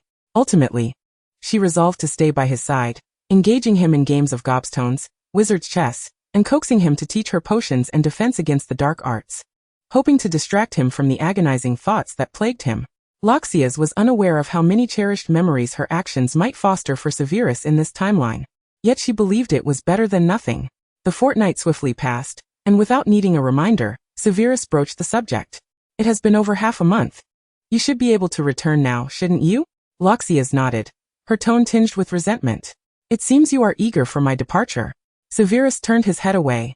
In truth, he did not wish for her to leave, as he had enjoyed their time together, but the danger here was too great for him to act selfishly. Moreover, upon her return to her own timeline, she would be accompanied by another version of herself, her original father, so he need not worry excessively. For Loxias's departure, the only words Severus could muster were those he had repeated numerous times. "It is dangerous here." Reluctantly, Loxias acquiesced, "Very well." Before leaving, she took care to instruct the house elves at Hogwarts about Severus's care, entrusting them to ensure he ate and slept well. She also informed him of the location of the Chamber of the Four Founders, a place that Voldemort had yet to discover, thus ensuring its safety. In dire circumstances, it could serve as a refuge, and she believed the Founders would not refuse assistance under such conditions. Finally, she said to Severus, "Father, wait for me. I will return, and I will bring the future version of myself back with me." Chapter 236, The Resurrection of Ariana. After a tumultuous journey through time, Loxias landed firmly in her original timeline. Upon her arrival, she immediately sought out Severus to assure him of her safety. Upon seeing Loxias return in full form, Severus cast several detection spells to confirm her well-being. Once he discovered that her internal magical fluctuations were merely a sign of awakening, he finally relaxed. Subsequently, Loxias informed Severus that she had urgent matters to discuss with Grindelwald, and would share the gossip with him upon her return. Satisfied that Loxias was unharmed, Severus allowed her to go, indifferent to the nature of the gossip. After watching Loxias leave with a portkey, Severus turned to brew a strengthening potion for her. Upon reaching Nurmengard, Loxias hurriedly knocked on Grindelwald's door. Grindelwald, who was in the midst of writing a letter to Dumbledore, glared at the student before him. "You had better truly have something important." Loxias raised the potion vial containing Ariana. "I believe you remember what transpired in Godric's Hollow last century." Grindelwald, puzzled, accepted the vial from Loxias. "Which event are you referring to? If it doesn't concern Albus, I likely do not recall it clearly." Loxias sighed, exasperated by his lack of focus. "Consider this. The individual who frequently accompanied Albus's sister, threatened by you, and who claimed to be your future student." Grindelwald shot a glance at Loxias, and after a moment's contemplation, he finally recalled the person. The one who had persistently interrupted his moments with Albus. Even now, the memory of that time, when they were blissfully together, stirred a sense of annoyance within him. Grindelwald's teeth clenched as he muttered, "So you are the one who brought Ariana along to intrude upon my time with Albus?" Loxias, exasperated, face-bombed. "Shouldn't your focus be on why I sought you out upon my return? What has transpired?" Grindelwald nonchalantly took a seat on the sofa, showing little interest. "Oh, what happened?" Loxias pointed at the potion vial in Grindelwald's hand, teasingly. "First, take a closer look at what this is." The vial, crafted as an alchemical masterpiece, was a clever creation, adorned with multiple magical circles, and infused with the unique abilities of Carrington. Its purpose was likely protection or nurturing, and within it lay a phoenix. Grindelwald lifted the vial, analyzing it meticulously. Loxias nodded, nearly seeking praise. "Indeed, I created it. What do you think?" Grindelwald glanced at her. "Are you seeking commendation? If, after all this time learning from me, you still cannot produce such an alchemical item, you wouldn't even be worthy of being called my student." Realizing he had misunderstood her intent, Loxias clarified, "I thought you would recognize who the phoenix is." Grindelwald, perplexed, inquired, "Who?" Loxias replied, "Ariana." Grindelwald straightened, scrutinizing the phoenix within the vial. "Ha." Loxias continued, "Due to certain circumstances, I brought Ariana's soul here. Ideally, I should reunite her with her loved ones. However, after this temporal journey, I have gleaned some insights into your relationship, and it is clear that you still love one another. Considering you are my teacher and possess remarkable alchemical skills, I ultimately decided to bring her to you." Loxias chose not to elaborate further, fully aware that Grindelwald understood her implication. To resurrect Ariana and in doing so rekindle his bond with Dumbledore. Grindelwald raised an eyebrow. "You intend to use alchemy to resurrect Ariana?" Loxias nodded, articulating her thoughts. Her soul remained intact, and she wished to employ alchemy to craft a corporeal vessel for her. Grindelwald was not particularly supportive of this method, asserting that it was not the most optimal approach. Although the body fashioned through alchemy would bear a close resemblance to that of a human, it would ultimately remain a mere imitation. Loxias countered, "I am aware. But within her essence lies the presence of the Mare Moran. Can you assure me that her new form will be free from its influence? A body created through alchemy would at least guarantee that the Mare Moran would no longer manifest." Grindelwald voiced his concerns. "Yet, I fear that a body constructed through alchemy may prevent her from living a life akin to that of a normal person. Alaric would not consent to such an arrangement." Loxias replied, "I believe he would be even less inclined to allow his sister to continue enduring the torment inflicted by the Mare Moran, even if there exists a mere 1 in 1,000 chance." The two fell into silence, uncertain about whether to pursue this course of action. This realization led Loxias to understand that without Professor Dumbledore, they might find it challenging to proceed. She proposed, "Professor Dumbledore's expertise in alchemy is commendable. Perhaps you could write to summon him? His presence could facilitate a resolution." Grindelwald promptly set about composing a letter to Dumbledore. Before long, Dumbledore graced Nurmengard with his presence once more. Upon entering, he hurried directly to Grindelwald, urgency evident in his demeanor. "Where is Ariana?" Grindelwald handed a vial of potion to Dumbledore. Upon seeing his sister's fragile soul contained within, Dumbledore's eyes reddened, a poignant reminder of the pain he had endured throughout his life. Once he regained his composure, Loxias and Grindelwald relayed their plan. After considerable deliberation, Dumbledore ultimately embraced Loxias' suggestion, and the three commenced the creation of a body tailored for Ariana. To this end, Loxias retrieved some documentation from Carrington Castle that could be presented to outsiders, specifically, Salazar's notes on creating life. After a month of diligent effort, the initial form of Ariana's body was successfully constructed. Loxias prodded the alchemically crafted vessel, which possessed a tactile quality akin to that of a human. If we adhere to the plan, success should be within our grasp. However, we cannot yet ascertain whether she will grow as a natural being would. Dumbledore rubbed his eyes, weary from the relentless back and forth between Hogwarts and Nurmengard over the past month. These issues can be resolved gradually. For me, as long as Ariana can lead a life like everyone else, free from the Murmurin's influence, I will be content. Chapter 237, The Golden Cup. In another fortnight, Ariana's body was successfully completed by the three of them. Dumbledore carefully placed Ariana's soul into the vessel, and only after confirming that no rejection occurred did he finally exhale in relief. Grindelwald gazed intently at Dumbledore. Now we merely await a period of adjustment. Once she fully acclimates to this body, she will awaken, and at that point, there should be no significant issues. Dumbledore nodded. Hogwarts is hosting the Triwizard Tournament, and I may not be able to remain here for an extended time. I entrust Ariana to you, Gellert. Grindelwald's eyes glimmered with unspoken affection, his tone softening. Leave her to me, Al. Observing the tender exchange between the two, Loxias recognized that they were likely reconciling completely. At that moment, Loxias seized the opportunity to interject. By the way, Professor Dumbledore, you should take a moment to inform her other brother about Ariana's situation. Furthermore, her ongoing care will undoubtedly require his involvement. It seems neither you nor Gellert are particularly adept at childcare. Grindelwald exclaimed. Why must you mention him in such a delightful atmosphere? I may not know how to care for a child, but I can certainly learn. Dumbledore, taken aback, realized that amidst the flurry of concerns surrounding Ariana, he had completely overlooked his other brother. Awkwardly, he conceded, yes, I will make time to inform Aberforth. Subsequently, Loxias discreetly departed, returning to Hogwarts. Upon her sudden appearance in his office, Snape had grown accustomed to Loxias's visits. Over the past month and a half, she frequently greeted him before accompanying Dumbledore to Nurmengard, only to reappear unexpectedly on the couch in his office. Nevertheless, as long as her studies did not suffer and she remained safe, Snape paid little mind to her absences from school. After all, the knowledge she gleaned from associating with Grindelwald and Dumbledore was far more substantial than what she could acquire within the confines of the school. Upon her return, Loxias eagerly shared with Snape, Father, I have splendid news. I will no longer need to travel to Nurmengard as frequently, and based on my first-hand experience, Dumbledore and Grindelwald have reconciled. Snape, while grading assignments, responded with a nonchalant hum.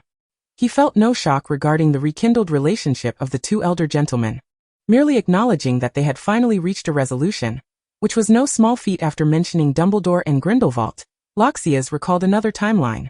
Father, do you remember the alternate timeline I spoke of previously? Snape looked up at her. You mean the one where you do not exist in this era? Loxias nodded. I promised that version of you I would bring back the future me. How old do you think I should make her? Snape paused momentarily, perhaps just newly born. Loxias leaned over Snape's desk, puzzled.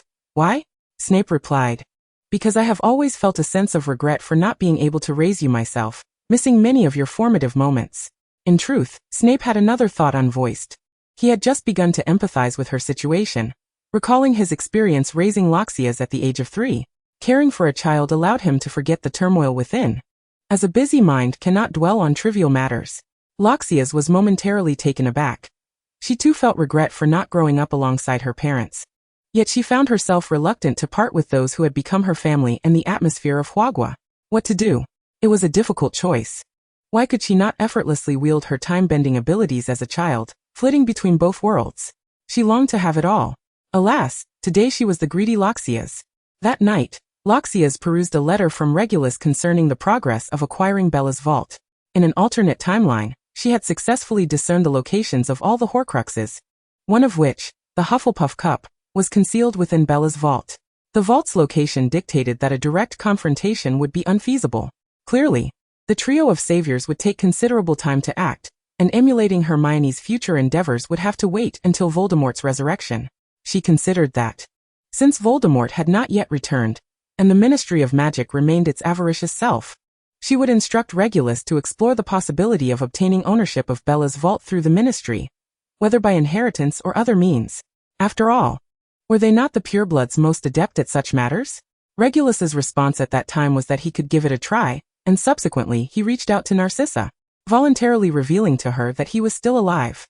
He believed that with Draco Malfoy's involvement, the matter would be handled more effectively, and given the current circumstances, the Black family was ill-suited to appear in public. The outcome was that the Malfoys had successfully negotiated with the Ministry of Magic and gained ownership of the Lestrange Vault. Legally, the contents of the vault were to be divided equally between him and Narcissa, but due to his brother-in-law's considerable contributions, Narcissa would likely receive the lion's share in private. When Lucius saw the mention of the Malfoys in the letter, a thought suddenly crossed his mind. He speculated that perhaps they could ally with the Malfoy family, bringing another ally closer to Voldemort. This was not only for her dear friend Draco, but also to teach her father a lesson regarding Sirius. After all, she still vividly remembered the misdeeds Sirius had committed against her father.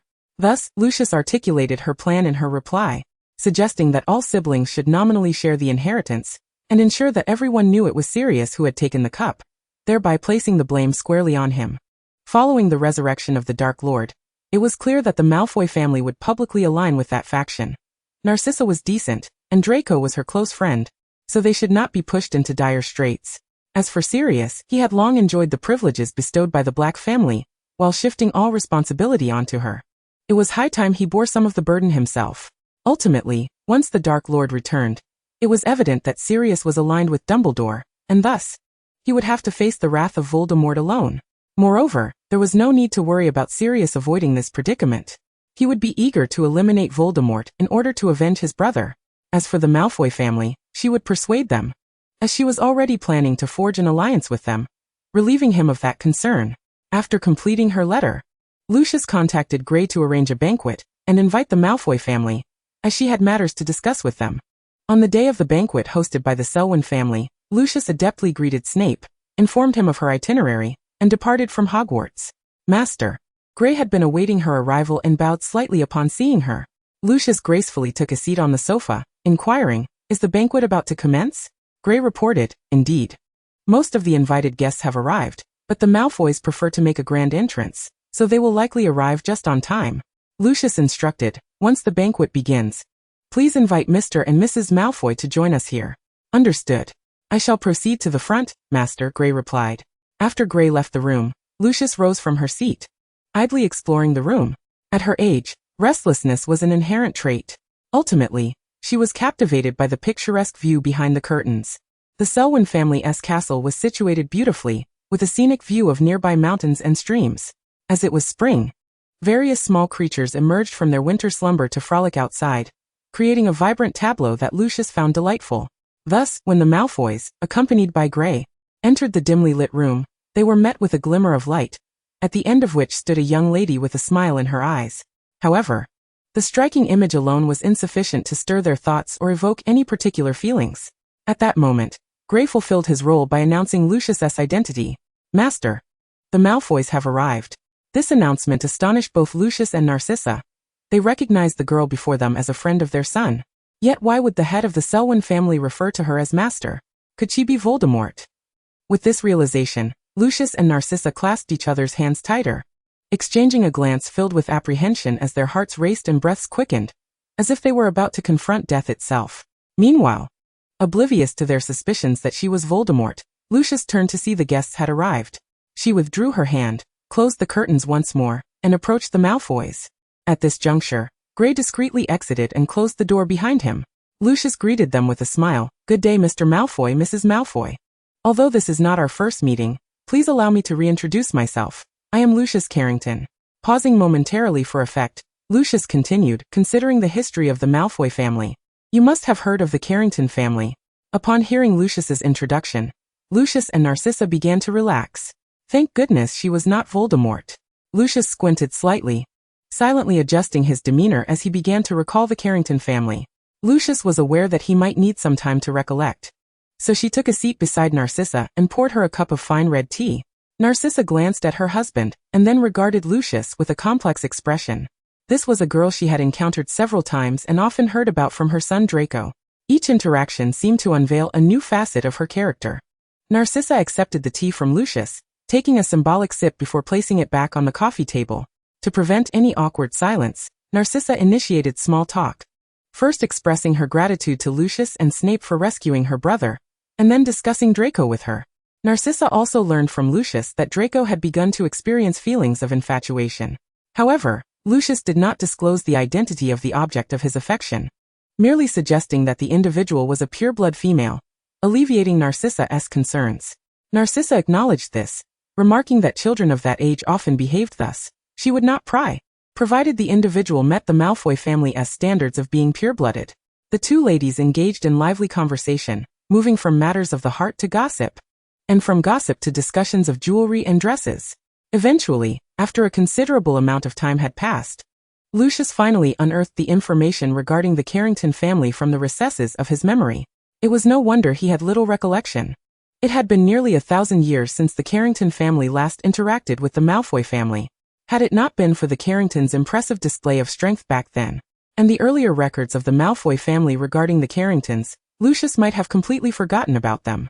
This family, hailed as descendants of deities and known for their generational talent in alchemy, had remained a hidden gem. In that moment of realization, combined with the Selwyn family's head's attitude, Lucius's mind raced with possibilities, even considering the prospect of a union. After all, the value Lucius presented was immense. She was the only daughter of a master potion maker, possessed remarkable alchemical skills herself, and was backed by a significant hidden lineage. Furthermore, she had managed to secure the loyalty of a pureblood family from Voldemort without drawing attention to herself. The benefits that could arise from this are indeed evident. Crucially, she and Draco are of similar age and share a profound bond. A union between them could confer immense advantages upon the Malfoy family. Lucius's mind began to race, a flicker of fervor glinting in his eyes. However, as a seasoned member of the Malfoy lineage, he understood that such thoughts should remain unexpressed at this moment. Thus, he suppressed his musings, donning a suitably polite smile, and took his seat beside Narcissa at an opportune moment. Lucius, it appears that you are enjoying a delightful conversation. Narcissa grasped her husband's hand, applying a gentle yet meaningful squeeze, as if to convey a message. Indeed, after Narcissa spoke, Lucius turned his attention to Loxias. I had no idea you possessed such an identity. Severus never mentioned it to us. Loxias, you are truly surprising. Loxias responded with a smile. It seems you've recalled, Master Malfoy. Lucius, the Carrington family, renowned as the descendants of deities, never fails to astound upon their mere appearance. How could one easily forget? If it weren't for the considerable time elapsed since the last Carrington's appearance, I would have remembered sooner. Chapter 239. A deal is struck. Loxias chuckled lightly. As long as you can recollect, it signifies that we still wield some influence. Lucius offered a courteous remark.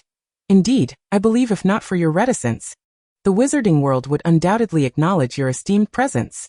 However, I presume your purpose in summoning us today transcends mere reminiscence.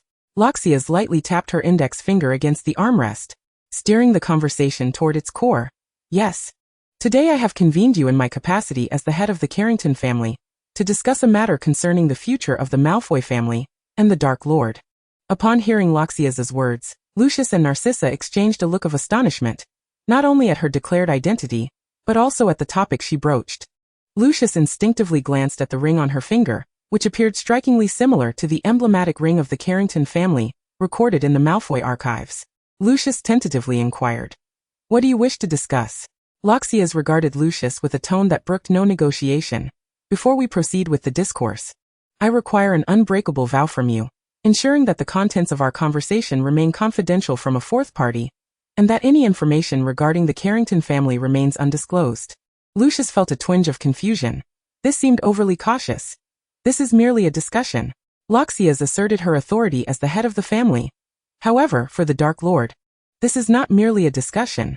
For the Malfoy family, the implications of this dialogue could determine its future trajectory. Lucius remained silent for a moment, ultimately acquiescing. After all, the Carringtons were shrouded in mystique and formidable power. Moreover, it was simply an unbreakable vow. After solemnly swearing the unbreakable vow as per Loxias's request, their conversation officially commenced. Loxias, very well, now extend your hands to me.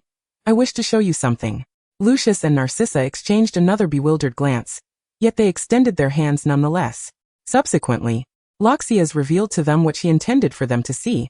The resurrection of Voldemort, Lucius's imprisonment in Azkaban, the transformation of Malfoy Manor into a stronghold for Death Eaters, Draco's agony and torment, culminating in Voldemort's eventual demise. Although Loxias presented only fragments, they were sufficient for this devoted couple to make a decision. Narcissa gazed at Loxias in terror, her mind racing with unvoiced suspicions she was reluctant to accept. What is this? Loxias. The future, a vision I have foreseen. Narcissa, you are a seer? Loxias locked eyes with Narcissa. All Carringtons are. I can even assure you that the future we foresee is inevitable, unless we Carringtons intervene. This is a gift bestowed upon us by the divine. Narcissa. So, what do you intend to do? Loxias cast a glance at the silent Lucius, well aware he was listening, and continued to articulate her purpose. I require the Malfoy family to serve my interests until the Dark Lord's demise. In return, I shall provide protection for Draco, sparing him from undue suffering, and ensuring your lives are safeguarded. Narcissa turned to Lucius. Lucius remained contemplative for a moment. I accept your terms. Loxias nodded. Very well. Do you require any assurances, perhaps akin to an unbreakable vow? Lucius. Certainly. Thus, they entered into another unbreakable vow. Loxias. Now let us discuss matters of which you are unaware, such as the vault you have recently acquired from Bella.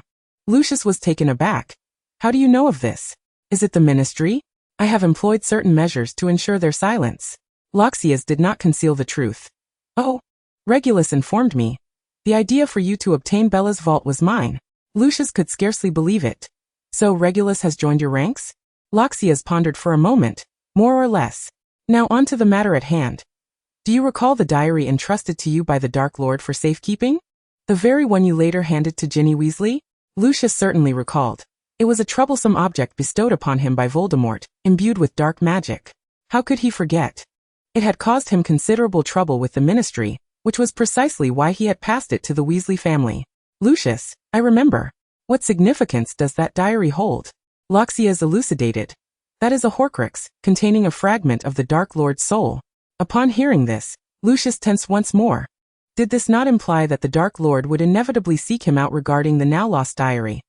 Though he did not fully comprehend the implications of a Horcrux, he understood the weight of a soul, and thus the diary's significance to Voldemort was clear, especially since he had allowed it to be destroyed. Loxias candidly articulated his fears. Thus you find yourself in a predicament. Whether it be Azkaban or the Cruciatus Curse, you shall not evade one of them. Lucius covered his face, exhaling deeply, forcing a facade of calm. And what does this have to do with Bella's vault? Loxias, there is more than one Horcrux. Bella's vault contains another, which she was responsible for safeguarding. Lucius felt despair wash over him. Why does this burdensome hot potato keep falling into my lap? Loxias, therefore. My plan is to have the legally existing Black family claim half of this vault, allowing Sirius Black to take the goblet, which is the Horcrux. Narcissa paused, her face instinctively betraying her disdain. You mean that traitor? Loxias nodded. Indeed, the very traitor of your Black family. He will take the goblet before everyone, which signifies something. Of that I am certain you are all too aware. Lucius. He will bear the full brunt of the Dark Lord's wrath. Loxias, precisely. Narcissa breathed a sigh of relief. Then he shall serve a purpose after all. Lucius. Well then, our task now is simply to devise a way for him to obtain the Golden Cup. Rahis. He is aligned with Dumbledore and has consistently sought vengeance for Potter. All it takes is a word with Dumbledore. Chapter 240. Preparations for the initiative. Lucius. Yet we are faced with another dilemma. Rahis, what is it? Lucius. We acquired Bella's vault due to her imprisonment in Azkaban, which renders her unable to return. That traitor is now a fugitive, having escaped from Azkaban. To be frank, Rahis harbors no desire to assist in restoring Sirius's freedom. Due to personal grievances, she even believes it would serve him well to remain a fugitive for life. In this instance, she had momentarily overlooked his status as an outlaw, but now that they require his presence, Rahis resolved to hand him over to Dumbledore. It truly is a stroke of luck for him, Rahis muttered inwardly. She lifted her teacup, sipping the tea to mask her displeasure. As for this matter, let us leave it to Professor Dumbledore. After all, he is indeed one of his own. This matter was nearly settled. Estimating the time to return, Rahis prepared to wrap things up. Well then, do you have any questions? Lucius indeed had a query. You mentioned Horcruxes twice. Could you enlighten me as to why you seek them? Rahis did not conceal this. Only by destroying all Horcruxes can one utterly vanquish the Dark Lord. Lucius pressed further. How many Horcruxes are there? Rahis. 7. Sharing this with you is of little consequence. At present, one of the more challenging ones is the serpent Nagini, which he carries with him. The rest, aside from the golden cup, you needn't concern yourselves with. Lucius nodded. Then I have no further questions. Rahis rose to take her leave. Very well, it is getting late, and I shall return to the school now, eagerly awaiting our next meeting. Lucius, farewell. And please convey my regards to Severus. Upon hearing this, Rahis decided against departing. She immediately turned to Lucius and declared, Do not divulge our matters to my father. Lucius, perplexed, felt as though he had misheard. What? Rahis reiterated. Do not disclose our affairs to my father. Lucius, who was accustomed to his son informing him of everything, was left deeply puzzled. Why? Rahis elucidated. Just as you do not wish Draco to be embroiled in this, I too do not wish for my father to be harmed. His current occupation is perilous enough. Lucius, bewildered. Is the potions professor at Hogwarts truly so dangerous? Has my dear friend taken on some clandestine endeavors unbeknownst to me? Both Lucius and Narcissa could not comprehend Rahis' actions, yet they understood her dedication to the safety and protection of her family. After Rahis departed, the Malfoy couple did not linger at the Selwyn family's banquet, hastily returning to Malfoy Manor to prepare for Voldemort's impending resurrection, to say nothing of other matters. At the very least, some of the Malfoy family's particularly valuable possessions needed to be relocated to more secure locations. Upon returning to Hogwarts, Rahis found herself promptly detained by Snape for remedial lessons.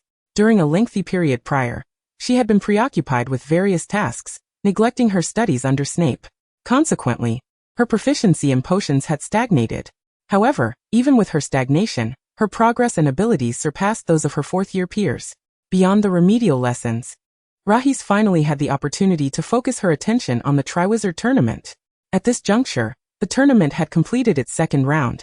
Rahis was aware of young Barty's scheme, which involved delivering Harry to Voldemort's resurrection site at the conclusion of the third round, offering the blood of his enemy. In order to safeguard Harry's life without fail, and to ensure Cedric's safety as well, Rahis deliberately sought out Dumbledore, undoubtedly the best candidate for assistance. She recounted Barty's intentions and the revelation of Harry being a Horcrux, sharing excerpts of her prophetic insights with Dumbledore. This information was not yet within Dumbledore's grasp. Dumbledore gazed at Rahis astonished. So Moody was replaced and it was not the original? Rahis, indeed. Dumbledore. When was he replaced? Rahis. On the day school commenced. Dumbledore continued to inquire. And what of the original Moody? Rahis. Presumably confined somewhere. However, I have instructed young Barty to treat him well. Dumbledore.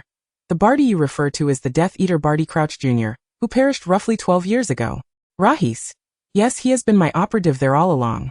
Dumbledore. You are telling me that Barty's plan is genuine? Rahis. Correct, without a doubt. Dumbledore. Are you certain Harry is the Dark Lord's Horcrux? Rahis. Absolutely. Dumbledore. The volume of information Rahis imparted was overwhelming for Dumbledore, leaving him momentarily at a loss. He stared at the cup of red tea laced with a fatal dose of honey for a prolonged moment before exclaiming, Merlin's beard, what a mess this all is. Rahis reassured him. Fear not, Professor Dumbledore, we still have time to address these matters, and according to my prophecy, Harry will return alive. You need not be overly concerned. Dumbledore closed his eyes. I often feel as though I am struggling to keep pace with your revelations. The capabilities of your Carrington family are indeed formidable. Rahis smiled. It is merely a matter of foreknowledge, allowing us to seize the initiative and prepare ahead of time. Dumbledore, pray tell, what do you intend to do next? Rahis. Following Barty's plan, we will facilitate his resurrection, and I implore you, as the headmaster, to fulfill your duty by ensuring Cedric and Harry return safely. In the following year, he will not be overly active. I plan to gather all the Horcruxes within this year and ultimately bring him down. Dumbledore. It seems you are confident in locating all the Horcruxes within this time frame. Rahis, of course. My plan is nearly complete, with the sole vulnerability lying with Harry. Dumbledore. What do you mean? Rahis expressed her concern. I am uncertain whether the Savior, lacking the experience of 6th and 7th years, possesses the courage to confront the Dark Lord. Dumbledore grasped his teacup. I believe he will. Rahis. Perhaps, but we require a more comprehensive strategy. Chapter 241. It is yours. Once all matters were arranged, Rahis simply needed to await the commencement of the final round of the Triwizard Tournament. During this time, Rahis exhibited unusually compliant behavior. So much so that Snape found it hard to believe. She neither sneaked out for nocturnal escapades, nor attempted to concoct any highly aggressive alchemical potions. Her studies in potions proceeded with remarkable adherence to the curriculum. With extensive experience in caring for children, Snape sensed something amiss, and it was profoundly so. At mealtime, he subtly glanced at the figure seated among the professors, portrayed by young Barty as moody. Was it merely a facade of tranquility, while secretly instigating mischief through young Barty? Severus Snape contemplated within the recesses of his mind. Yet, given Barty's notorious unpredictability, any endeavor he undertook was bound to be of considerable magnitude. Snape resolved to keep a vigilant watch. If Barty was to create chaos, so be it, as long as his own daughter, Loxias, remained unscathed. Thus, Snape intensified his scrutiny of Loxias, albeit with discretion, ensuring she remained oblivious to his watchful gaze. This vigilance proved fortuitous when, under the cover of night, Loxias, believing herself undetected, stealthily infiltrated the potions classroom. Snape followed closely behind, silently casting the unlocking charm before gently pushing the door ajar and stepping into the room. Unbeknownst to Loxias, who was rummaging through a storage cabinet, the intrusion had gone unnoticed. Just as she triumphantly clutched the desired object with her wand emitting a soft glow, Snape's voice cut through the silence, startling her. "What are you doing, Loxias?" he inquired. The sudden sound from behind sent her into a minor panic, causing her to momentarily fumble the book she was holding. Fortunately, her reflexes were quick enough to save it from crashing to the floor. With a stiffened posture, she turned around, hastily concealing the book behind her back. Observing her awkward demeanor, Snape felt a flicker of irritation. He had long recognized that the young girl, who typically exhibited grace in public, was no different from any other 14 or 15-year-old in private. Yet seeing her in such disarray, he acknowledged that his tolerance for this behavior required enhancement. Drawing a deep breath, he commanded, "Now hold your wand properly." At his words, Loxias swiftly freed one hand to lower her wand, her eyes meeting his with a hint of embarrassment. Regarding her at last in a manner befitting a daughter, Snape cast a cold glance at the book in her possession. "I believe it is imperative for you to explain to your father what you are doing here, as well as the significance of that book." He extended his hand, gesturing for her to surrender it. Loxias cautiously glanced at Snape, feeling a familiar trepidation in his presence, especially when caught in wrongdoing, as was the case now. Logically, she ought to have been tucked away in her dormitory, yet here she was in the potions classroom, aimlessly toying with her wand, rummaging through his belongings. Reluctantly, she complied and handed over the aged textbook titled Half-Blood Prince, illuminated by the wand's glow. Snape recognized the tome instantly. It was a relic from his past, a second-hand textbook that was of little use to him now, especially with a surplus of texts cluttering the cellar. He had deemed it unnecessary to dispose of it, as it contained remnants of his own labor. Thus he had placed it within the confines of the potions classroom, a domain where no one would dare disturb his possessions. But what business did Loxias have with it? With a fixed gaze upon her silent form, Snape urged, "Your father awaits an explanation regarding your actions." Under his scrutiny, Loxias reluctantly grasped his hand, revealing the series of events that led Potter to acquire his old textbook. Snape's brow furrowed in contemplation. "So, Potter has come into possession of my former textbook." Loxias nodded, articulating her reasoning. "Harry received Daddy's old textbook, learned your spells, and with the aid of your notes, has excelled in potions. Therefore, I wish to procure your old textbook ahead of him, to gain an advantage." Upon finishing, Loxias glanced at Snape, her hands on her hips, defiantly asserting, "Moreover, I believe your belongings should rightfully belong to me, rather than him." Snape, taken aback by her somewhat Draco-like audacity, found himself momentarily speechless. Was this trait contagious? He recalled that Loxias had never exhibited such arrogance before. Very well, he consoled himself, accepting this new facet of her personality. As for the textbook falling into Potter's hands, he felt a surge of frustration. Determined, Snape made an immediate decision. With a flourish of his hand, he levitated all the books from the storage cabinet. He then turned to exit the classroom, instructing Loxias, "Keep pace with me." Though uncertain of his intentions, Loxias interpreted his tone as a sign that she likely wouldn't be subjected to detention. She responded softly, "All right." With that, Loxias effortlessly matched her stride to that of her father, who had deliberately slowed his pace. Snape guided her to his office, where Loxias closed the door behind them, watching curiously as he retrieved several books from his shelves. These volumes soon joined the ones they had taken from the potions classroom, and as Loxias gazed at the towering stack before her, a sense of foreboding washed over her. Snape placed his hand atop the highest book, his other hand resting on his hip, surveying Loxias with a composed demeanor. Since you exhibit such a keen interest in your father's books, I believe these are now yours. Loxias observed his silence, sensing that his statement was far from complete. As anticipated, a smirk graced Snape's lips, and in an unexpectedly cheerful tone he continued, "Furthermore, every weekend, I shall allocate time to review your progress with these texts." Loxias's legs weakened at the thought. She merely desired her father's book, not a hefty load of additional assignments. "But father," she ventured tentatively, "isn't this a bit excessive?"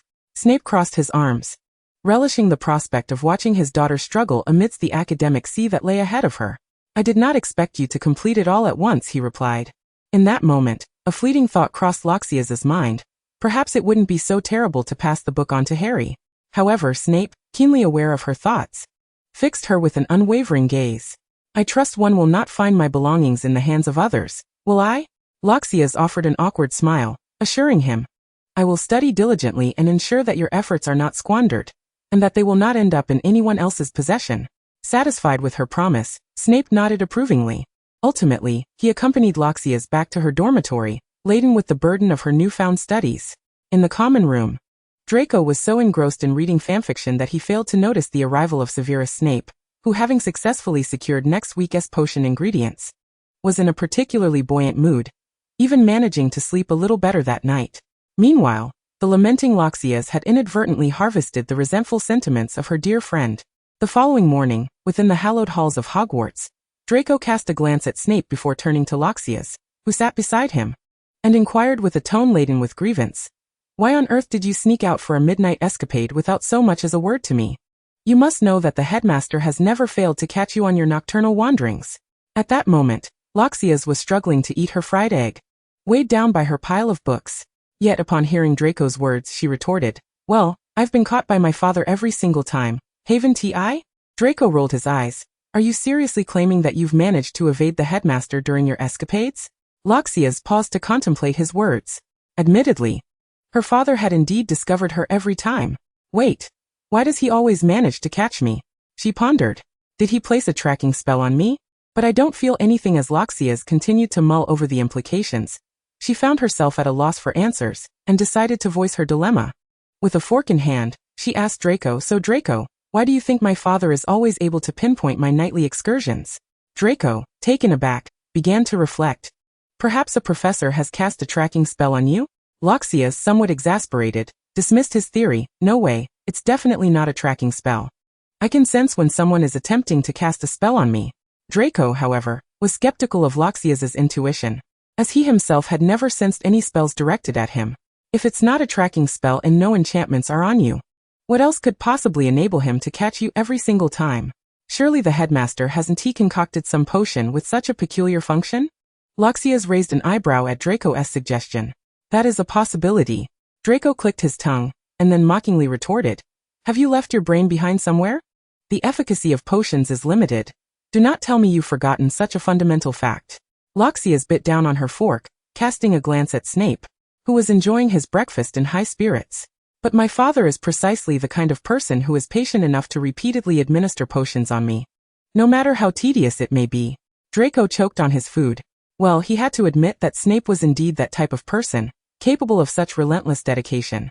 After all, he taught potions to 7 different grades, brewed most of the potions for the school, found time to tutor his daughter, and continuously researched new potions, all while maintaining this routine for over a decade. It was truly terrifying. Thankfully, he didn't have such fearsome parents, nor were his parents members of the Hogwarts staff. Draco decided to be magnanimous and not hold a grudge over the fact that Loxias had drawn Snape's attention to him reading novels last night, resulting in his detention. After all, when it came to misfortune, Loxias was far worse off. He patted her shoulder and said, "Perhaps you should curtail your nighttime excursions. And do let me know next time you decide to wander. I shall mourn your absence." Loxias replied, "That is hardly necessary." After finishing her meal, she sought out Snape, determined to uncover how he managed to catch her during her nightly escapades, even on nights when he wasn't on patrol. Her insatiable curiosity led her to Snape, who was currently deducting points from Gryffindor. Once the Gryffindors had departed, Loxias trailed after Snape and confronted him with her pressing question. "Father, honestly, how is it that you manage to catch me every time I venture out at night? I can sense that you don't place any spells on me. Is it truly possible that you've developed a potion that tracks people?" Snape glanced back at Loxias, intrigued by her suggestion. A tracking potion? Now that's an interesting idea. It seems I have a new topic for my next research endeavor. Loxias exclaimed. No, that's not what I meant. I want to know how you do it every single time. Snape surveyed their surroundings. You seem quite eager to know. Loxias gazed at him expectantly. Of course. This could be an excellent method for tracking individuals. Feeling somewhat cornered by Loxias' gaze, Snape halted his steps, crossed his arms, and regarded her leisurely. In truth, Loxias, I do not employ any tracking spells. Loxias blinked in surprise. What? Snape continued. It's a simple trick. I cast a minor spell at the entrance of the Slytherin common room. Whenever you pass through there after curfew, I am alerted. Loxias gasped. What? Just like that? But how do you find me after I've left the common room? Snape, with a knowing glance, replied, the Slytherin common room is quite close to my office, and you always choose to wander out when I am not on patrol. So the moment I leave the Slytherin common room, you leave your dungeon and follow me? Loxias' eyes widened as she articulated Snape's unsaid conclusion. Snape pressed his lips together, momentarily regretting his admission. However, he recognized that Loxias would discover the truth eventually, and it might be better to admit it now to deter her from future nocturnal adventures. Yes. Loxias furrowed her brow. For no one relished having a parent watch over them so closely, especially not someone who was not the model child. And she certainly wasn't. Yet she understood that Snape's intentions were likely rooted in concern for her safety, prompting his vigilant oversight. In the end, Loxias could only stomp her foot in frustration. But father, this leaves me with no privacy whatsoever. I'm merely going for a stroll at night, not engaging in anything dangerous. Snape sighed in resignation before sharing his thoughts with Loxias. Loxias, I understand your need for independence, and that you have your own secrets. As your father, I ought to respect your privacy. Therefore, I only follow you during your nighttime excursions, and the spell I've set only activates during those hours. Loxias, perplexed, questioned. But everyone else roams at night, and Hogwarts is relatively safe. Why must you accompany me during my outings? Snape instinctively glanced at the inner part of his left forearm, where the dark mark resided. Unlike previous years, he had recently felt an unmistakable burning sensation emanating from it, indicating that Voldemort was indeed returning. If in the past he had followed Loxias purely out of concern for her being led astray, or into dangerous parts of the castle, now he followed her to safeguard her well-being. After all, given the current circumstances, although the likelihood of Lucius being targeted by Voldemort is minuscule, it is not entirely absent. He is genuinely apprehensive, unsure from which obscure corner a Death Eater might emerge, plotting either through treachery or overt hostility to harm his Lucius. He cannot afford to gamble with the safety of his Lucius. Furthermore, having graduated from this very institution and taught here for many years, he is acutely aware that this school cannot be deemed secure. The number of hidden chambers that even Dumbledore could not fully unravel is likely beyond counting on both hands.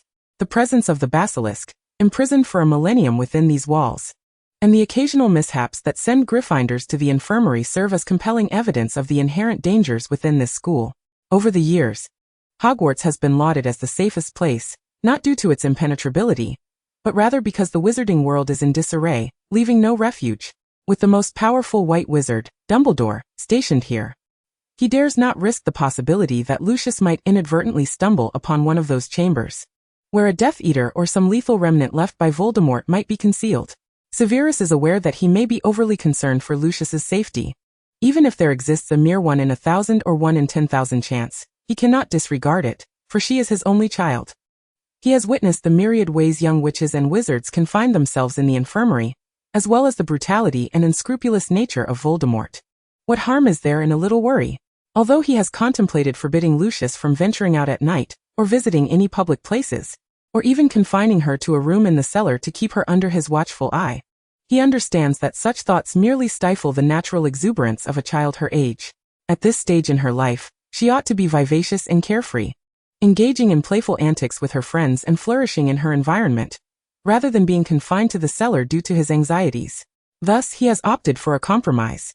For the sake of his daughter's safety within this castle, and to ensure she can grow up joyfully like her peers, he discreetly follows her during moments he deems perilous, protecting her, especially after curfew. However, these measures are not something Severus intends to elaborate onto Lucius. Therefore, in response to her puzzled inquiries, he can only state, to ensure that my daughter, who has long since forgotten the rules of the school, does not incur any demerits for her nocturnal excursions. Of course. I also do this to keep an eye on you, to prevent you from engaging in actions that could jeopardize your life. Lucius, feeling that her father's reasoning is somewhat forced, nonetheless finds herself unable to identify any flaws in his logic. Ultimately, she chooses to abandon the topic and shift the conversation. All right then, father. Could you tell me how you managed to follow me unnoticed during my nighttime escapades? I'm quite sensitive to fluctuations in magical energy, and if you were nearby, I would surely detect your presence. Amused, Severus produced a particular alchemical item crafted by Lucius, a Christmas gift from the previous year. As Lucius recognized the familiar object, she fell silent. Had she inadvertently created her own predicament? Alas, it was her fault for presenting Severus with so many gifts that she could not distinctly recall each one. Consequently, she had forgotten about the item designed to obscure one's magical signature and presence. Originally intended for Severus to quietly apprehend wandering young witches and wizards. Although he is indeed utilizing it for that very purpose now, she sighed in resignation. Noticing Lucius bowing her head, Severus gently ruffled her hair.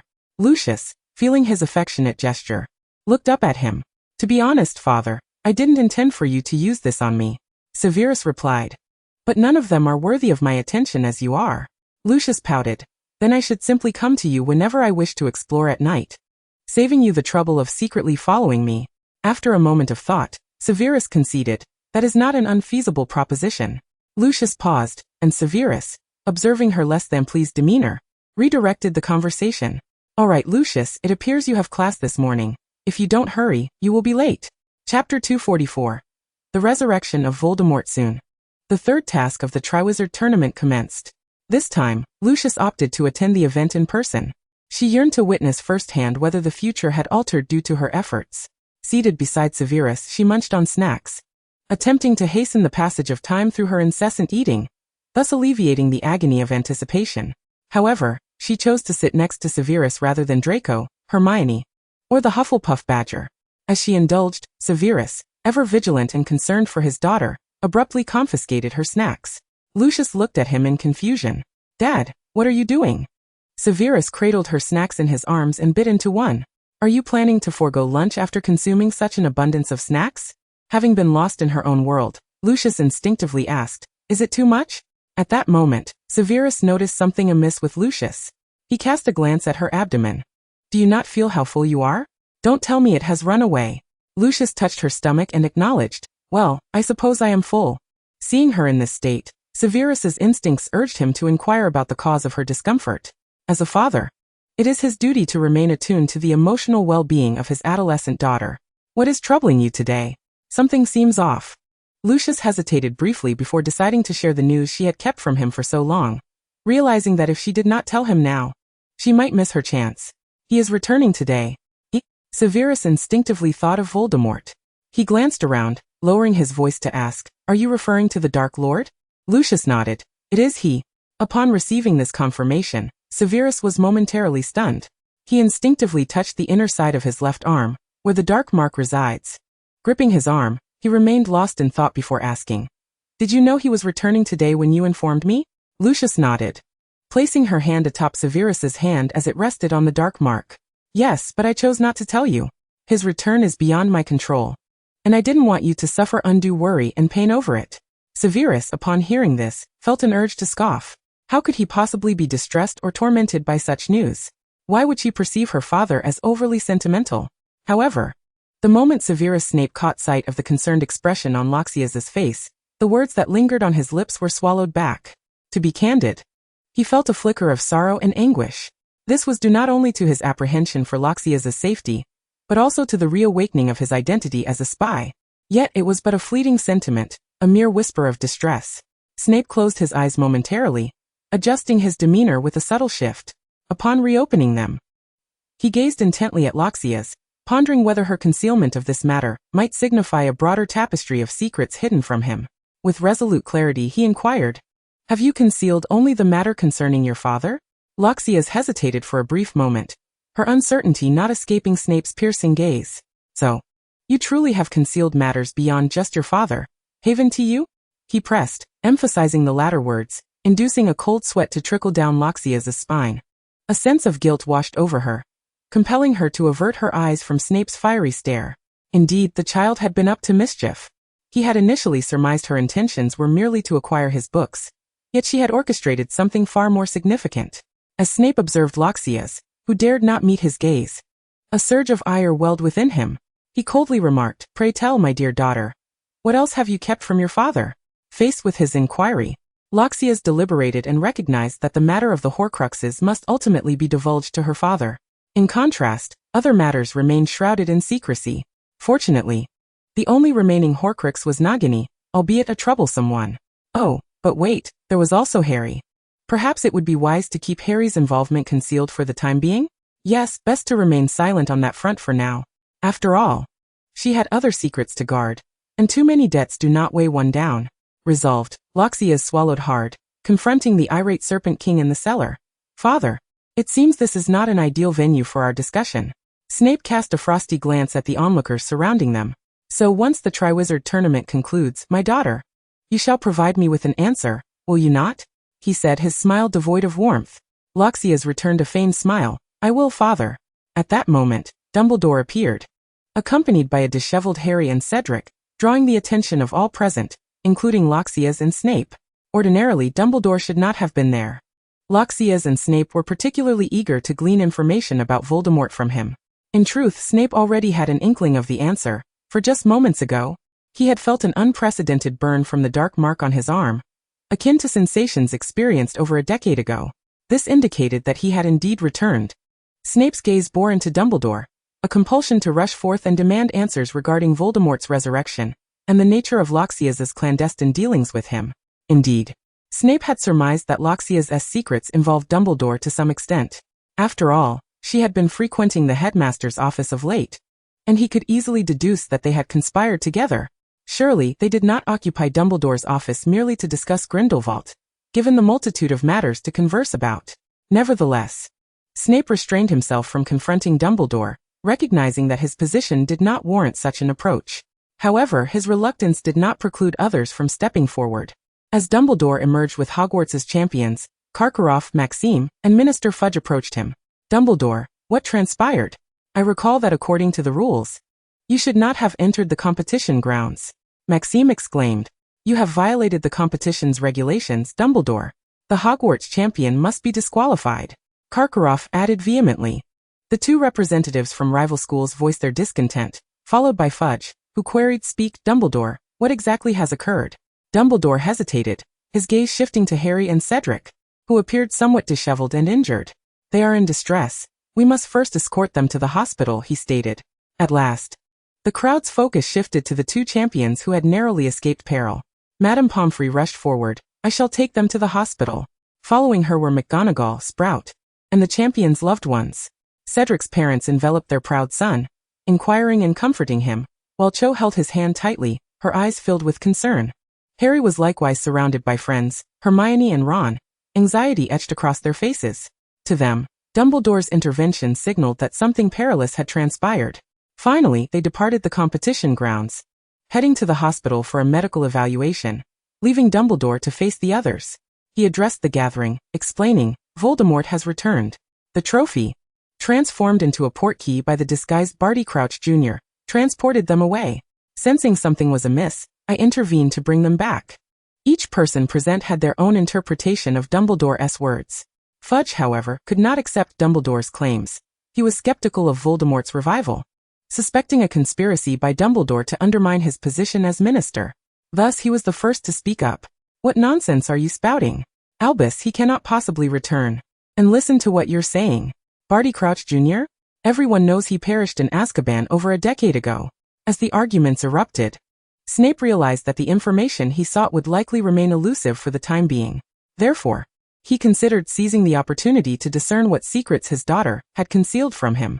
After all, the significance of Voldemort's return paled in comparison to the importance of Loxias in his life.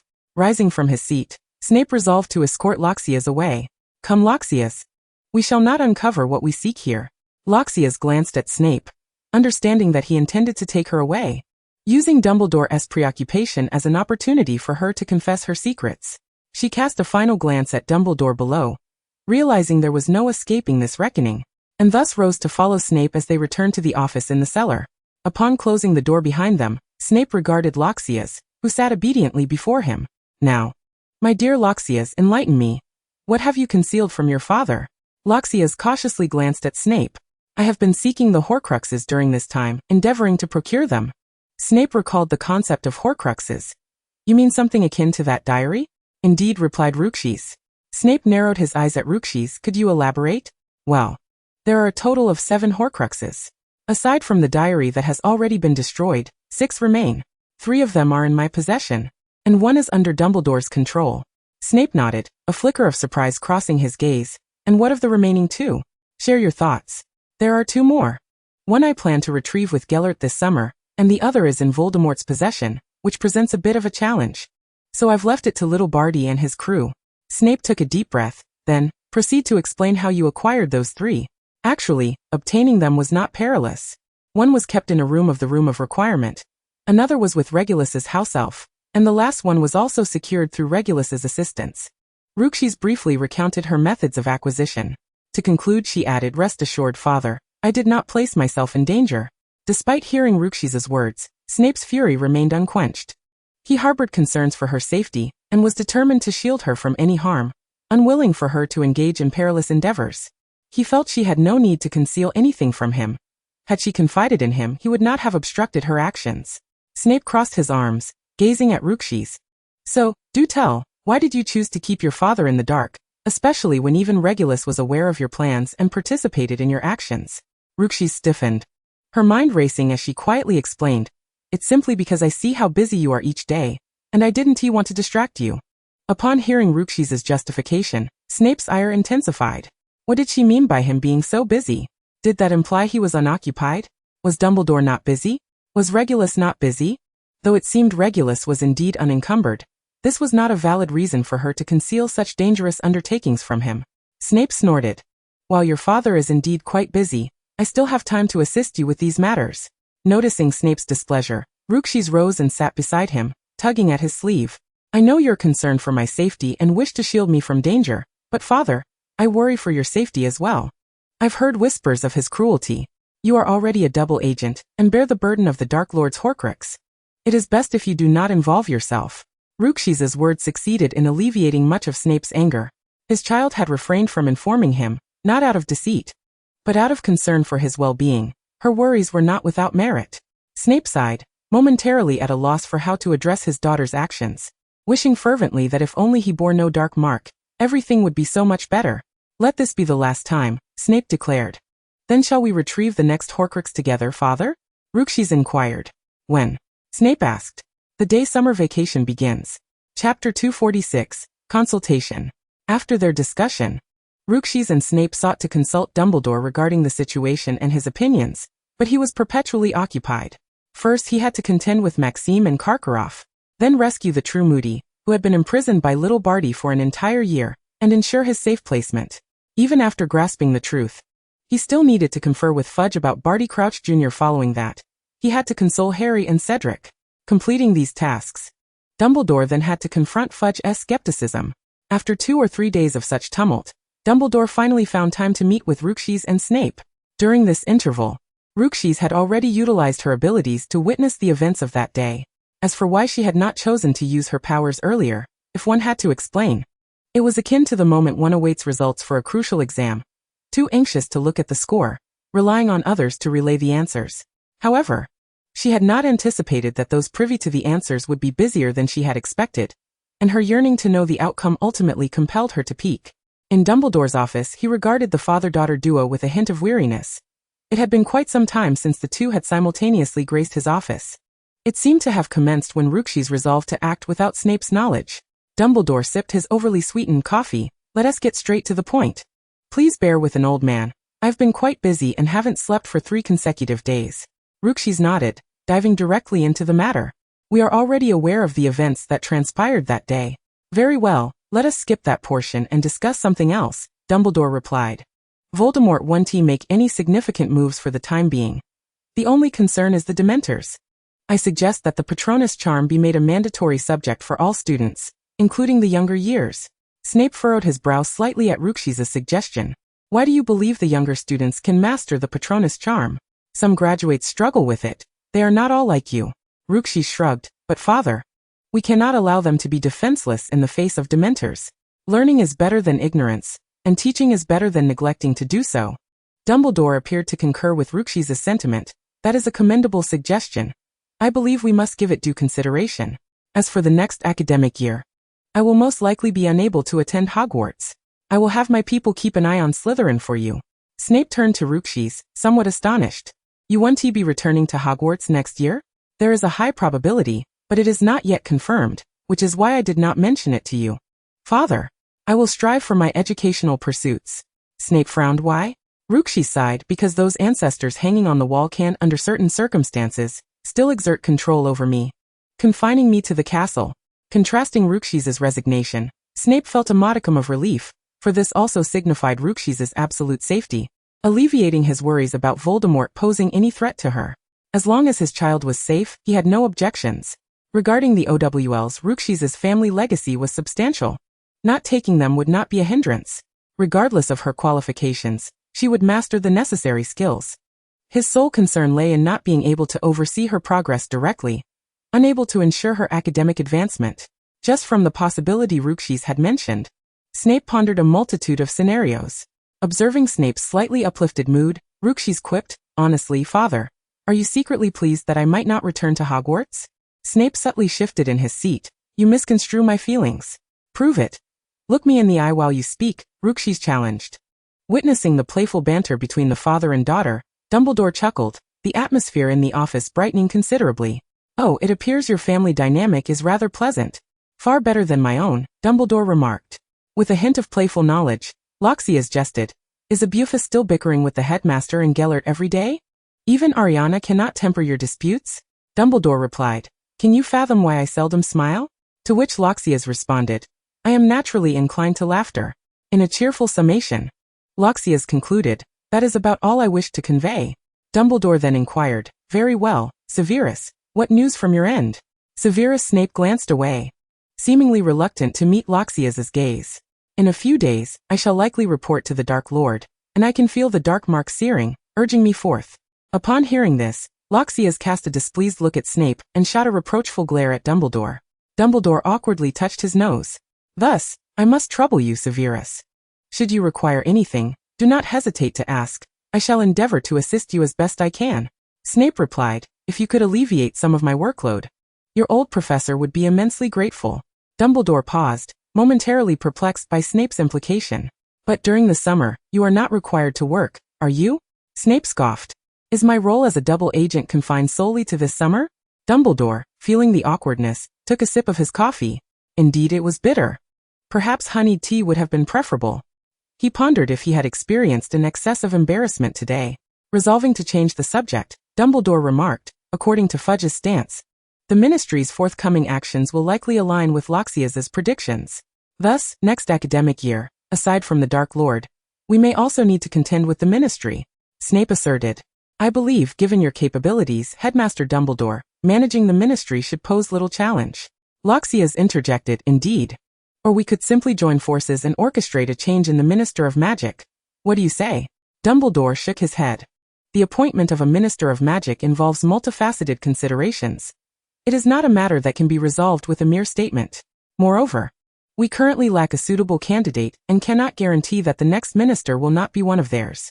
Loxias refrained from countering Dumbledore's assertion. After all, she had merely been speaking casually. She intended to leverage the insufferable Umbridge next semester to unite the four houses. With that, their discussion drew to a close. And after exchanging a few more thoughts, Snape escorted Loxias from Dumbledore's office. Chapter 247, Farewells. Having come to the realization that she might not return to Hogwarts next year, Loxias took the remaining days of this academic year to bid farewell to her friends. First, she sought out the Badgers of Hufflepuff. Voldemort's resurrection had not disrupted their lives. They continued to joyfully indulge in food, novels, and gossip. Loxias's farewell to them took the form of a hot pot feast on that sweltering day. Though a bit too warm, their spirits remained high. From them, Loxias learned of Cedric and chose plans to become engaged, and she offered them her heartfelt blessings. After parting ways, Loxias sought out Hermione. They settled closely together at the observatory. Have you decided on your choice? Loxias inquired. Hermione rested her chin on her hand. Gazing into the distance, I believe I have found my answer. That is good to hear, Loxias replied. And you? Is there no one at school who stirs your heart? Are you truly planning to wait until after graduation to consider it? Loxias answered, as it stands, no one at school has ignited any passion within me. If I were to pursue a relationship here, it would be deemed premature. Spare a thought for the unfortunate soul, who would bear the brunt of my affections. Hermione grasped Loxias's meaning, laughing, then all of Professor Snape's potion ingredients would belong to him. Loxias added endless detentions, countless points deducted. With that, the two shared a knowing smile. After their laughter subsided, Hermione shifted the topic. Speaking of which, it seems we have both been rather busy this year. With little time for studying together. Loxias replied. Indeed, we each have our respective priorities. And as we grow older, the complexities of life bring forth our individual burdens. Hermione, upon hearing Loxias's words, began to comprehend. So have you encountered some troubles? Loxias nodded. Clever girl. I have indeed faced some challenges, and thus, you need not be surprised if I am not present at school next year. Hermione understood. So you have come to bid me farewell? Loxias confirmed yes. Must you really leave? Loxias spoke vaguely. At times, I must take responsibility for certain matters, leaving me with no choice. Are you safe? Loxias smiled. Far safer than you might imagine. That is reassuring. We can keep in touch via Owlpost. Loxias shook her head, producing an alchemical communication device. Owls will not reach me. This is a contraption I crafted that allows for distance-agnostic conversation, though it permits only one-on-one contact. Hermione curiously examined the device in her hand. Are there versions for multiple contacts? Loxias replied, indeed there are, including a group chat mode, with varying prices based on functionality. Hermione interjected. I believe I have seen something similar at Malfoy's. Loxias was not surprised. Draco's penchant for flaunting his possessions was well known. He commissioned the finest version. But it is quite costly, and I lack the time to create such an elaborate piece, Loxias explained. May I inquire about its functions and the pricing? Hermione asked. It allows for unrestricted communication with other holders, whether one-on-one or in groups, and only the holders can utilize it. It is also fire, water, and Avada Kedavra resistant. As for pricing, the friendship rate starts at 2,000 galleons for the basic model, while the Malfoy version goes for 5,000. Hermione gazed at the small object in her hand. Is it truly worth that much? Loxias shook her head. The custom version is indeed valuable. Yours is merely worth a single galleon. Such a disparity. Loxias affirmed. Naturally, yours only enables one-on-one communication. It cannot switch conversation interfaces and lacks any of those protective features. Hermione pondered. Well, we are set to take our OWLs next year. Does your departure truly not concern you? Loxias doodled absent-mindedly. In truth, I do not wish to be without credentials. Yet I find myself with no other option. I wonder if I can arrange to retake them later. Hermione, perplexed, raised her voice. So, you are effectively dropping out. Loxias replied. It would not be entirely accurate to say that. It is more akin to a leave of absence. Has Professor Snape agreed to this?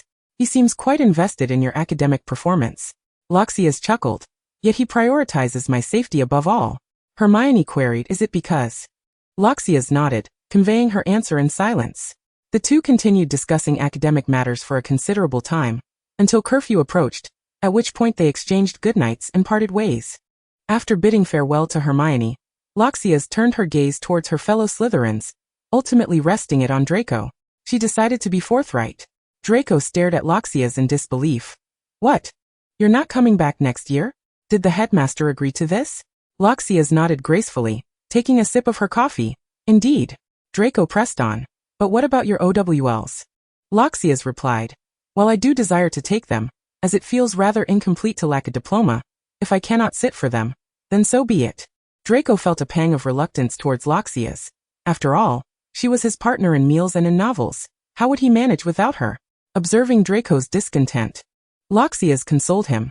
Do not be too sorrowful. With my absence, you shall enjoy more precious moments with your girlfriend. Besides, you possess that means to contact me, which you did not acquire merely for decoration. Upon hearing Loxias's words, Draco's sadness was swiftly dispelled. Why do I find your reasoning so compelling, when I should be lamenting your departure? Loxias chuckled. What is there to lament? We are not parting forever. Consider my father's relationship with your family, Mr. Malfoy. Draco replied. Indeed. But speaking of which, why must you leave? Loxias vaguely responded. Due to some peculiar family regulations. Draco understood. Who among us does not have their own idiosyncratic family rules? Finally, Loxias advised Draco. If you encounter any troubles, feel free to reach out to Pansy or Ather. They will be of assistance. Chapter 248. The Gaunt Manor. After everyone had said their farewells, Loxias did not take the express train, but instead used a portkey to travel to Nurmengard with Snape. Upon her arrival, Ariana rushed towards her and enveloped her in a warm embrace.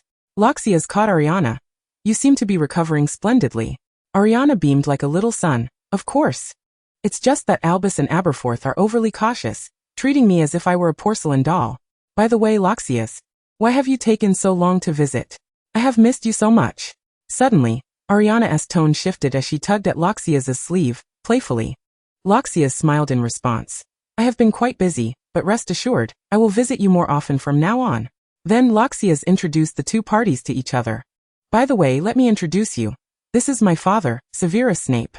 Father, this is Headmaster Dumbledore's sister and my good friend, Ariana Dumbledore. Ariana glanced at the somewhat peculiar figure behind Loxias, feeling a bit shy. Hello. Snape regarded Loxias with a calm demeanor and greeted her blandly. Hello. At that moment, Aberforth emerged from the fireplace. Upon witnessing the fireplace at Nurmengard finally being operational, Loxias's eyes lit up. Thanks to Headmaster Dumbledore, she could finally rid herself of the portkey, couldn't she? Aberforth arrived at Nurmengard and noticed two familiar faces standing beside Ariana. He held Loxias in relatively high regard, recalling how she had comforted Ariana in the past, and had now rescued her. Although he recognized that she had her own motives, the beneficiary was Ariana, was it not? Thinking of his sister, Aberforth unusually extended a polite greeting. Long time no see, Loxias. Thank you ever so much for saving Ariana. Loxias replied, It's good to see you, Aberforth. There's no need for thanks. Ariana is also my friend. Aberforth nodded in understanding, then glanced at Snape behind Loxias. Next time you come here for drinks, I'll give you a 60% discount.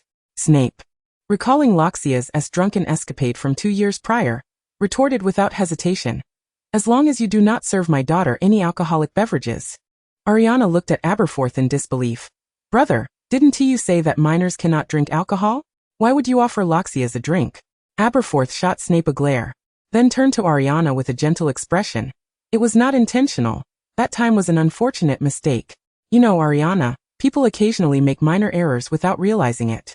Snape interjected. Indeed, so you allowed a 13-year-old to become intoxicated in your tavern. Upon hearing Snape's remark, Loxias stepped back, tugged at his sleeve, and shook her head at her father. Receiving Loxias's signal, Snape understood that this old grievance could not be revisited. What a pity. Only after Snape relented did Loxias quietly exhale in relief. Her father's temper was quite formidable. Even after all this time, he still harbored a desire for retribution. Nevertheless, this made Aberforth's task of soothing his sister all the more challenging. After a considerable time, he was finally led by Ariana to Loxias. Aberforth glared fiercely at Snape and, through gritted teeth, apologized to Loxias. I'm sorry. Loxias, sensing Ariana's apologetic gaze, could only respond with a hint of embarrassment. It's all right. Once the matter of old grievances had been settled, Ariana invited Loxias to join her for a day out. Loxias declined her invitation. Ariana, my father and I are here on business with Gellert, so I cannot accompany you right now. You and Aberforth should go and enjoy yourselves. Ariana expressed her understanding without pressing further. Very well, we shall go out another time. Loxias replied. All right, have fun. Ariana chirped. Yes, goodbye, Loxias. Loxias responded. Farewell, Ariana. After bidding Ariana farewell, Loxias proceeded with Snape to seek out Grindelwald. Compared to before, Grindelwald had become more concerned with his appearance. Loxias understood that this was due to Headmaster Dumbledore's frequent visits to Nurmengard to see Ariana, playing the part of a peacock. This time, Loxias sought Grindelwald for a serious matter, so she refrained from being cheeky, and kept her thoughts to herself. Upon seeing this troublesome student, Grindelwald showed no leniency. I recall today is your day off from school. Why have you come here instead of returning home? Loxias cut straight to the point. I am here to request your assistance. Grindelwald replied. I would have thought that after these years, you would understand my perspective. Loxias countered. This time it is different. Grindelwald, unconcerned, remarked. What could possibly be different? Loxias extended her hand towards Grindelwald. He, shedding his previous indifference, regarded Loxias with an inscrutable expression before finally taking her hand. Subsequently, He learned of Dumbledore being cursed and facing imminent peril, leading to the arrangements for his own demise. This revelation darkened Grindelwald's expression. When did this happen? Loxias replied. It has been within the last couple of years. I have come to seek your aid in resolving the matter that has cursed Headmaster Dumbledore. Grindelwald rose. Where is this object? Loxias smiled, indicating that she had struck gold. However, in the face of Grindelwald, Loxias did not overtly express her thoughts. She rose alongside Grindelwald and said, "Follow me." Subsequently, Loxias conjured a passage, leading Grindelwald and Snape through a time-space portal to the dilapidated residence of the Gaunt family. With the demise of the last member of the Gaunt lineage at the hands of Voldemort, the ancestral home lay utterly abandoned. Upon their entrance, the trio was greeted by a scene of dust-covered floors, cobwebs adorning the walls, and the spiders that inhabited them, alongside a Kneazle lurking behind the tattered curtains. Loxias was momentarily choked by the stale air, but once she acclimated to the surroundings, she activated the Horcrux-seeking device and began her search for Voldemort's Horcrux. Following the device, Loxias led the three into a room that, though unremarkable within the Gaunt house, contained the ring resting upon a wooden table. Chapter 249, Destruction or Impact. Knowing what lay above, Loxias hesitated not and nudged Grindelwald with her elbow. Go ahead, Gellert. Grindelwald cast a sidelong glance at Loxias before striding toward the ring's location. Loxias added from behind, be cautious. The mysterious one has set a trap that will tempt the deepest desires of the heart, compelling one to don it. And upon doing so, they shall be cursed. Upon hearing Loxias' caution, Grindelwald halted, turning to glare at her. Should I thank you for reminding me before I approach it? Loxias replied with a playful giggle, no need for thanks. Grindelwald's ire surged within him. He longed to reprimand his student, yet the current setting was ill-suited for such actions, and he had more pressing matters at hand. Through gritted teeth he warned Loxias. You will pay for this. With that he turned once more, approaching the ring with heightened caution. Observing this familiar spectacle, Snape reached out to ruffle Loxias' hair, advising, behave yourself. Perhaps due to a thawing relationship with Dumbledore, perhaps a reduction in his youthful ambition, or perhaps the absence of those he wished to resurrect. When Grindelwald felt the lure to don the ring, clarity washed over him. He raised Loxias' wand, graciously provided from the Carrington family, aimed at the ring, and began to unravel the enchantment. The unbinding did not consume much of Grindelwald's time, and upon completion he scrutinized the ring, which was embedded with the resurrection stone. That fool truly knows how to squander wealth. Even crafting the resurrection stone into a Horcrux, he remarked. Hearing Grindelwald's comment, Loxias recited Voldemort's Horcruxes. His choices are rather discerning. Aside from an inadvertently created Horcrux, they include his childhood diary, Helga Hufflepuff's cup, Salazar Slytherin's locket, Rowena Ravenclaw's diadem, the ring of the Gaunt family set with the resurrection stone, and his ever-present basilisk. Casting a glance at Snape, Loxias intentionally refrained from mentioning Harry, opting instead for a euphemism. Pausing, she continued, from these, it is evident that the objects he chose to be his Horcruxes either held significance for him, or he deemed them worthy. Grindelwald bluntly critiqued. That doesn't obscure the fact that he is a wastrel. Contemplating the inevitable tasks that lay ahead, Loxias decisively aligned herself with Grindelwald. You make a valid point.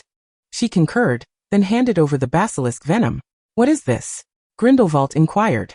Basilisk venom, one of the substances capable of destroying Horcruxes, Loxias replied. Grindelwald was not particularly in favor of using it. Wouldn't it damage the resurrection stone? Loxias understood his reservations. After all, he had once been an ardent admirer of the Deathly Hallows, even rallying followers under their banner. She proposed another approach. Or do you believe Fiendfire's power is inferior? Upon hearing this, Grindelwald raised an eyebrow. Perhaps we could devise a means to separate the soul within? An excellent idea, Loxias acknowledged, though I have attempted it without success. And I am rather pressed for the resurrection stone. Given its longevity, it is unlikely to be fragile. Grindelwald scoffed. That is not necessarily the case. Let us focus on the separation. With my assistance, your progress will accelerate significantly, Grindelwald asserted. Loxias met his gaze, and he returned her stare.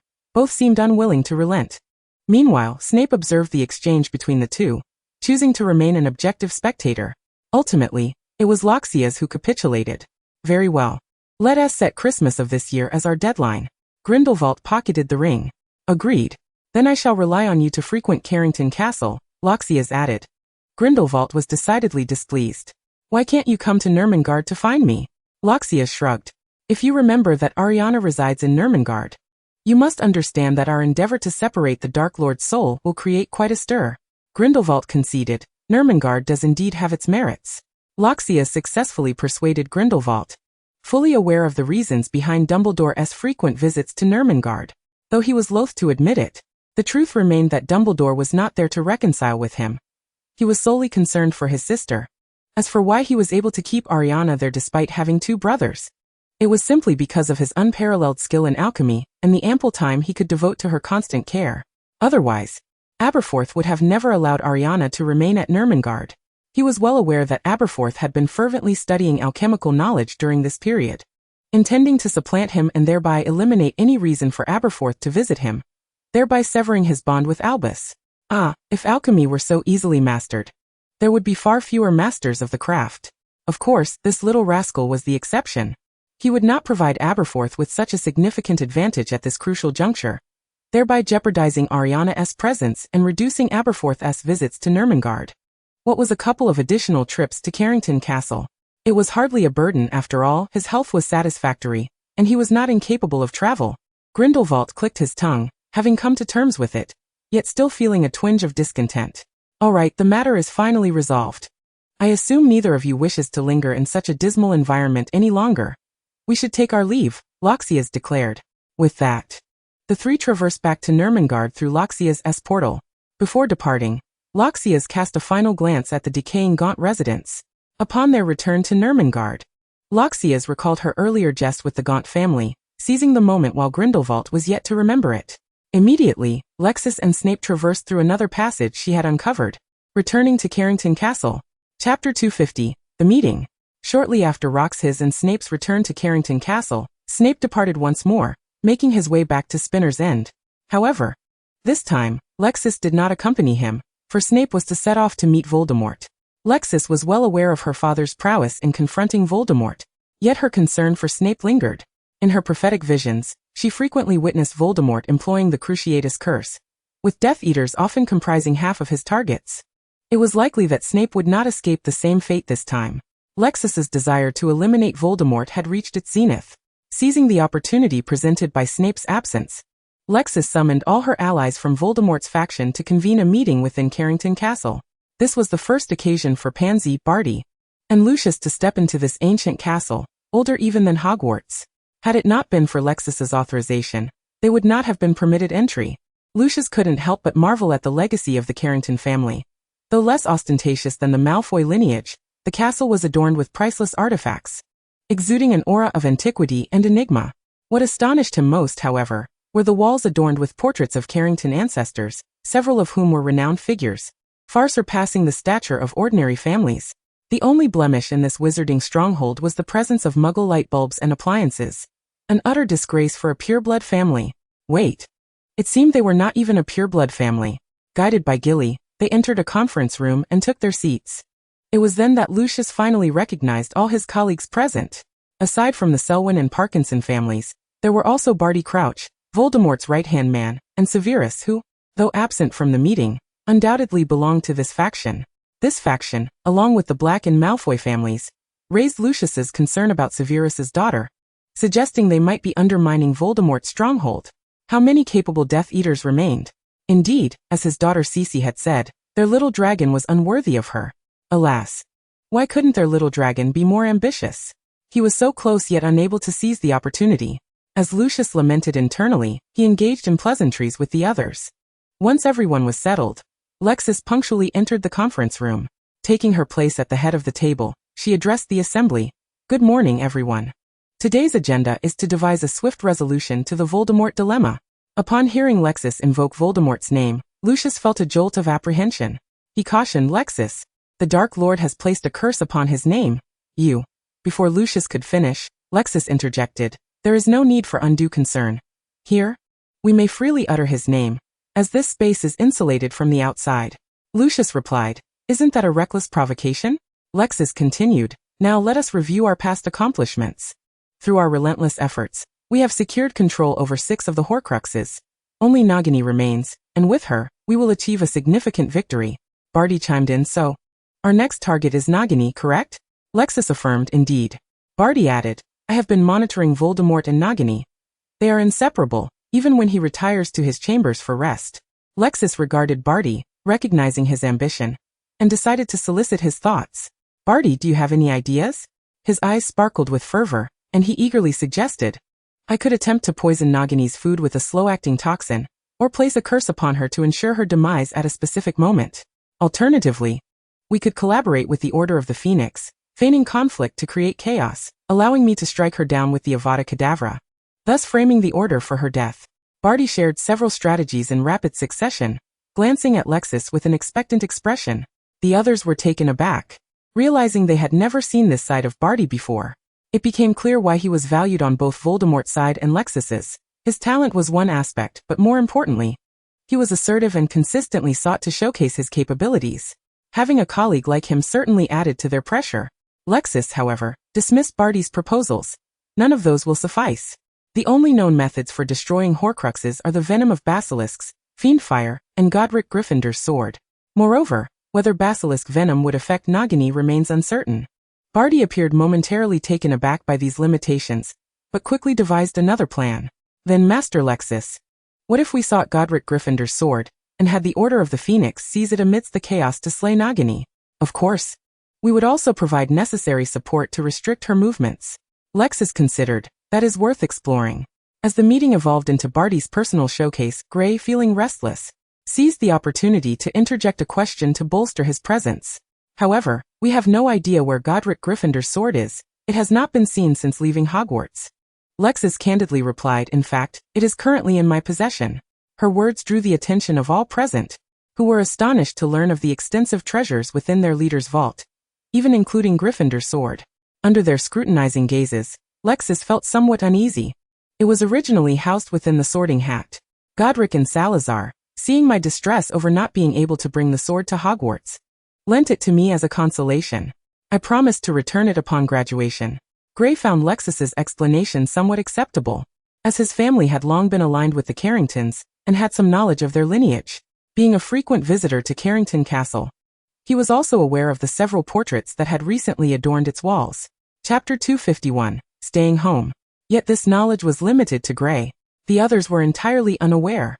With Lucius experiencing the most significant emotional upheaval, Loxis's words hinted at her intimate connections with Salazar and Godric. Was she referring to the Salazar Slytherin and Godric Gryffindor he knew? Lucius asked incredulously. Are you speaking of Salazar Slytherin and Godric Gryffindor? Loxias comprehended his astonishment, and with remarkable composure, remarked, Indeed it is they are among my ancestors. I recall that you Malfoys hold Salazar in high esteem. His portrait is just a short distance from the entrance. You may converse with him shortly, should he be in good spirits. Lucius responded, So, you are akin to that individual. Loxias chuckled, fully aware of whom Lucius referred to. With a hint of mischief, she replied, Yes, I share his lineage. Though in the Slytherin family tree, I am a generation above him. Lucius, perplexed, queried, Huh? Disregarding Lucius's bewilderment, Loxias knew that he would encounter even more shocking revelations in due course. She had yet to inform him of the connection between Salazar and Godric.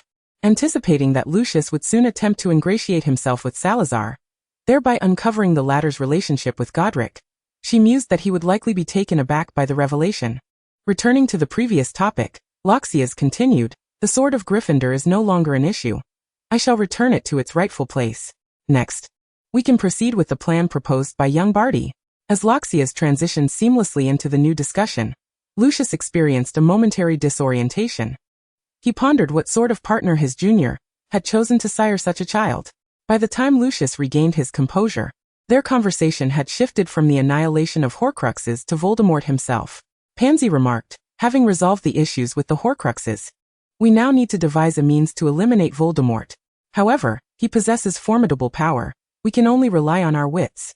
Loxias replied, Thus, I intend to replicate the method I foresaw in my prophecy to vanquish him.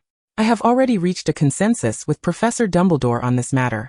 Of course, should we fail, we have a secondary plan. Once Loxias finished, Lucius inquired, Might we be privy to the details of this plan? Loxias did not refuse, certainly. Your cooperation is essential. She then elucidated the characteristics of the Elder Wand, and disclosed its current owner. Loxias continued. What we must do now is ensure that Voldemort acquires it while its allegiance to its master remains unchanged, compelling him to use Avada against its owner, resulting in the spell rebounding upon him. Lucius countered, but if the Elder Wand belongs to Dumbledore, the Dark Lord would not recklessly pursue his master's wand. Loxias responded, what if, upon learning of the Elder Wand's existence, it is in a state of being masterless, and he finds himself in urgent need of a powerful wand for some reason? Young Barty immediately grasped Loxias's intention. So, you wish us to deceive him, making him believe he fortuitously found the Elder Wand, compelling him to cast Avada at Dumbledore? Loxias clarified, close, but the target should be Harry Potter. In Voldemort's eyes, Dumbledore pales in comparison to Harry when it comes to casting Avada. Lucius, well acquainted with Voldemort's nature, felt a surge of clarity upon hearing this plan. Given Voldemort's temperament, he would indeed act upon it, enhancing their chances of success significantly. Lucius's ambition to forge alliances stirred within him. Who conceived this plan? Loxias replied, Dumbledore. Lucius's aspirations for connection faded entirely. Subsequently, Loxias assigned tasks to the group. After distributing the assignments, she concluded the meeting. Everyone returned to their respective homes. Only Lucius lingered a moment longer, having spotted Salazar's portrait. As a fervent admirer of the serpent's lineage, Lucius could hardly contain his excitement upon seeing Salazar's image. He even mentioned his ancestral ties to Salazar in an attempt to establish camaraderie. The portrait of Salazar, recognizing the descendant of an old acquaintance, was somewhat accommodating and engaged in brief pleasantries with Lucius. However, the exchange was fleeting, as Salazar soon sought out Godric, leaving the Slytherin, who harbored a profound disdain for Gryffindor, feeling utterly dejected. Ultimately, upon uncovering the truth, Lucius returned to Malfoy Manor in a daze. Upon arriving home, he embraced Narcissa and began recounting the day's heart-wrenching events. Thus, the one who felt the heartache transformed into two. Lucius found no solace in the comfort he sought. The sole silver lining was that when the day arrived for Loxias to reveal their relationship, those among the purebloods who had been forewarned would find themselves in a more favorable position. After the meeting, Loxias, alongside Grindelwald, resumed their endeavors with the Horcruxes. It was not until 3 days later that Snape returned to Carrington Castle. Despite his efforts to conceal it, even adjusting himself in Spinner's End before returning, Loxias perceptively sensed something amiss with his health. It was the Cruciatus curse. Observing Snape's facade of nonchalance, Loxias refrained from exposing him, instead having Gilly prepare some nourishing soup and several alchemical concoctions for him to take. Following this, she covertly directed her ire towards Voldemort, fervently jabbing pins into a voodoo doll. After that day, until the commencement of term, perhaps due to their preparations for Voldemort, Snape remained at Carrington Castle, tending to Loxias. Aside from studying and living alongside Snape, Loxias engaged in further experimentation with Grindelwald regarding the Horcruxes. This pursuit consumed the entirety of their summer break. When the summer concluded, Loxias reluctantly bid farewell to Snape as he returned to Hogwarts. Daddy, if you have time this weekend, remember to visit me. I find it dreadfully dull here alone in the castle. Snape acquiesced, admonishing, I will, but you must behave while home alone and refrain from engaging in perilous activities. Understand? Loxias's nose tingled, and she inhaled deeply. I understand, father. Please keep a low profile while you are out. Avoid going to that place if possible. Snape affectionately ruffled Loxias's hair, his eyes brimming with tenderness. I will. Chapter 252. A bombardment of news. Once Snape's figure vanished completely into the fireplace, Loxias once again inquired, So, am I truly forbidden from attending school? The portrait of Kilcher responded from behind her, Apologies, my dear Loxias, but you cannot. Frowning, Loxias sought to advocate for herself. But I have undergone 3 awakening phases. My magical prowess rivals that of even Dumbledore or Gellert. If I were to encounter Voldemort, I could easily escape. And I might not even lose in a direct confrontation. Kilcher's tone became resolute. Nevertheless, this is the rule of Carrington.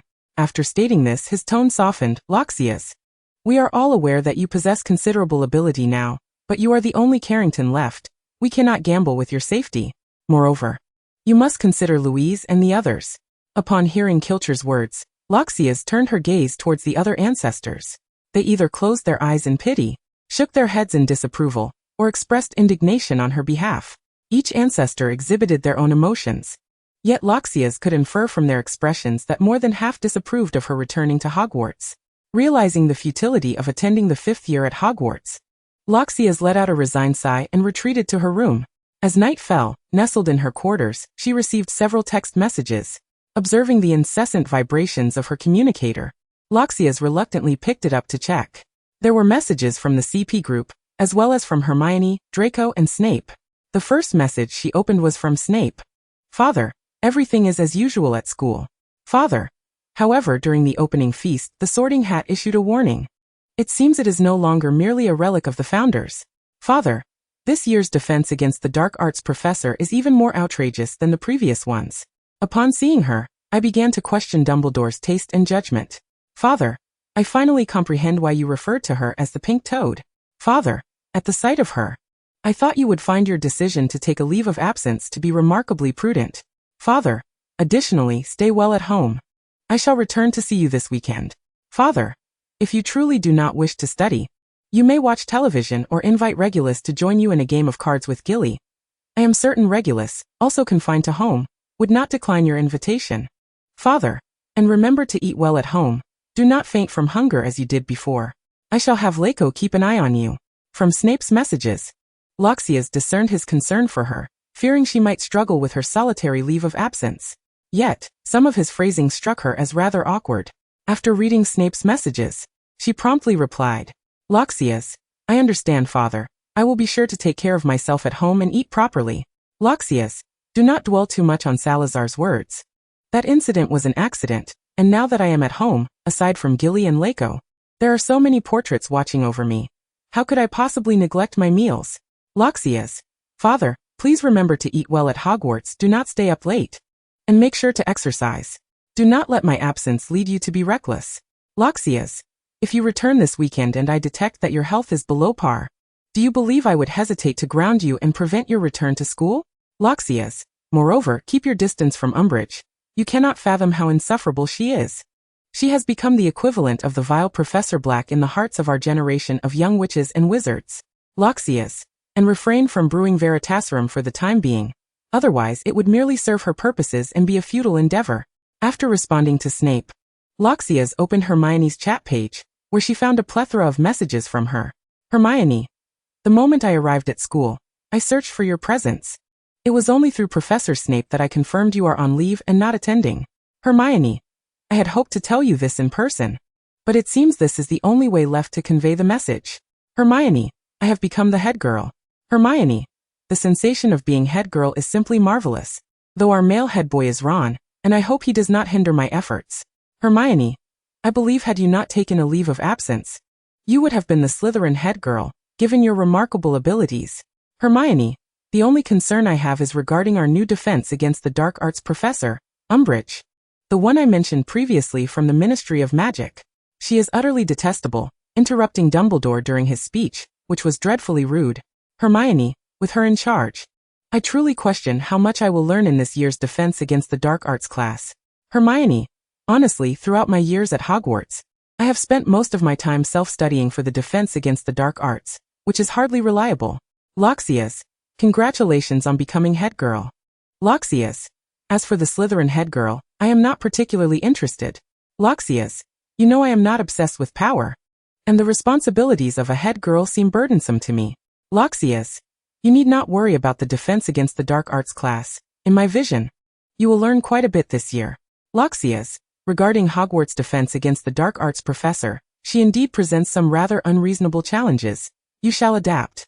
Loxias, however, once the Dark Lord has been dealt with, conditions should improve. Loxias, I hope your new term goes splendidly. After replying to Hermione, Loxias was left with only Draco's messages, and those from the CP group. Hesitating for a moment, she ultimately decided to open Draco's messages first. Upon doing so, she was met with an expected barrage of texts from him. Draco, you truly did not come this semester. Draco, I was looking forward to patrolling as Slytherin head boy alongside you. Draco, your absence has robbed me of much of the enjoyment of my patrols. It seems my upcoming rounds will consist solely of keeping an eye on Gryffindor to deduct points mercilessly. Draco, do you know? The Sorting Hat has finally lost its mind this year. It even sang a new song about the four houses getting along before the sorting. Draco, the enmity between Slytherin and Gryffindor has persisted for centuries. Can you believe it asked us to be friendly? Draco, huh? I doubt even the resurrection of Salazar Slytherin could make that happen. Chapter 253. gather at the entrance of the Slytherin common room. Draco, speaking of which, I have a surprisingly favorable impression of our new defense against the dark arts professor. Draco, you cannot imagine. On her very first day, she interrupted Dumbledore's speech. Quite impressive, I must say. Draco. However, if only she had not donned that garish pink outfit. It truly is an eyesore, and her sense of style leaves much to be desired. Draco, I have heard she hails from Slytherin. I only hope she remembers her roots and deducts points from Gryffindor while awarding them to Slytherin. Draco, speaking of which, over the summer, that author we both followed released a fanfiction. I have obtained a copy. Would you like to read it? If so, I can send it to you. Draco. Oh wait, your home refuses to allow owls inside. Draco. Do you think the headmaster would permit you to read such material? Draco, if so, I could have him deliver it to you. How does that sound? I could also include other works from the authors you follow. Draco, I was just speaking with Astoria, which is why I did not continue messaging you. I was about to tell you about the new fanfiction. Draco, on that note, I realize how correct your initial choice was. Otherwise, I would have been forced to discuss our ship with Astoria, which would have been quite terrifying. Draco, by the way, what have you been up to? You have not replied to me in ages. Surely you are not too busy at this hour? Draco, you are not chatting with Hermione, are you? Draco, don't think I don't know you sent her a lesser version of what I sent you. I can overlook that. Draco, but if you do not reply and instead choose to chat with her, you will be in serious trouble. Draco, I expect a swift response. Loxias gazed at the multitude of messages sent by Draco, and without even needing to count, she was acutely aware that her father and Hermione combined had not corresponded with her as frequently as he had. She recalled that Draco was not particularly loquacious. After a brief pause of a second or two, Loxias commenced her reply to Draco. Loxias, I would advise you to temper your expectations regarding Umbridge. Although she seems to have it out for Harry and Professor Dumbledore, her methods are quite insufferable. Loxias, there is no need for you to hastily counter my remarks. You shall understand my point after spending some time under her tutelage. Loxias. Furthermore, the reason I have reached out to Hermione is not solely to engage in conversation. I also wish to ascertain the situation concerning Gryffindor. Loxias. After all, you are aware that he has returned, and we must prepare adequately. Loxias. Moreover, I believe Mr. Malfoy has already conveyed to you not to be overly confrontational towards Gryffindor at this time. His counsel is not to be taken lightly. Loxias, regarding the books, please await my news in a couple of days. I shall discuss it with my father. I appreciate that you still remember me in this matter. Loxias, additionally, concerning the relationship between Slytherin and Gryffindor, it is worth noting that the initial rapport between these two houses was not as antagonistic as one might assume. The founders of these houses maintained a far more amicable relationship than we often perceive. Loxias, I suspect Mr. Malfoy has not shared this insight with you. Loxias, as your good friend, I feel compelled to enlighten you. Loxias, in truth Salazar Slytherin and Godric Gryffindor were a deeply affectionate pair, and I possess their portrait to provide testimony of their bond. After sending this message, Loxias exited the chat with Draco and transitioned to a larger group dedicated to shipping discussions. Hedgehog lover. Today's opening feast was, as always, delectable. Chocolate must be sweeter. Indeed. The desserts were exceptional. Just observe. Was there any difference compared to previous years? Eager scribbler. Over the summer, I penned 3 fanfictions. One featuring Granger and Dumbledore, another with Harry and Draco, and a third with Harry and Ron. I have begun duplicating them. If anyone is interested, the price remains unchanged. Lemon Snowball. I would like a copy of the Granger Dumbledore story. I adore dragons. Granger Dumbledore one for me. Hedgehog lover. Is there a major author writing about Scorpius and Albus? It has been ages since I encountered a Scorpius Albus narrative, and we must not cease writing simply because of happy endings. What to eat tonight? I am seeking a new story featuring Loxias and Hector. Is there an author with fresh material? I offer a handsome reward, as they have not appeared together for quite a while, and we must show compassion for these characters. Cilantro forever. I desire a Draco Luna narrative. I am in search of new works. Hot pot must be spicy. Speaking of Loxias and Hector, has anyone seen Loxias today? Hedgehog lover. I was seated in the front row, but I did not catch sight of her. Chocolate must be sweeter. I sat in the middle and saw nothing either. Eager scribbler. I was in the back and did not see her. Hot pot must be spicy. Are there any Slytherins in the group? We need to locate the missing little serpent. Has she arrived today? Lemon Snowball. I heard someone say she has taken a leave of absence. I adore dragons. I know this. She has indeed taken a leave of absence. Cilantro forever. Chocolate must be sweeter. What to eat tonight? Hot pot must be spicy. Hedgehog lover. What to eat tonight? I adore dragons. Do you know why she took a leave? We cannot be without her. I adore dragons. She mentioned it was due to some peculiar regulations from her family. Cilantro forever. I adore dragons. Do you know when she will return? How long will it be? I adore dragons. I suggest you inquire with Professor Snape in the dungeons regarding that question. Just observe. It is known that Professor Snape and Loxia share a father-daughter relationship. Thus, as long as Professor Snape remains at Hogwarts, Loxia's will not transfer. Given Professor Snape's nature, he would not permit his daughter to graduate without a diploma. So Loxia's returning to school is merely a matter of time. Hedgehog lover. Well, just observe, your reasoning is quite sound. I adore dragons. Do you think what they said is correct? I adore dragons. How would I know? I already suggested you ask Professor Snape. Sweet osmanthus cake. But Professor Snape is rather intimidating. Cilantro forever. For Loxia's sake, shall we muster the courage to try? What to eat tonight? Let us give it a shot. Watermelon lover. I can also give it a try. 7-7-49. I will lead the way. Let us gather at the entrance of the Slytherin common room tomorrow morning. Why gather at the entrance of the Slytherin common room? 7-7-49. Because it is closest to Professor Snape's office. Eager scribbler. Shouldn't the potions classroom be the closest? 7-7-49. You would need the key or a mastery level unlocking charm to access that. Just observe. And you must not fear the detention and points deducted that may follow after picking the lock.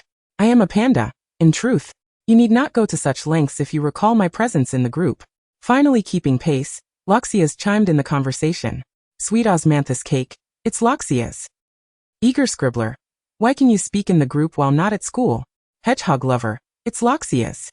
Chocolate must be sweeter. It's Loxia's. Fruit lover. It's Loxia's. I adore dragons. Why reply to the group but not to me? I am a panda.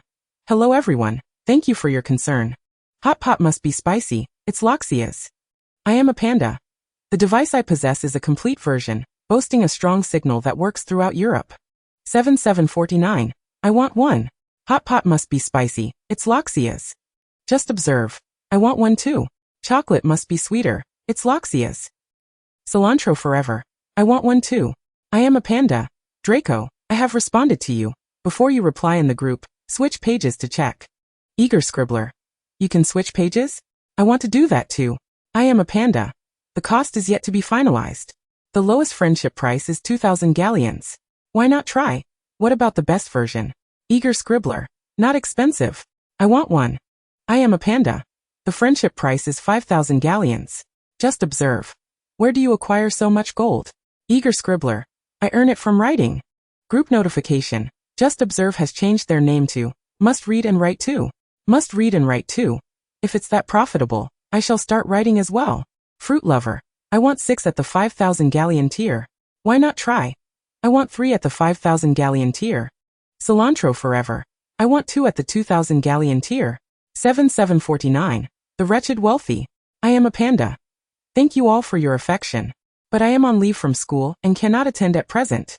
If anyone is interested, you may reserve your copies, and I shall deliver them upon my return. Hot pot requires only spiciness. By the way, Loxis, how long will it take for you to return to school? I am a panda. I am uncertain. My elders at home do not permit me to venture outside, citing the dangers that lurk beyond. Let us try to think. Is it because of the mysterious figure? I am a panda. It seems so. What shall we dine on tonight? Doesn't that mean you won't be able to attend school for quite some time? I am a panda. I don't know. Let us try to think. What will happen to your owl? I am a panda. I am at a loss. The eagle writing furiously. Why are you so oblivious to everything? I am a panda, but I genuinely do not know. Adding more osmanthus to osmanthus cake. Are you truly unable to return to school? Can't Professor Snape bring you back? I am a panda. That is not possible. Eating watermelon. Then Professor Snape is rather useless. Is eating fruit acceptable? Brother, you are quite brave. Badger loves to eat pepper. Brother, you are quite brave. 49 Brother. You are quite brave. I am a panda. In truth, my father is even more concerned for my safety, so he is among the approving party. Hot pot requires only spiciness. How could Professor Snape do such a thing? Badger loves to eat pepper. How could Professor Snape do such a thing? Adding more osmanthus to osmanthus cake. How could Professor Snape do such a thing? Coriander is eternal. How could Professor Snape do such a thing? I am a panda, sigh. Loxis lifted her head, feeling that the situation had spiraled out of control in an inexplicable manner. Yet she could not divulge the entirety of the matter, only disclosing fragments of the truth. Alas. Father, I am sorry. Your reputation seems to have worsened because of me. As expected, the following day, Snape was met with the resentful gazes of the young badgers. Snape glanced curiously at the young badgers below, then addressed Sprout. What has happened to Pomona and the others? Don't tell me they consumed something they shouldn't have, resulting in their current state. If they end up crying from reprimands, do not come to me. Sprout was equally perplexed. Her little badger had been just fine the day before, the one who was so frightened of Snape that they nearly cried. How could this be? The all-knowing Dumbledore, sporting dark circles under his eyes, remarked, "Oh, it is simply the nature of youth. They are impassioned and often inclined to champion the cause of justice." Snape, wearing an expression of utter bewilderment, replied, "Huh? After breakfast?" Upon picking up the communicator, Snape soon learned the answer. Loxis had explained that they were aware of her leave of absence from school, and that he was in agreement with it. He was advised to be cautious of the irate badgers. After reading Loxis's message, Snape dismissed it from his mind. What could those young badgers possibly do? With their timid nature, their capacity for harm likely couldn't even rival the workload dished out by Gryffindor. If worst came to worst, he could always resort to detention and point deductions. He was already troubled by the lack of students to handle the potion materials for the semester. What truly captured Snape's attention, however, was what Loxis subsequently mentioned. She expressed her enthusiasm for a new fanfiction involving her favorite couples and requested that he bring it back for her on his next visit home. Fanfiction? What sort of literary genre is that? Hadn't she always cherished romance novels? Moreover, why request him to bring it back while simultaneously instructing him not to read it? Snape found himself thoroughly perplexed, struggling to comprehend his daughter's whims. Indeed, does growing up inevitably create a chasm between oneself and the younger generation at home? Yet, is Snape truly the kind of person who would refrain from reading if forbidden? He was not. Thus, when he acquired the fanfiction that Loxis requested he transport from Draco and Hermione, he resolutely decided to read it during his rare moments of respite. After perusing a few pages, Snape discerned the content of the book. He found it rather uninteresting, but with the intent to thoroughly understand his daughter, who was navigating the tumultuous waters of adolescence, he persevered. After delving through another 10 pages, Snape's already furrowed brow deepened in incredulity. What on earth was being written here? Why on earth would Loxis be enamored with such material? While he acknowledged the undeniable bond between Dumbledore and Grindelwald, he simply could not stomach reading a narrative that delved into their romantic entanglements. It was an assault on the eyes. Consequently, he opted to switch to another book. His reluctance to abandon it outright stemmed from the belief that not every book could be so disconcerting. Chapter 255, Explosion. Surely, not every book could be a visual affront. This particular one was Loxis's beloved Hade. After reading a few pages, he confirmed that the protagonist was Snape himself, leading to a significant confusion. Are Potter and Draco a couple? That simply cannot be. He recalled Loxis mentioning that Draco had a girlfriend, and Potter was certainly not female. Burdened by these questions, Snape trudged onward. Ultimately, he found himself halted at the 12th page, unable to continue. He no longer wished to ponder why the characters in the book portrayed Potter and Draco as a couple. It was truly an assault on the senses. Snape snapped the book shut, his interest in unraveling his daughter's preferences entirely extinguished. His mindset had shifted. He now harbored doubts about his daughter's mental well-being. Gazing at the heap of fanfiction, Snape even speculated that perhaps he had assigned too little academic work to Loxis. However, regardless of Snape's intentions to engage Loxis in some manner, such endeavors would have to wait until his next holiday return to Carrington Castle.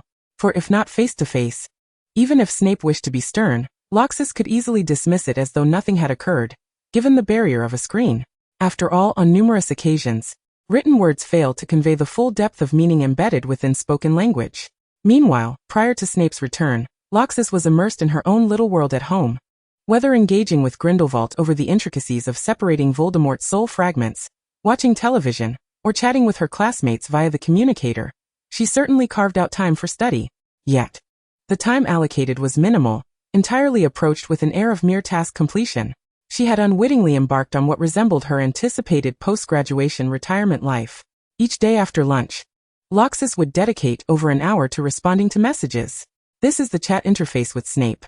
Father, Loxis, what on earth are you reading? I had hoped your intellect would surpass that of those monstrous creatures that can't even squeeze out a drop of useful ink. Yet here you are, indulging in such nutritionally void material, and requesting that I bring it back. Father, I once believed that your previous indulgence in mindless romance was absurd enough, yet I find this even more outrageous. If only your mind could focus on academic matters, I dare say your grades could soar to new heights. Father, from this day forth, the number of potions you are to brew, as well as the essays you must compose, will be doubled. When I return to inspect, should you dare to be negligent, I believe you can guess what will become of you. As she gazed at the message from Snape, Loxis refrained from subjecting herself to self-inflicted torment through automated dubbing to frighten herself. After careful consideration, she began to express a tone of endearment and pleading, hoping to soften Snape's heart and persuade him to bring back fanfiction for her. She was acutely aware that Snape was susceptible to such tactics, having been successful on numerous occasions, and this time would undoubtedly yield success as well. However, she understood that her academic responsibilities must be impeccably fulfilled. Otherwise, even if her father were to bring it back, it would be confiscated and withheld from her. Loxis, father, but it truly is captivating. Perhaps it simply does not align with your tastes. Loxis, I am utterly bored at home all alone. You are the best father. Please bring it back for me. I implore you. Loxis, I possess discretion, father. I read these frivolous texts only during my leisure time, and they do not encroach upon my study hours. I have diligently completed the assignments you set for me. Loxis, father, in light of my pitiable solitude at home, I beseech you to bring it back. You are the best. Surely you wouldn't want your beloved daughter to languish in isolation without anything to provide solace. They hold immense significance for me. This is the chat interface with Draco. Draco, what are you saying? Are you suggesting that Salazar Slytherin and Godric Gryffindor were a couple? Draco, what sort of April Fool's jest is this? Today is not April Fool's Day. Have you perhaps misread the date? I must tell you, this joke is not amusing in the slightest. Draco, if Salazar Slytherin and Godric Gryffindor were indeed a couple, then what of my shipping of Dumbledore and Grindelwald? What of your pairing of myself and Potter? What of the long-standing animosity between Slytherin and Gryffindor? Draco, Loxis, as a true Slytherin, it is imperative that I inform you that fanfiction is fanfiction, and reality is reality. The two must not be conflated. Draco. Furthermore, regarding their portraits, I advise you to abandon that line of thought. There is a limit to humor, and it is common knowledge that the portraits of the four founders have long since vanished without a trace. Draco, you are relying on the fact that I wouldn't dare inform my father, aren't you? I believe it is necessary for me to tell you that if you continue down this path, I will indeed inform my father, and likewise, I will inform yours, so they may correct your misguided values. Upon reading this, Loxis could vividly imagine Draco's private tirade of indignation. From his words, she discerned his profound disbelief regarding the notion of Salazar Slytherin and Godric Gryffindor being a couple. Yet out of respect for their friendship, he restrained himself from informing their parents. After all, many matters escalate upon parental intervention, leading to increased complications without necessarily resolving any issues.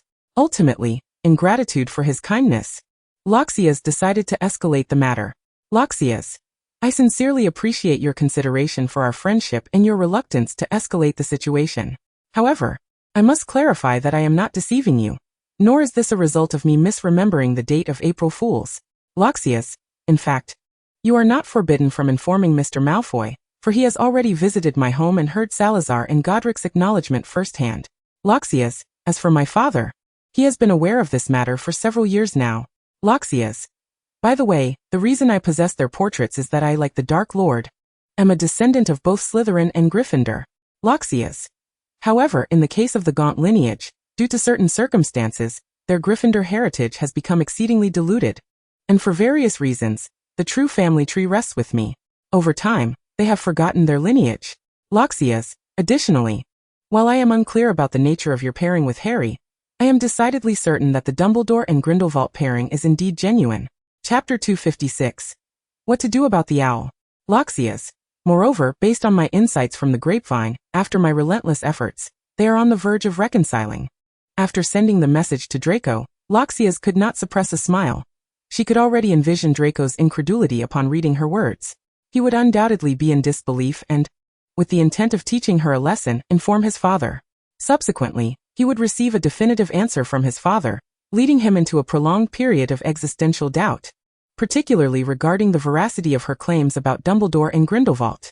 When he next encounters Harry, it would be a pivotal moment, as his gaze upon Harry would surely be fraught with complexity. He would be acutely aware of their shared fanfiction, alongside the aforementioned couples who dominate Hogwarts shipping rankings. With the top two being genuine, what of their position? Is it truth or mere fiction? One cannot deny that even if it were not true, this pairing has managed to secure a top 3 position, indicating a considerable fondness among the populace for the dynamic of rivals turned lovers. Subsequently, Loxias opened the chat interface with Hermione. In contrast to her interaction with Draco, Loxias found herself privy to the internal affairs of Hogwarts through Hermione's messages, particularly concerning Umbridge. Loxias harbored hopes that Hermione would instigate some mischief, thereby uniting the 4 houses and dismantling the barriers that had formed between them. Of course, her involvement was not solely about orchestrating plans. Her primary role in this scenario was to issue directives, while the true strategists were the 4 who diligently observed Hogwarts. Hermione, Loxias, you cannot fathom how outrageous Umbridge is. She actually makes us read the textbooks directly. Hermione, when I inquired about practical applications, she told me that we need not cast spells in class. We are to study an entire year's worth of theoretical knowledge. Hermione, honestly, compared to a professor, she feels more like a politician, particularly as she targets Harry during class for insisting that the Dark Lord has returned. Hermione, indeed she is unequivocally a politician, sent by the Ministry of Magic to monitor Hogwarts. Hermione, truth be told, I would prefer all my professors to be like Professor Snape. Despite his high standards, one can genuinely learn valuable knowledge under his guidance. Hermione, I am genuinely curious about how you managed to learn so much, given the current circumstances. Through Hermione's messages, Loxias became acutely aware that Umbridge had commenced her repulsive and detestable actions. She was confident that, given Umbridge's knack for repulsiveness, it would not be long before everyone within the school developed an aversion to her, at which point their plans could be set into motion. Loxias, since you have discerned her political identity, combined with the ministry's current stance, you must surely be able to surmise her intentions. Loxias, and politicians must be dealt with in a political manner. Otherwise, no matter your actions, you will only contribute to the distaste, achieving little in terms of tangible results. Unless you can wait for the next Minister of Magic to emerge. Rahis, as for your curiosity, all I can say is that you know how to save yourselves. After replying to Hermione's message, Rahis swiftly switched the screen to her most anticipated page, the bustling chat group dedicated to fanfiction. The atmosphere in the group was lively, engaging in discussions not only about their beloved topics, but also sharing concerns and gossip about Hogwarts. Rahis scrolled up to catch the first message of the day. Celery Forever. By Merlin's Beard, Eagle of Swift Pen. Your new book is absolutely phenomenal. I couldn't put it down and ended up pulling an all-nighter. How can you write so splendidly? What am I going to do about my classes today? What to eat tonight? Is it really that captivating? Thankfully, I managed to restrain myself yesterday. I absolutely love dragons. You managed to resist reading a new book by a well-known author? What a fierce person you are. What to eat tonight? 77. It seems like more than one of us stayed up all night. Watermelon Eater. Wait, you all dared to pull an all-nighter? Have you forgotten that we Hufflepuffs have potions class today? I absolutely love dragons. What does it matter to us Slytherins if you Hufflepuffs have potions class? We finished ours yesterday, haha. Extra osmanthus and sweet cake. I genuinely forgot about that, and our year had it in the morning, leaving no time for a nap. Celery Forever. Oh, I'm truly doomed this time. Eagle of Swift Pen. Thank you all for your affection. I will work even harder to produce better works. Guess my star sign. I think you all need something to keep you awake. I have candies that can keep one alert for an entire day, 3 for 1 sickle. Celery Forever. I want some. 77. Count me in. Extra osmanthus and sweet cake. Include me as well. Autumn. That Umbridge's teaching method is so infuriating. Since she says nothing, leaving us to read and learn by ourselves. What are we 5th years supposed to do for our OWLs? Eagle of Swift Pen. Perhaps you should take a look at us kids who chose to enroll in the Advanced Defense Against the Dark Arts class. I'm seriously worried about my newts a year from now, and I wonder if it's too late to get close to Professor Snape. I absolutely love dragons. Why do you think that if Umbridge's teaching is poor, you must cozy up to our headmaster? Eagle of Swift Pen. Because in the past, whenever something unfortunate happened to the Defense Against the Dark Arts professors, it was always Professor Snape who filled in as our substitute teacher. When he teaches Defense Against the Dark Arts, I find him quite impressive, and he has always aspired to become our Defense Against the Dark Arts professor, which shows he possesses genuine talent. If I learn from him, even if I don't achieve an O, I should at least secure an E, right? I absolutely love dragons. That makes sense, and indeed, the headmaster's Defense Against the Dark Arts lessons are quite remarkable. 77. Why do you believe that studying Defense Against the Dark Arts under Professor Snape will guarantee you an O or an E? You have been learning potions from him for so long, yet your usual grades in potions don't reflect that. Eagle of Swift Pen. Because Professor Snape has high standards. Although studying under him is challenging, with enough effort, an O or E is still attainable. As for my potions, while I may not earn high marks during regular classes, I did achieve an O during my OWLs. Chapter 257. It's overwhelming. Must read and write. Stay alert, my friend. You wish to learn from Professor Snape, but he may not even want to teach you. Spicy Hot Pot. But didn't we just reach a joint operation agreement yesterday, forcing Professor Snape to yield and return Rahis to us? How can you all so quickly waver and surrender to Professor Snape for the sake of grades and studies? Extra osmanthus and sweet cake. Exactly. Exactly. Chocolate should be sweeter. However, failing to meet the standards in OWLs and newts is truly terrifying, isn't it? Must read and write. No. Have any of you even read the messages I've sent? This isn't a matter of whether we should surrender to Professor Snape. Even if we do, he may not agree to teach us. Extra osmanthus and sweet cake. What will happen to our Rahis then? Celery forever. It's such a difficult choice. Are we not allowed to have both fish and bear's paw?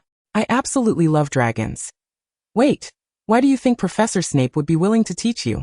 Do you think you are Rahis, who can simply charm the headmaster into arranging everything? I absolutely love dragons. Keep in mind that there are countless Slytherins willing to pay a hefty sum for private tutoring, yet none have received a yes from him. Let us try everything. That's true. I can attest to that. Autumn, really? Do we have no hope at all?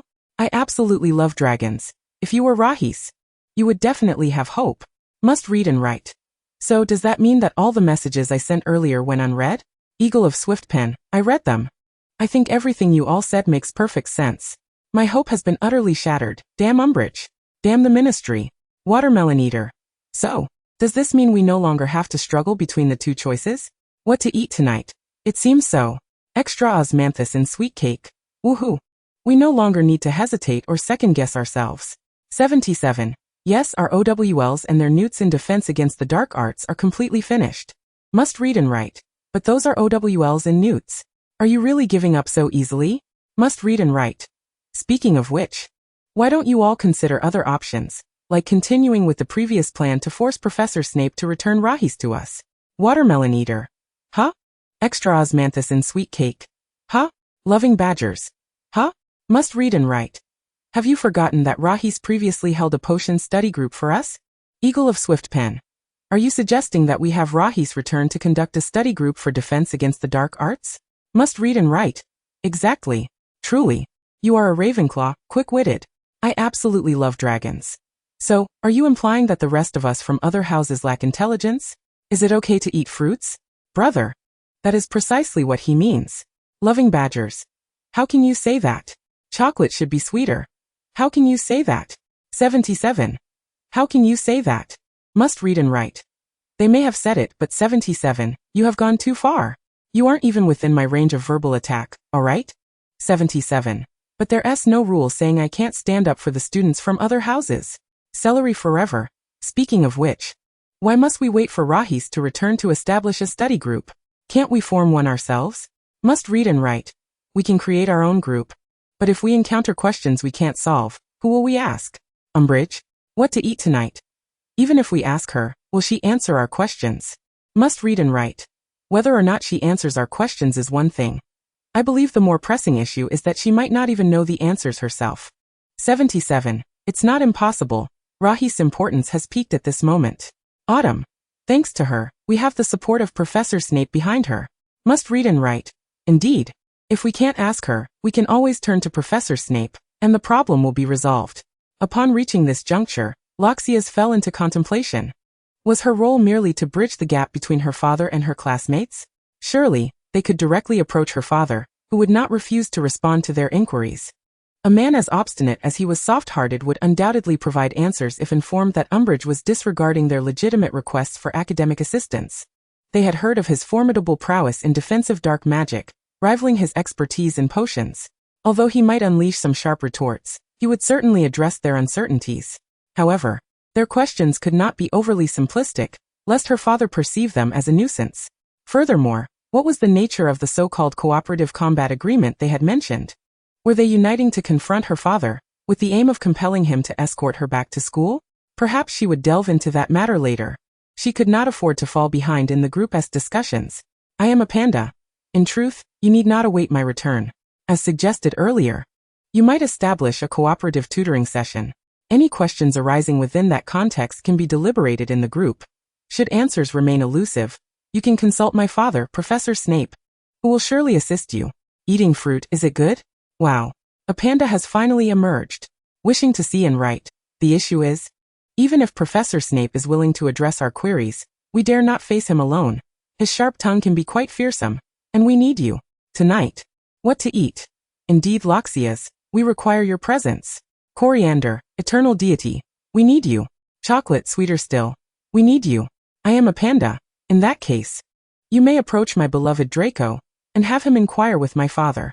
He often confronts my father alone, and I believe he could be of assistance to you all. Alternatively, you could form small groups, which would lessen the burden of facing him alone. I am a panda, it's all right. I will communicate with my father to ensure he does not impose too great a challenge upon you. Learning is not something that can be postponed. Badger. Badger loves spicy pepper. I suddenly feel that this grade is not as crucial as it seemed. Autumn. I suddenly believe this question is not as essential to comprehend. Coriander. Eternal deity. I suddenly think this test is not absolutely necessary. I am a panda. What about the courage you previously spoke of regarding the tests? Badger. Badger loves spicy pepper. That is different, Loxias. In that scenario, we were not facing Professor Snape alone. Eating watermelon. Indeed, asking questions necessitates facing Professor Snape individually. I am a panda. Observing the exchanges within the group, Loxias realized the formidable impact Professor Snape had on them. Thus, her initial plan was unfeasible, and alternative strategies must be employed to address their predicament. After all, their education could not suffer due to the Ministry of Magic and Umbridge's disruptive antics. Yet, she was reluctant to burden her father excessively. He was quite busy, often shuttling between Hogwarts, Voldemort's domain, and Carrington Castle. Suddenly, she recalled that someone had purchased a communicator from her, and had also joined the larger group. I am a panda. Since this solution does not appeal to everyone, allow me to propose another. Badger loves spicy pepper. Thank you, Loxias, you are the best. Wishing to see and write. What other options are there? If you can truly resolve this, you shall be my deity. I am a panda. At designated times, I will address and gather the questions that perplex you. I shall pose those queries to Professor Snape. I am a panda. However, given our numbers, and considering that Professor Snape is not primarily a defense against the dark arts instructor, he also has the responsibility of preparing potions for the hospital wing, and conducting research to benefit the wizarding world.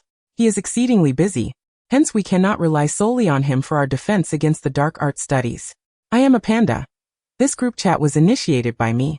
Thus I am aware that within our ranks lies a former defense against the dark arts professor, who taught at Hogwarts several decades ago. I adore Draco. Coriander, eternal deity. Tonight, what to eat? I am a panda. To my knowledge, the students of that era found his teaching quite commendable.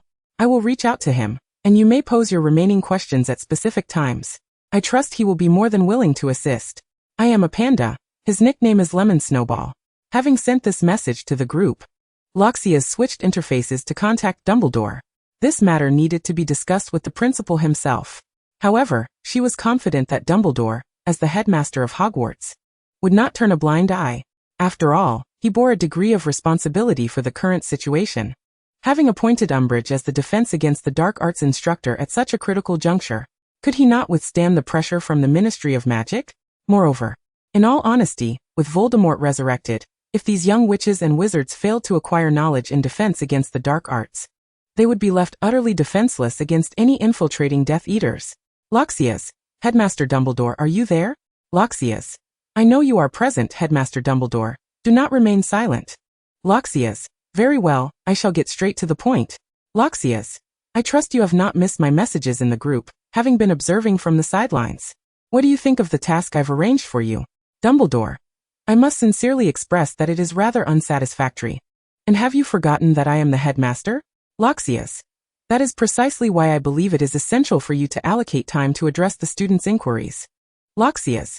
After all, for us, poor performance in defense against the dark arts is less concerning than the fear of being swiftly dispatched by a Death Eater, should we encounter one.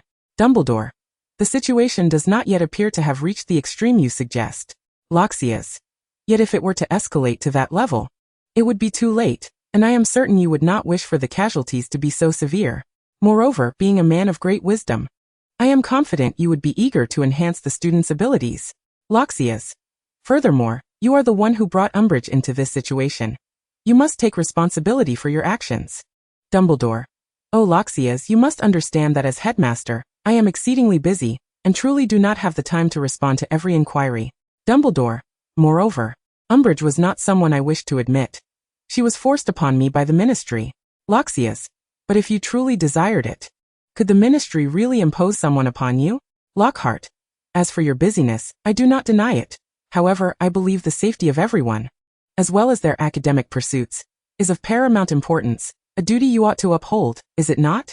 Dumbledore. At times, I genuinely question whether you have solely learned magic, alchemy, and transfiguration from Gellert, or if he has clandestinely imparted some peculiar knowledge to you behind my back. Dumbledore. Very well, I shall allocate time to address everyone's inquiries. Dumbledore.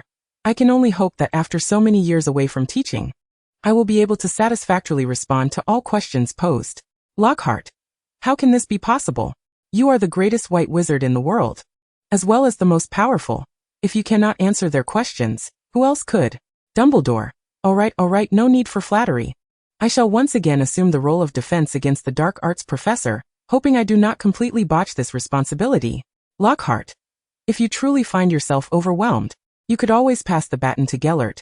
I dare say he would be more than willing to teach as well. Dumbledore set down the communicator, ceasing his eavesdropping, and rubbed his temples, feeling a slight headache. He now regretted having purchased a communicator, akin to Lockhart, merely to indulge in those fanfictions penned by the children about himself and Gellert, occasionally browsing through the communicator and ordering new books. Now, he found himself reluctantly tasked with this duty, while grappling with numerous other responsibilities. Moreover, where had he placed the defense against the dark arts textbooks for the Hogwarts students in years 1 through 7? If he could not recall later, would it be too late to order a set via OWL? Chapter 259, A Delightful Mood. Since then, Dumbledore had been besieged by an array of questions from the group chat, some of which struck him as rather trivial. Yet, frustratingly, he could not refuse, for these were the young wizards from his school. Ultimately, unable to bear it any longer, Dumbledore instructed Lockhart to provide Gellert with a communicator, bringing the capable Gellert into the chat as someone who could also teach defense against the dark arts. He thought that at least with Gellert present, and keeping an eye on the situation, the young wizards would not misuse their communicators to private message. Gellert would surely not lead them astray. With the addition of another person to share the burden, Dumbledore finally felt a slight relief. Observing Dumbledore, who appeared considerably weary, several professors expressed their concern for the health of this centenarian. Only Severus Snape, who was privy to everything through Lockhart, watched the unfolding drama with a sense of morbid amusement from his position at the faculty table.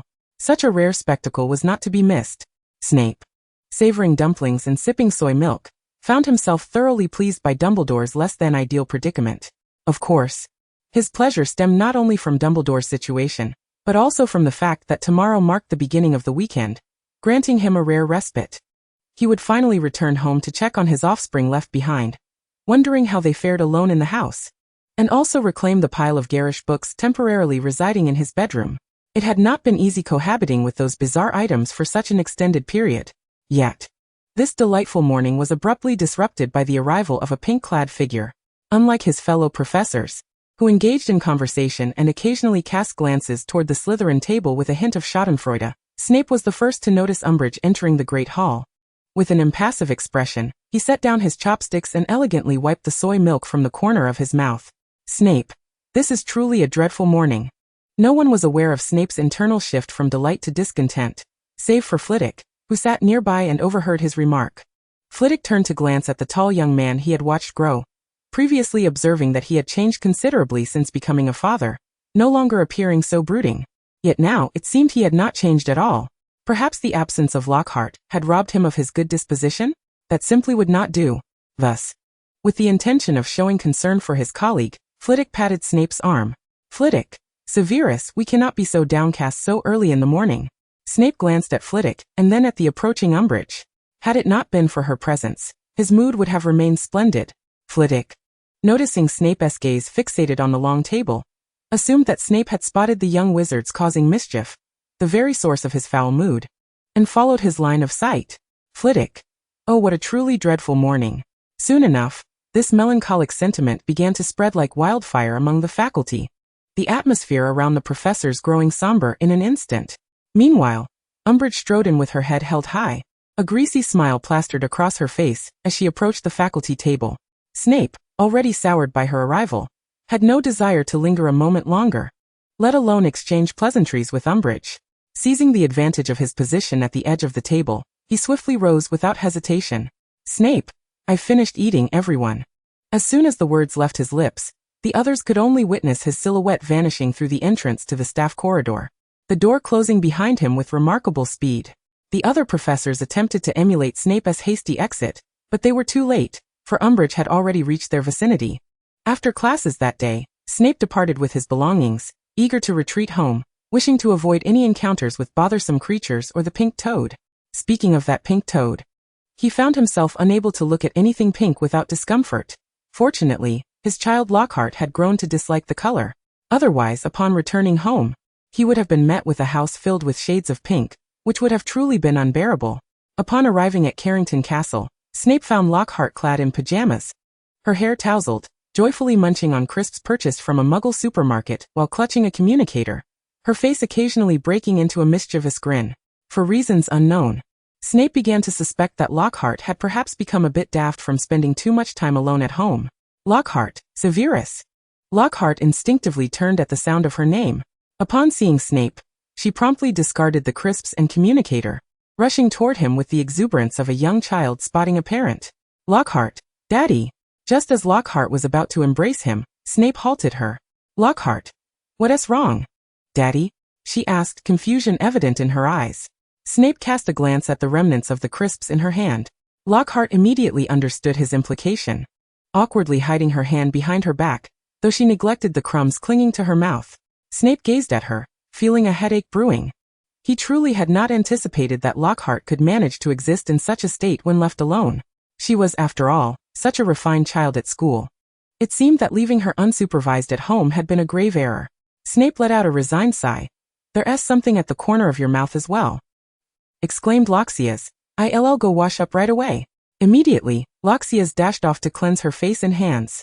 However, upon her return, she was taken aback to find Snape's expression had grown even more severe. With a hint of trepidation, she cautiously approached him. Father, what's wrong? Snape gestured towards the trash bin before him. Perhaps you could enlighten your old father as to what lies within? Instinctively, Loxias replied, garbage, of course. Snape retorted. And it was only then that Loxias realized her misstep. Indeed, the refuse was composed entirely of the snacks she had indulged in that day. 3 bags of chips, 5 bars of chocolate, 3 packets of spicy strips, and a box of ice cream. This realization struck Loxias with a jolt, and she felt a sense of impending doom. Chapter 260. The snacks confiscated once again. Snape, with a sardonic smile, remarked, I believe I once advised you on moderation in snacking. And this is your interpretation of restraint? In a meek voice, Loxias defended herself. I swear it was the snacks that initiated the encounter. Do you believe me, father? At her words, Snape's lips twitched. He vividly recalled how, at the tender age of 3, Loxias had stolen ice cream and ended up in the hospital, responding in the very same manner. The similarities were uncanny, save for the substitution of ice cream with snacks. Indeed, the adage what a 3-year-old sees, a grown-up will witness held a certain truth. Do you recall how, when you were 3, after that incident with the ice cream, you answered me? Snape inquired. Loxias reminisced. It was the ice cream that initiated it. Snape replied with a sarcastic tone. Yes, it was the ice cream that initiated it. Your excuses and justifications are strikingly similar. Do you truly think your father is so easily deceived? As Snape uttered the last word, Loxias trembled, a foreboding sense washing over her. Yet, in that moment, all she could do was concede, "Father, I'm sorry, I was wrong to consume so many snacks." Snape, legs crossed, gazed at Loxias with a hint of exasperation. "No, it is I who erred. I should not have overestimated your self-control. However, this issue will be addressed promptly." Loxias, bewildered, responded with a. Snape then summoned Laco and Gilly, instructing them to confiscate all of Loxias' snacks and to regulate her daily allowance henceforth. Initially reluctant to comply, Laco and Gilly ultimately acquiesced, understanding Loxias' profound fondness for snacks. However, they surrendered when Snape articulated that many of those snacks were devoid of nutritional value and detrimental to Loxias' health, potentially disrupting her proper meals. Reflecting on this, they recognized the truth. On days when Loxias was left alone in Carrington Castle, she would consume vast quantities of snacks, and during the subsequent meal, she would scarcely eat anything. Thus, those snacks were indeed the culprits behind her meager appetite. Having come to this realization, even without Snape's urging, Gilly and Laco swiftly set about collecting Loxias' contraband. Even her well-hidden treasures, stashed away in various nooks and crannies, were unearthed and confiscated. As Loxias beheld her cherished snacks being taken away one by one, it felt as though she were being pierced by 1,000 daggers. These were not trivial candies. They included her beloved spicy strips, chips, and cookies. To her astonishment, she discovered that her hiding spots were not as concealed as she had believed. Laco and Gilly seemed to find them with remarkable ease. Was this the power of house elves? Did it mean that even though they could easily uncover her secrets, they could not afford her a reprieve, not even a morsel? Had she ceased to be their cherished Loxias? Her snacks were gone, completely obliterated, leaving no trace behind. Loxias felt tears welling up, never having anticipated such a scene would replay itself. In stark contrast to Loxias' desolation, Snape was taken aback by the sheer volume of her snack hoard. The quantity could only be described as mountainous. How could she possess so many snacks? A cursory glance revealed an assortment from both the Muggle and Wizarding worlds, an overwhelming variety. Was she planning to open a snack shop in Diagon Alley? If not, how on earth could her stomach manage to digest such a bounty? Was the physiology of those in Carrington somehow different from that of ordinary wizards? Snape observed with a complex expression as Gilly and Laco expertly sorted through the pile. Turning to Loxias, he remarked, "I had expected that at 15. You would exhibit some growth compared to your 3-year-old self. Yet here I find you unchanged." Without a moment's hesitation, Loxias replied, "That is only because you're here, father." Snape was momentarily rendered speechless by her response. In the past, he had never considered that a child could always remain a child in the presence of their parents, that they need not rush to mature. Loxias was precisely that for him. With a sigh, Snape addressed her. "Loxias, this is a different matter. While my presence may allow you some leeway in maturity, it does not grant you the liberty to indulge recklessly in snacks." In a hushed tone, Loxias retorted, "I wasn't being reckless." Snape pointed towards the wrappers in the trash bin, his expression clearly inviting her to defend herself. Feeling a pang of guilt, Loxias lowered her gaze. "All right, father, I understand my error. I've allowed Gilly and Laco to take the snacks, so please let me off this time." "Consider this a final warning," Snape replied. With that he rose. "It's getting late. Let us proceed to dinner." Upon hearing Snape's words, Loxias murmured softly, "I am not very hungry." Snape responded. Quick-witted Loxias quickly amended, "Though I may not be hungry, I can still keep you company while you eat. You've come all this way to spend time with me. How could I let you dine alone?" At her words, Snape decided against further pressing Loxias.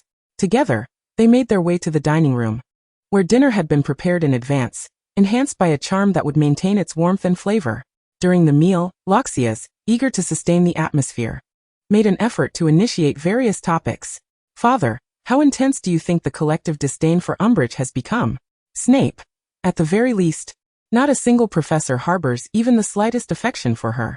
Chapter 261. Additional assignments. "Rahis. And the students?" "Snape. Why do you assume that your dear father, amidst the tumult of those brutish minds, could glean even a modicum of understanding regarding the thoughts of Slytherins? That is the result of your father's utmost mental exertion." "Rahis. How has Dumbledore been faring these past few days?" "Snape. He has been considerably worn down by that group of striving brutes, to the point where many have expressed concern for his health." Somehow, Rahis detected a hint of schadenfreude in Snape's words, which dissuaded her from probing further. After dinner, Rahis settled down with Snape in front of the television to watch a rather well-rated film. Upon its conclusion, just as Snape prepared to retire to his chamber, he felt the weight of Rahis's gaze lingering on him. Snape was acutely aware of her desires, which amounted to nothing more than the scandalous books he had brought back. With a sigh, Snape ultimately retrieved the miniaturized tomes from his pocket and handed them to Rahis. Her eyes sparkled with delight. "Thank you, Daddy." "Snape, do not be too quick to rejoice. Tomorrow I shall assess your academic progress from this week. If I find it unsatisfactory, I shall not lift the enchantment on these books." Rahis contemplated her own enlargement charm, momentarily perplexed by Snape's implication.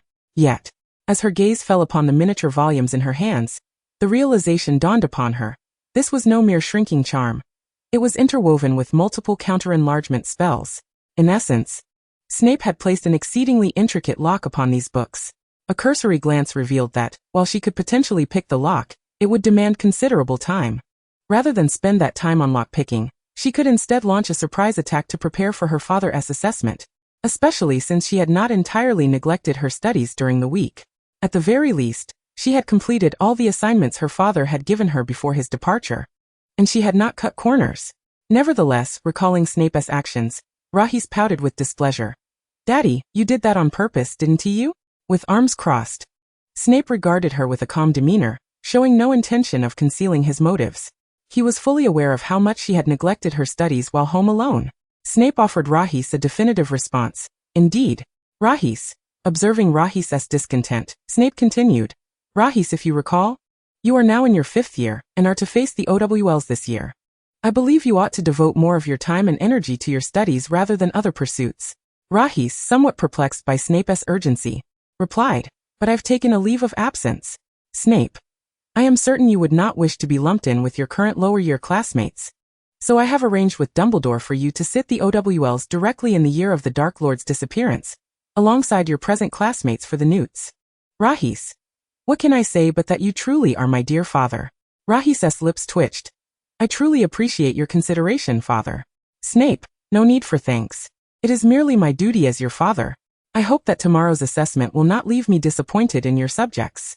"Rahis, I shall do my utmost." Thus, with a lightened heart, Snape returned to his room, while Rahis trudged back to her own, now devoid of any snacks. It was destined to be a laborious evening. The following day, Snape commenced a preliminary evaluation of Rahis, who had prepared diligently throughout the night. He spared no subject in his examination of her, even enlisting the portraits within Carrington Castle to serve as examiners for those subjects in which he was less adept. Ultimately, results were revealed on the same day. Rahis watched anxiously as Snape graded her tests, genuinely fearful of poor performance. The thought of having to unlock those books through her own efforts was manageable, but the prospect of her father assigning her even more work was daunting. After marking her papers, Snape lifted his gaze to Rahis, not missing the unmasked tension on her face. He placed the tests before her. "All OS, well done." Rahis's eyes lit up. "Really? Snape?" "Indeed." Rahis eagerly grabbed the test paper, her heart soaring at the sight of those OS. Then she cautiously inquired, "Father, given my excellent results, could you perhaps refrain from assigning me additional work?"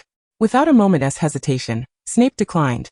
"Although your performance was exemplary, I must inform you that, Rahis, until you officially graduate from Hogwarts, you have no right to slack off." Rahis, having indulged in an early taste of retirement during her time at home, Rahis was loath to revert to the grind of her previous existence. She yearned to relax, to abandon herself to leisure, echoing her sentiments upon first entering Hogwarts. Yet, she was burdened with a relentlessly diligent father. Afterwards, Snape duly lifted the enchantments from Rahis's books. "Enjoy your weekend. Before I depart tomorrow, I shall assign your coursework for the upcoming week, all tailored to your pace and aligned with the OWL examination format, while also allowing time for you to study alchemy with Mr. Grindelwald," Snape added as he returned the books to Rahis. Subsequently, Rahis nearly retaliated by indulging in 2 days of carefree enjoyment, even sending Grindelwald, who had come to Carrington Castle to assist her in studying the extraction of souls from Horcruxes, back to Nurmengard with a swift push. In those final moments of joy, no one could compel her to engage in anything beyond play and novels. It must be said that Snape truly understood Rahis. He grasped her character profoundly. Knowing she would choose recreation over study, he refrained from mentioning academic matters during those 2 days, and even joined her in her merriment. When necessary, he summoned the equally homebound Regulus to join in the fun. The weekend blinked by in an instant, and as Snape prepared to return to Hogwarts, he bid farewell to Rahis, leaving her with an abundance of assignments, significantly more than last time. However, upon diligently tackling the tasks, Rahis discovered that Snape had still allowed her ample personal time, and the assignments he had set were specifically tailored to address her weaker subjects.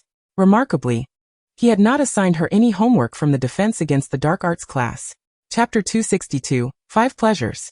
Upon Snape's return to Hogwarts, Rahis resumed her solitary existence at home.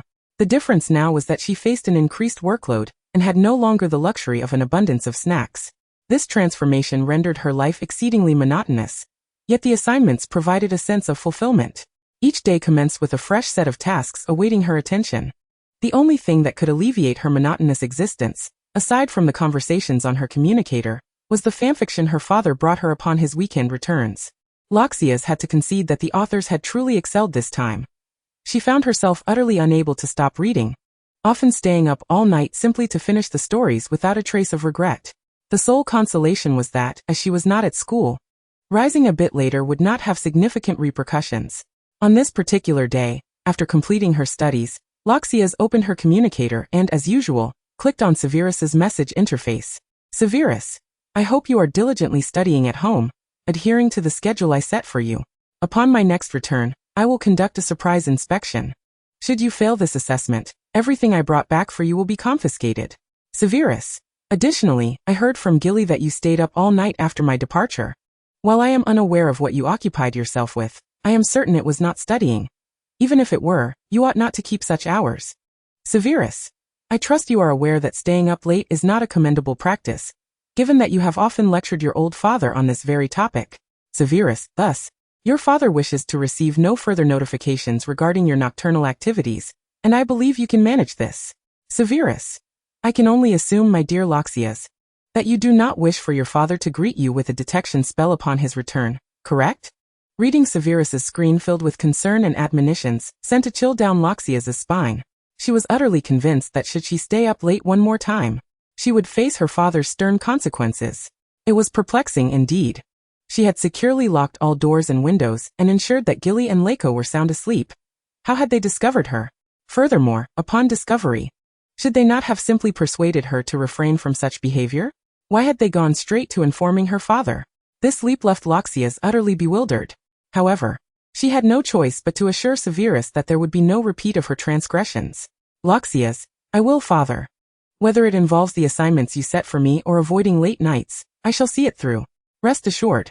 Loxias, this instance of staying up was merely the result of my excitement. I promise it will not happen again.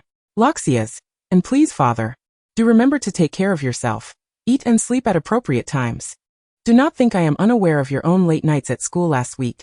The detection spell may indicate you are in good health, but your dark circles betray you. Loxias. Also, please ensure you bring back those items for me. Loxias.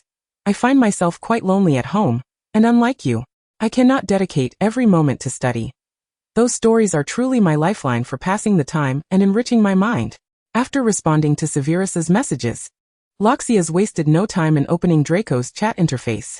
At long last he had replied, ever since she had revealed the connection between Dumbledore and Grindelwald, prompting him to inquire with Lucius about the relationship between Salazar and Godric. Draco had not sent her a single message for days. He had also vanished from the CP group, even if he had not utilized the communicator to swiftly obtain answers from Lucius. Opting instead for the traditional method of sending an owl, surely, given the speed of the Malfoy family's owls, he must have received his father's letter and obtained a response by now. Loxias had faith in her craftsmanship. The items she had sold for 5,000 galleons would surely not be so easily damaged. Otherwise, what would become of Carrington's reputation? The only conceivable reason for Draco's silence these past few days was that the shock had been overwhelming, rendering him unwilling to respond or engage with anyone. She had inquired with Astoria about Draco's state, and the answers were as she had anticipated. The previous messages from Draco had been laden with astonishment. Draco, it's true. The romantic connection between Salazar Slytherin and Godric Gryffindor is indeed real. All this time, we were practically brother houses with Gryffindor? Draco Merlin's beard. If I were not absolutely certain that the person I am communicating with is unequivocally my father, I would struggle to believe this reality. Draco, you mentioned you have the family tree as evidence. How have you managed to maintain such composure while concealing this truth at school for so long? Draco, you cannot fathom how I have been coping these past few days. I have taken a long time to digest this news. I've been rather reclusive. Even when with Historia, my mind consumed by this revelation. Draco, and you have the audacity to suggest that the pairing of Dumbledore and Grindelwald is true as well? Surely that cannot be. Draco, if that too is genuine, I cannot even begin to fathom what my relationship with Potter might entail. Draco, no wait.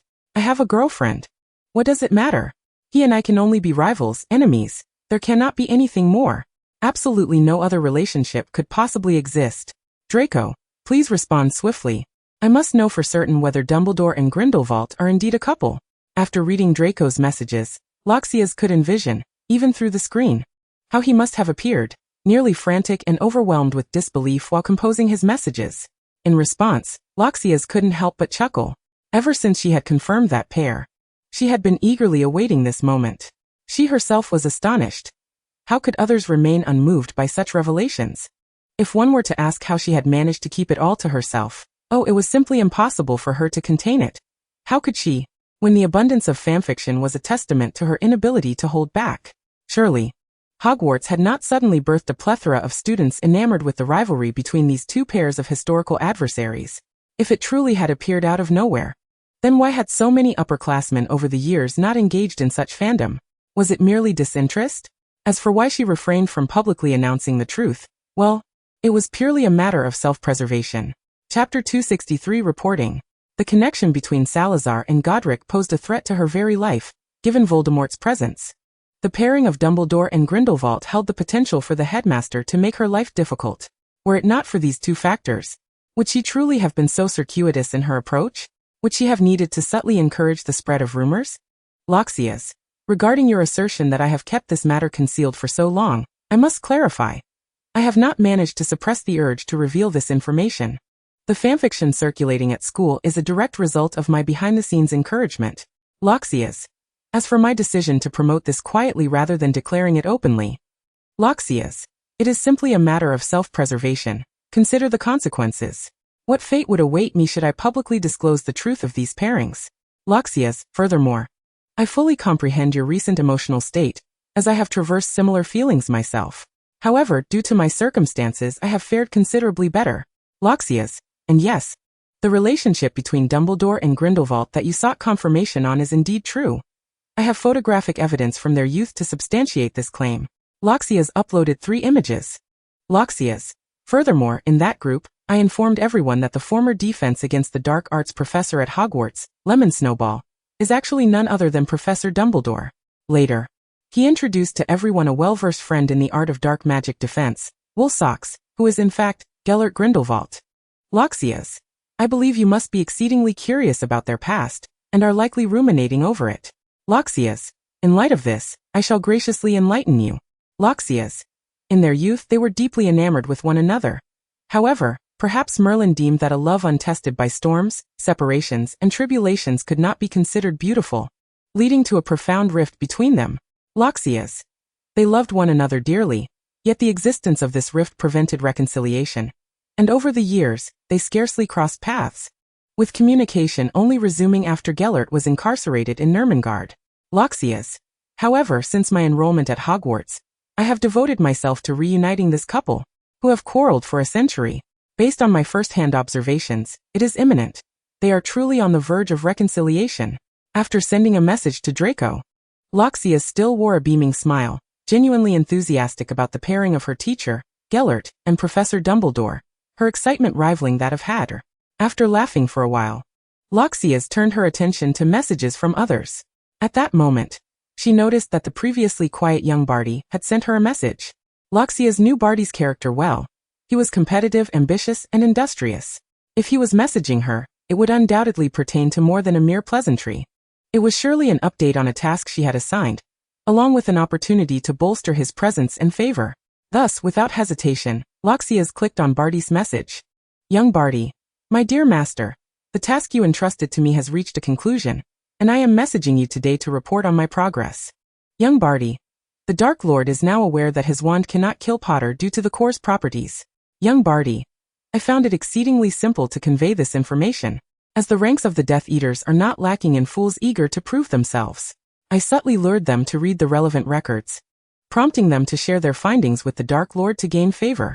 Young Barty, I suspect the Dark Lord has privately sought to verify this matter. Based on my observations of his recent movements, he is now contemplating the acquisition of a powerful wand suited to him. Young Barty, we now need to collaborate with Dumbledore and arrange for the Elder Wand. We can disclose its whereabouts to the Dark Lord and fulfill our task. Young Barty, this assignment from you, my master, was not particularly challenging, yet it consumed considerable time. I hope you are not displeased. Should you deem it necessary, we can expedite our efforts moving forward. Young Barty, lastly, I hope all is well with you, your loyal Barty Crouch. After reading this, Loxias contemplated briefly, and honestly felt that young Barty's pace was rather swift. She recalled instructing him to begin preparations to inform Voldemort about this matter after the start of the school year, ideally before November. Yet, she had not anticipated Barty's remarkable speed. Had it truly only been a short time since mid-September? He had already completed the task and claimed it took too long? Well, quickness is commendable. After all, the timing of revealing the Elder Wand's information remains unchanged, and the longer they take to find it, the more they can dispel his suspicions regarding its elusive nature. Having resolved these thoughts, Loxias began to compose her reply to young Barty. Loxias, thank you for your kind inquiry. I am well, young Barty. Loxias, frankly, I did not expect you to be so swift. Excellent work. I must concede, you are the most capable among my subordinates. Loxias, regarding the Elder Wand, I will communicate with Dumbledore, but it may take some time to inform the Dark Lord of its location, so you may remain inactive for now. Loxias, there may be considerable danger during the infiltration. Please prioritize your safety, and should you require assistance or support, do not hesitate to ask. Loxias, if anything amiss occurs, leave at once and return to Carrington Castle. After sending her response, Loxias opened Dumbledore's chat interface to inform him of the progress of their plans, allowing him to begin preparations for the next phase. Having completed these tasks, Loxias clicked on Hermione's chat interface. Hermione, Loxias, you cannot imagine how dreadful the atmosphere at school has become. That Umbridge has turned everything into chaos, and none of us can enjoy a moment of peace. I wish to settle down and study properly, but it's impossible. Chapter 264, Grasp. Hermione, we initially thought the professors and Dumbledore would intervene against her nauseating behavior, but it seems they are powerless against her, or perhaps the professors are simply incapable. Hermione, I often observe several professors avoiding her at all costs. Hermione, moreover, she truly gives us headaches. She frequently detains Harry in her office and deducts points from us for various absurd reasons, exhibiting an attitude even worse than Professor Snape. Hermione, after attending her classes for over a week, I swear I have learned nothing at all. Hermione, as for the textbooks she assigned us, I could recite them by heart long ago. Attending her classes is a sheer waste of my time. Hermione, I believe we must retaliate. In any case, we cannot allow ourselves to leave empty-handed. Glancing at Hermione's messages, Loxias noted that they bore little difference from the previous ones. She realized that this Gryffindor lion had reached her breaking point. Regardless of whether she chose to take action against Umbridge, she would not allow herself to remain uninformed. Loxias, I am delighted to see you possess such awareness. In fact, if you are acquainted with individuals from Hufflepuff or Ravenclaw, you would discover that the majority of students have formed study groups. Loxias, by joining one of these groups, you would at least learn a considerable amount in the theory of defense against the dark arts. Loxias, as for practical knowledge, that will depend on your own exploration. Loxias, regarding Umbridge, I reiterate, if you genuinely wish to deal with her and expel her from Hogwarts, you must resort to political means. With that, Loxias switched pages. Truthfully, she possessed the means to alter the state of affairs at school, potentially toppling Fudge, and ensuring Umbridge's complete departure from Hogwarts. However, if she were to act, who would then become the common enemy of the four houses, uniting them to dismantle barriers and jointly resist external threats. This was something she had orchestrated from the very beginning, establishing a rapport with Salazar and the others, fully intending to enact change. They collectively believed that Hogwarts required transformation, and the profound divisions among the four houses should be bridged. However, the execution of this mission was fraught with challenges, particularly concerning the academic pursuits of the young witches and wizards. Not every student had a parent who could teach at Hogwarts or provide private tutoring. With the academic issues faced by the students now having received a preliminary resolution, she could no longer intervene without jeopardizing her overall plan. At most, she could offer Hermione her insights, leaving the rest to her discretion. Subsequently, Loxis opened the group chat, which was as lively as ever. However, the discussions had evolved beyond mere fanfiction pairings and culinary delights. Some members were critiquing Umbridge, while others were inquiring about the complexities of dark arts defense with Dumbledore and Grindelwald. A few audacious souls even dared to subtly ask these two esteemed figures, under their aliases, which pairings they were supporting. In response to this inquiry, Dumbledore chose to remain silent, while Grindelwald seized the opportunity to candidly disclose his affinity for the pairing of himself and Dumbledore. Regrettably, neither of their aliases had been revealed. The members, oblivious to the fact that they had been served a sweet treat directly from one of the protagonists of the ship, consumed it without realizing its significance. After responding to the messages, Loxis set aside her communicator, preparing to engage in other activities. The designated time for responding to messages had concluded. In the days that followed, Loxis continued her routine, replying to messages, studying, enjoying leisure activities, and conducting experiments alongside Grindelwald. The only distinction was the weekends. Regardless of circumstances, Snape would unwaveringly return from Hogwarts to keep Loxis company, who could only remain at home. From him, Loxis always received a plethora of items. The latest fanfiction she had requested, study materials Snape had prepared for her, and various intriguing wizarding trinkets he had procured. Clearly, Snape was concerned that she might grow weary of solitude, and was determined to enrich her daily existence. On this occasion, Snape had also forcibly brought back Tom, who had been reluctant to leave Hogwarts. Snape grasped Tom by the scruff of his neck, and handed him over to Loxis. Upon seeing this, Loxis immediately stepped forward to catch him. Snape gazed disdainfully at Tom nestled in Loxis's arms. Previously, you were worried about this cat, claiming that it would find life at Carrington Castle too dull. You asked me to take him to Hogwarts so he could play with his friends. Have you considered that he now enjoys himself so much that he refuses to return? Loxis clearly had not anticipated this outcome. Grasping Tom's paw, she furrowed her brow and inquired, Tom, tell me the truth, is what my father said accurate? Tom, displaying a remarkably human-like demeanor, covered his face with the paw that Loxis had not seized. Meow meow meow meow. I'm sorry, I won't do it again. I was having such fun that I completely forgot someone was waiting for me. Loxis, unable to comprehend Tom's words, nonetheless discerned his guilt from his feline expression and movements. She pursed her lips, realizing that this cat had indeed forgotten his master in the company of friends. How could you do this, Tom?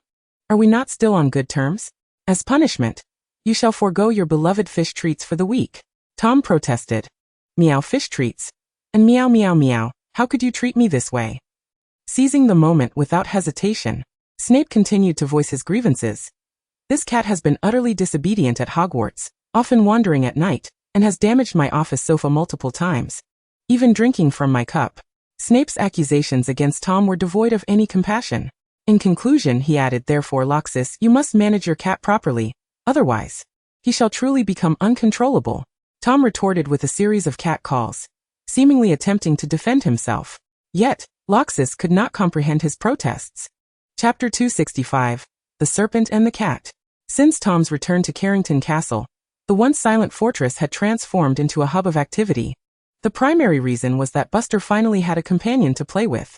Previously, when Tom accompanied Snape to Hogwarts, the only inhabitants of Carrington Castle were Buster and Jerry. However, Jerry had little interest in Buster's childish games, preferring to soar through the skies outside the castle, leaving Buster without any playmates. Consequently, the entire castle had grown desolate. Now, with Tom's return, the cat and the serpent engaged in a delightful game of chase within the castle, reveling in their playful antics. Thus, on the very first day of Tom's return, Loxis could not restrain herself from reprimanding both Tom and Buster. With one hand on her hip, and the other pointing at the duo, she exclaimed, Tom, Buster, have I not told you that you must not run so recklessly within the castle? You should not play in areas packed with furniture or belongings. Just look at what you've done. Tom protested, meow meow meow, you always do this. You know that it's precisely because of your behavior that I don't want to come back. Buster hissed, hiss hiss hiss, apologies, Loxis, we were in the wrong. It won't happen again. The cat and serpent, expressing their regret in starkly different tones, addressed Loxis. However, Loxis could only comprehend Buster's words. Ultimately, a certain ancestral spirit, who thrived on drama, intervened and translated Tom's sentiments for Loxis. Thus, Buster managed to evade any serious consequences. Tom, on the other hand, was sentenced to face the wall in reflection, and was deprived of his fish treats for another week. Snape, munching on the biscuits previously confiscated from Loxis, watched with a smirk. He had long desired to discipline the rotund feline, yet had refrained due to his consideration for its owner, his daughter. Once Loxis had finished admonishing Tom and returned to the sofa beside Snape, she remarked, "Now that Tom's affairs have been settled, I believe we ought to discuss matters concerning Hogwarts." Snape understood Loxis's intent, thus he took the initiative to speak. "You wish to address Umbridge's situation?" Loxis nodded. "Indeed. I have seen discussions in the group chat and the Daily Prophet regarding the Ministry's issuance of the so-called Educational Decree No. 23, aimed at scrutinizing your teaching. While I am aware that, given your capability, you will undoubtedly pass the evaluation unscathed, her actions are genuinely repugnant, are they not?" Snape wholeheartedly agreed with Loxis's assessment. She is indeed utterly loathsome. However, given the current circumstances, Dumbledore must tread carefully with Voldemort. He cannot afford to confront the Ministry and plunge the world into further turmoil. Loxis replied, "I am aware of all this. What I wish to inquire is how you plan to navigate this predicament, Father?" Severus Snape spoke with remarkable composure. "Manage? I believe I need not manage anything. Things will unfold as they are meant to. She cannot truly affect me. Moreover, there are others in the Ministry aware of the Dark Lord. He would not permit me to depart Hogwarts so easily. As for Umbridge, to me, she is merely an insignificant toad, adept only at repulsing others." Upon hearing Snape mention Voldemort, Loxia subtly paused. "So, Father, how do you fare under Voldemort's influence? He hasn't troubled you, has he?" Snape replied vaguely. "His manpower is limited at present. Naturally, he wouldn't cause me any distress." Despite Snape's evasive response, Loxias, who was well aware of the dwindling ranks of the Death Eaters, comprehended the nature of Snape's predicament under Voldemort's command. Indeed, as Snape suggested, Voldemort had not imposed significant hardships upon him, yet the Cruciatus Curse was not unfamiliar to him. That was, after all, the Cruciatus Curse. Particularly during the onset of summer, when he had reported to Voldemort, he had endured several rounds of that very curse. Loxias lowered her gaze, concealing her thoughts deep within. She mused that perhaps the progression could be expedited, akin to the pace set by young Barty. It might be prudent to urge Dumbledore onward. With this thought, Loxias addressed Snape. "You should refrain from visiting Voldemort for the time being." Snape replied, perplexed. "What?" Loxias took the initiative to reveal some matters, saying, "I have recently been collaborating with Headmaster Dumbledore to devise a plan to eliminate Voldemort. We are on the verge of implementing a crucial phase, which may involve intense combat. Therefore, Father, it would be wise for you to avoid Voldemort, lest you be conscripted." Snape furrowed his brow at her proclamation. "So you and Dumbledore have been scheming against Voldemort? Even now outside of Hogwarts?" Loxias readily affirmed. "Indeed." Snape scoffed lightly, leaning back against his chair. "Ah, I should have anticipated this. Having exerted such considerable effort on the Horcruxes, how could you remain indifferent to the ensuing matters?" Loxias replied. "However, I am merely involved in the planning phase and have not engaged in the implementation, nor have I rushed to the front lines. It is far safer than you might envision, at least significantly safer than your role as a double agent." Snape found himself momentarily at a loss for words. He then remarked with a hint of sarcasm, "Yes, indeed, much safer." Loxias interjected, "Enough with the sarcasm, Father. The sooner Voldemort is vanquished, the better it is for us. Is it not?" With a resigned sigh, Snape conceded, "I truly cannot contend with you. However, Loxias, this time I require your assurance that you will remain behind the scenes, and will not partake in the implementation." Loxias responded, "Of course, my life is far too precious. It is not worth sacrificing for a mere Voldemort." Snape replied, "I am glad you understand." Loxias continued, "However, compared to me, it seems you are in the most perilous position, so I too require your promise. Prioritize your life above all else." Snape looked at Loxias. "I promise." Loxias affirmed, "Then I shall promise as well." After concluding this discussion, Loxias retrieved several volumes of fanfiction featuring Dumbledore and Grindelwald. Additionally, there is one more matter I must trouble you with, Father. Snape inquired, "What is it?" Loxias replied, "I wish for Umbridge to discover these 2 works of fanfiction." Having resolved to accelerate the process of dealing with Voldemort, Loxias also decided to hasten the conflict between Umbridge and the students of the 4 houses.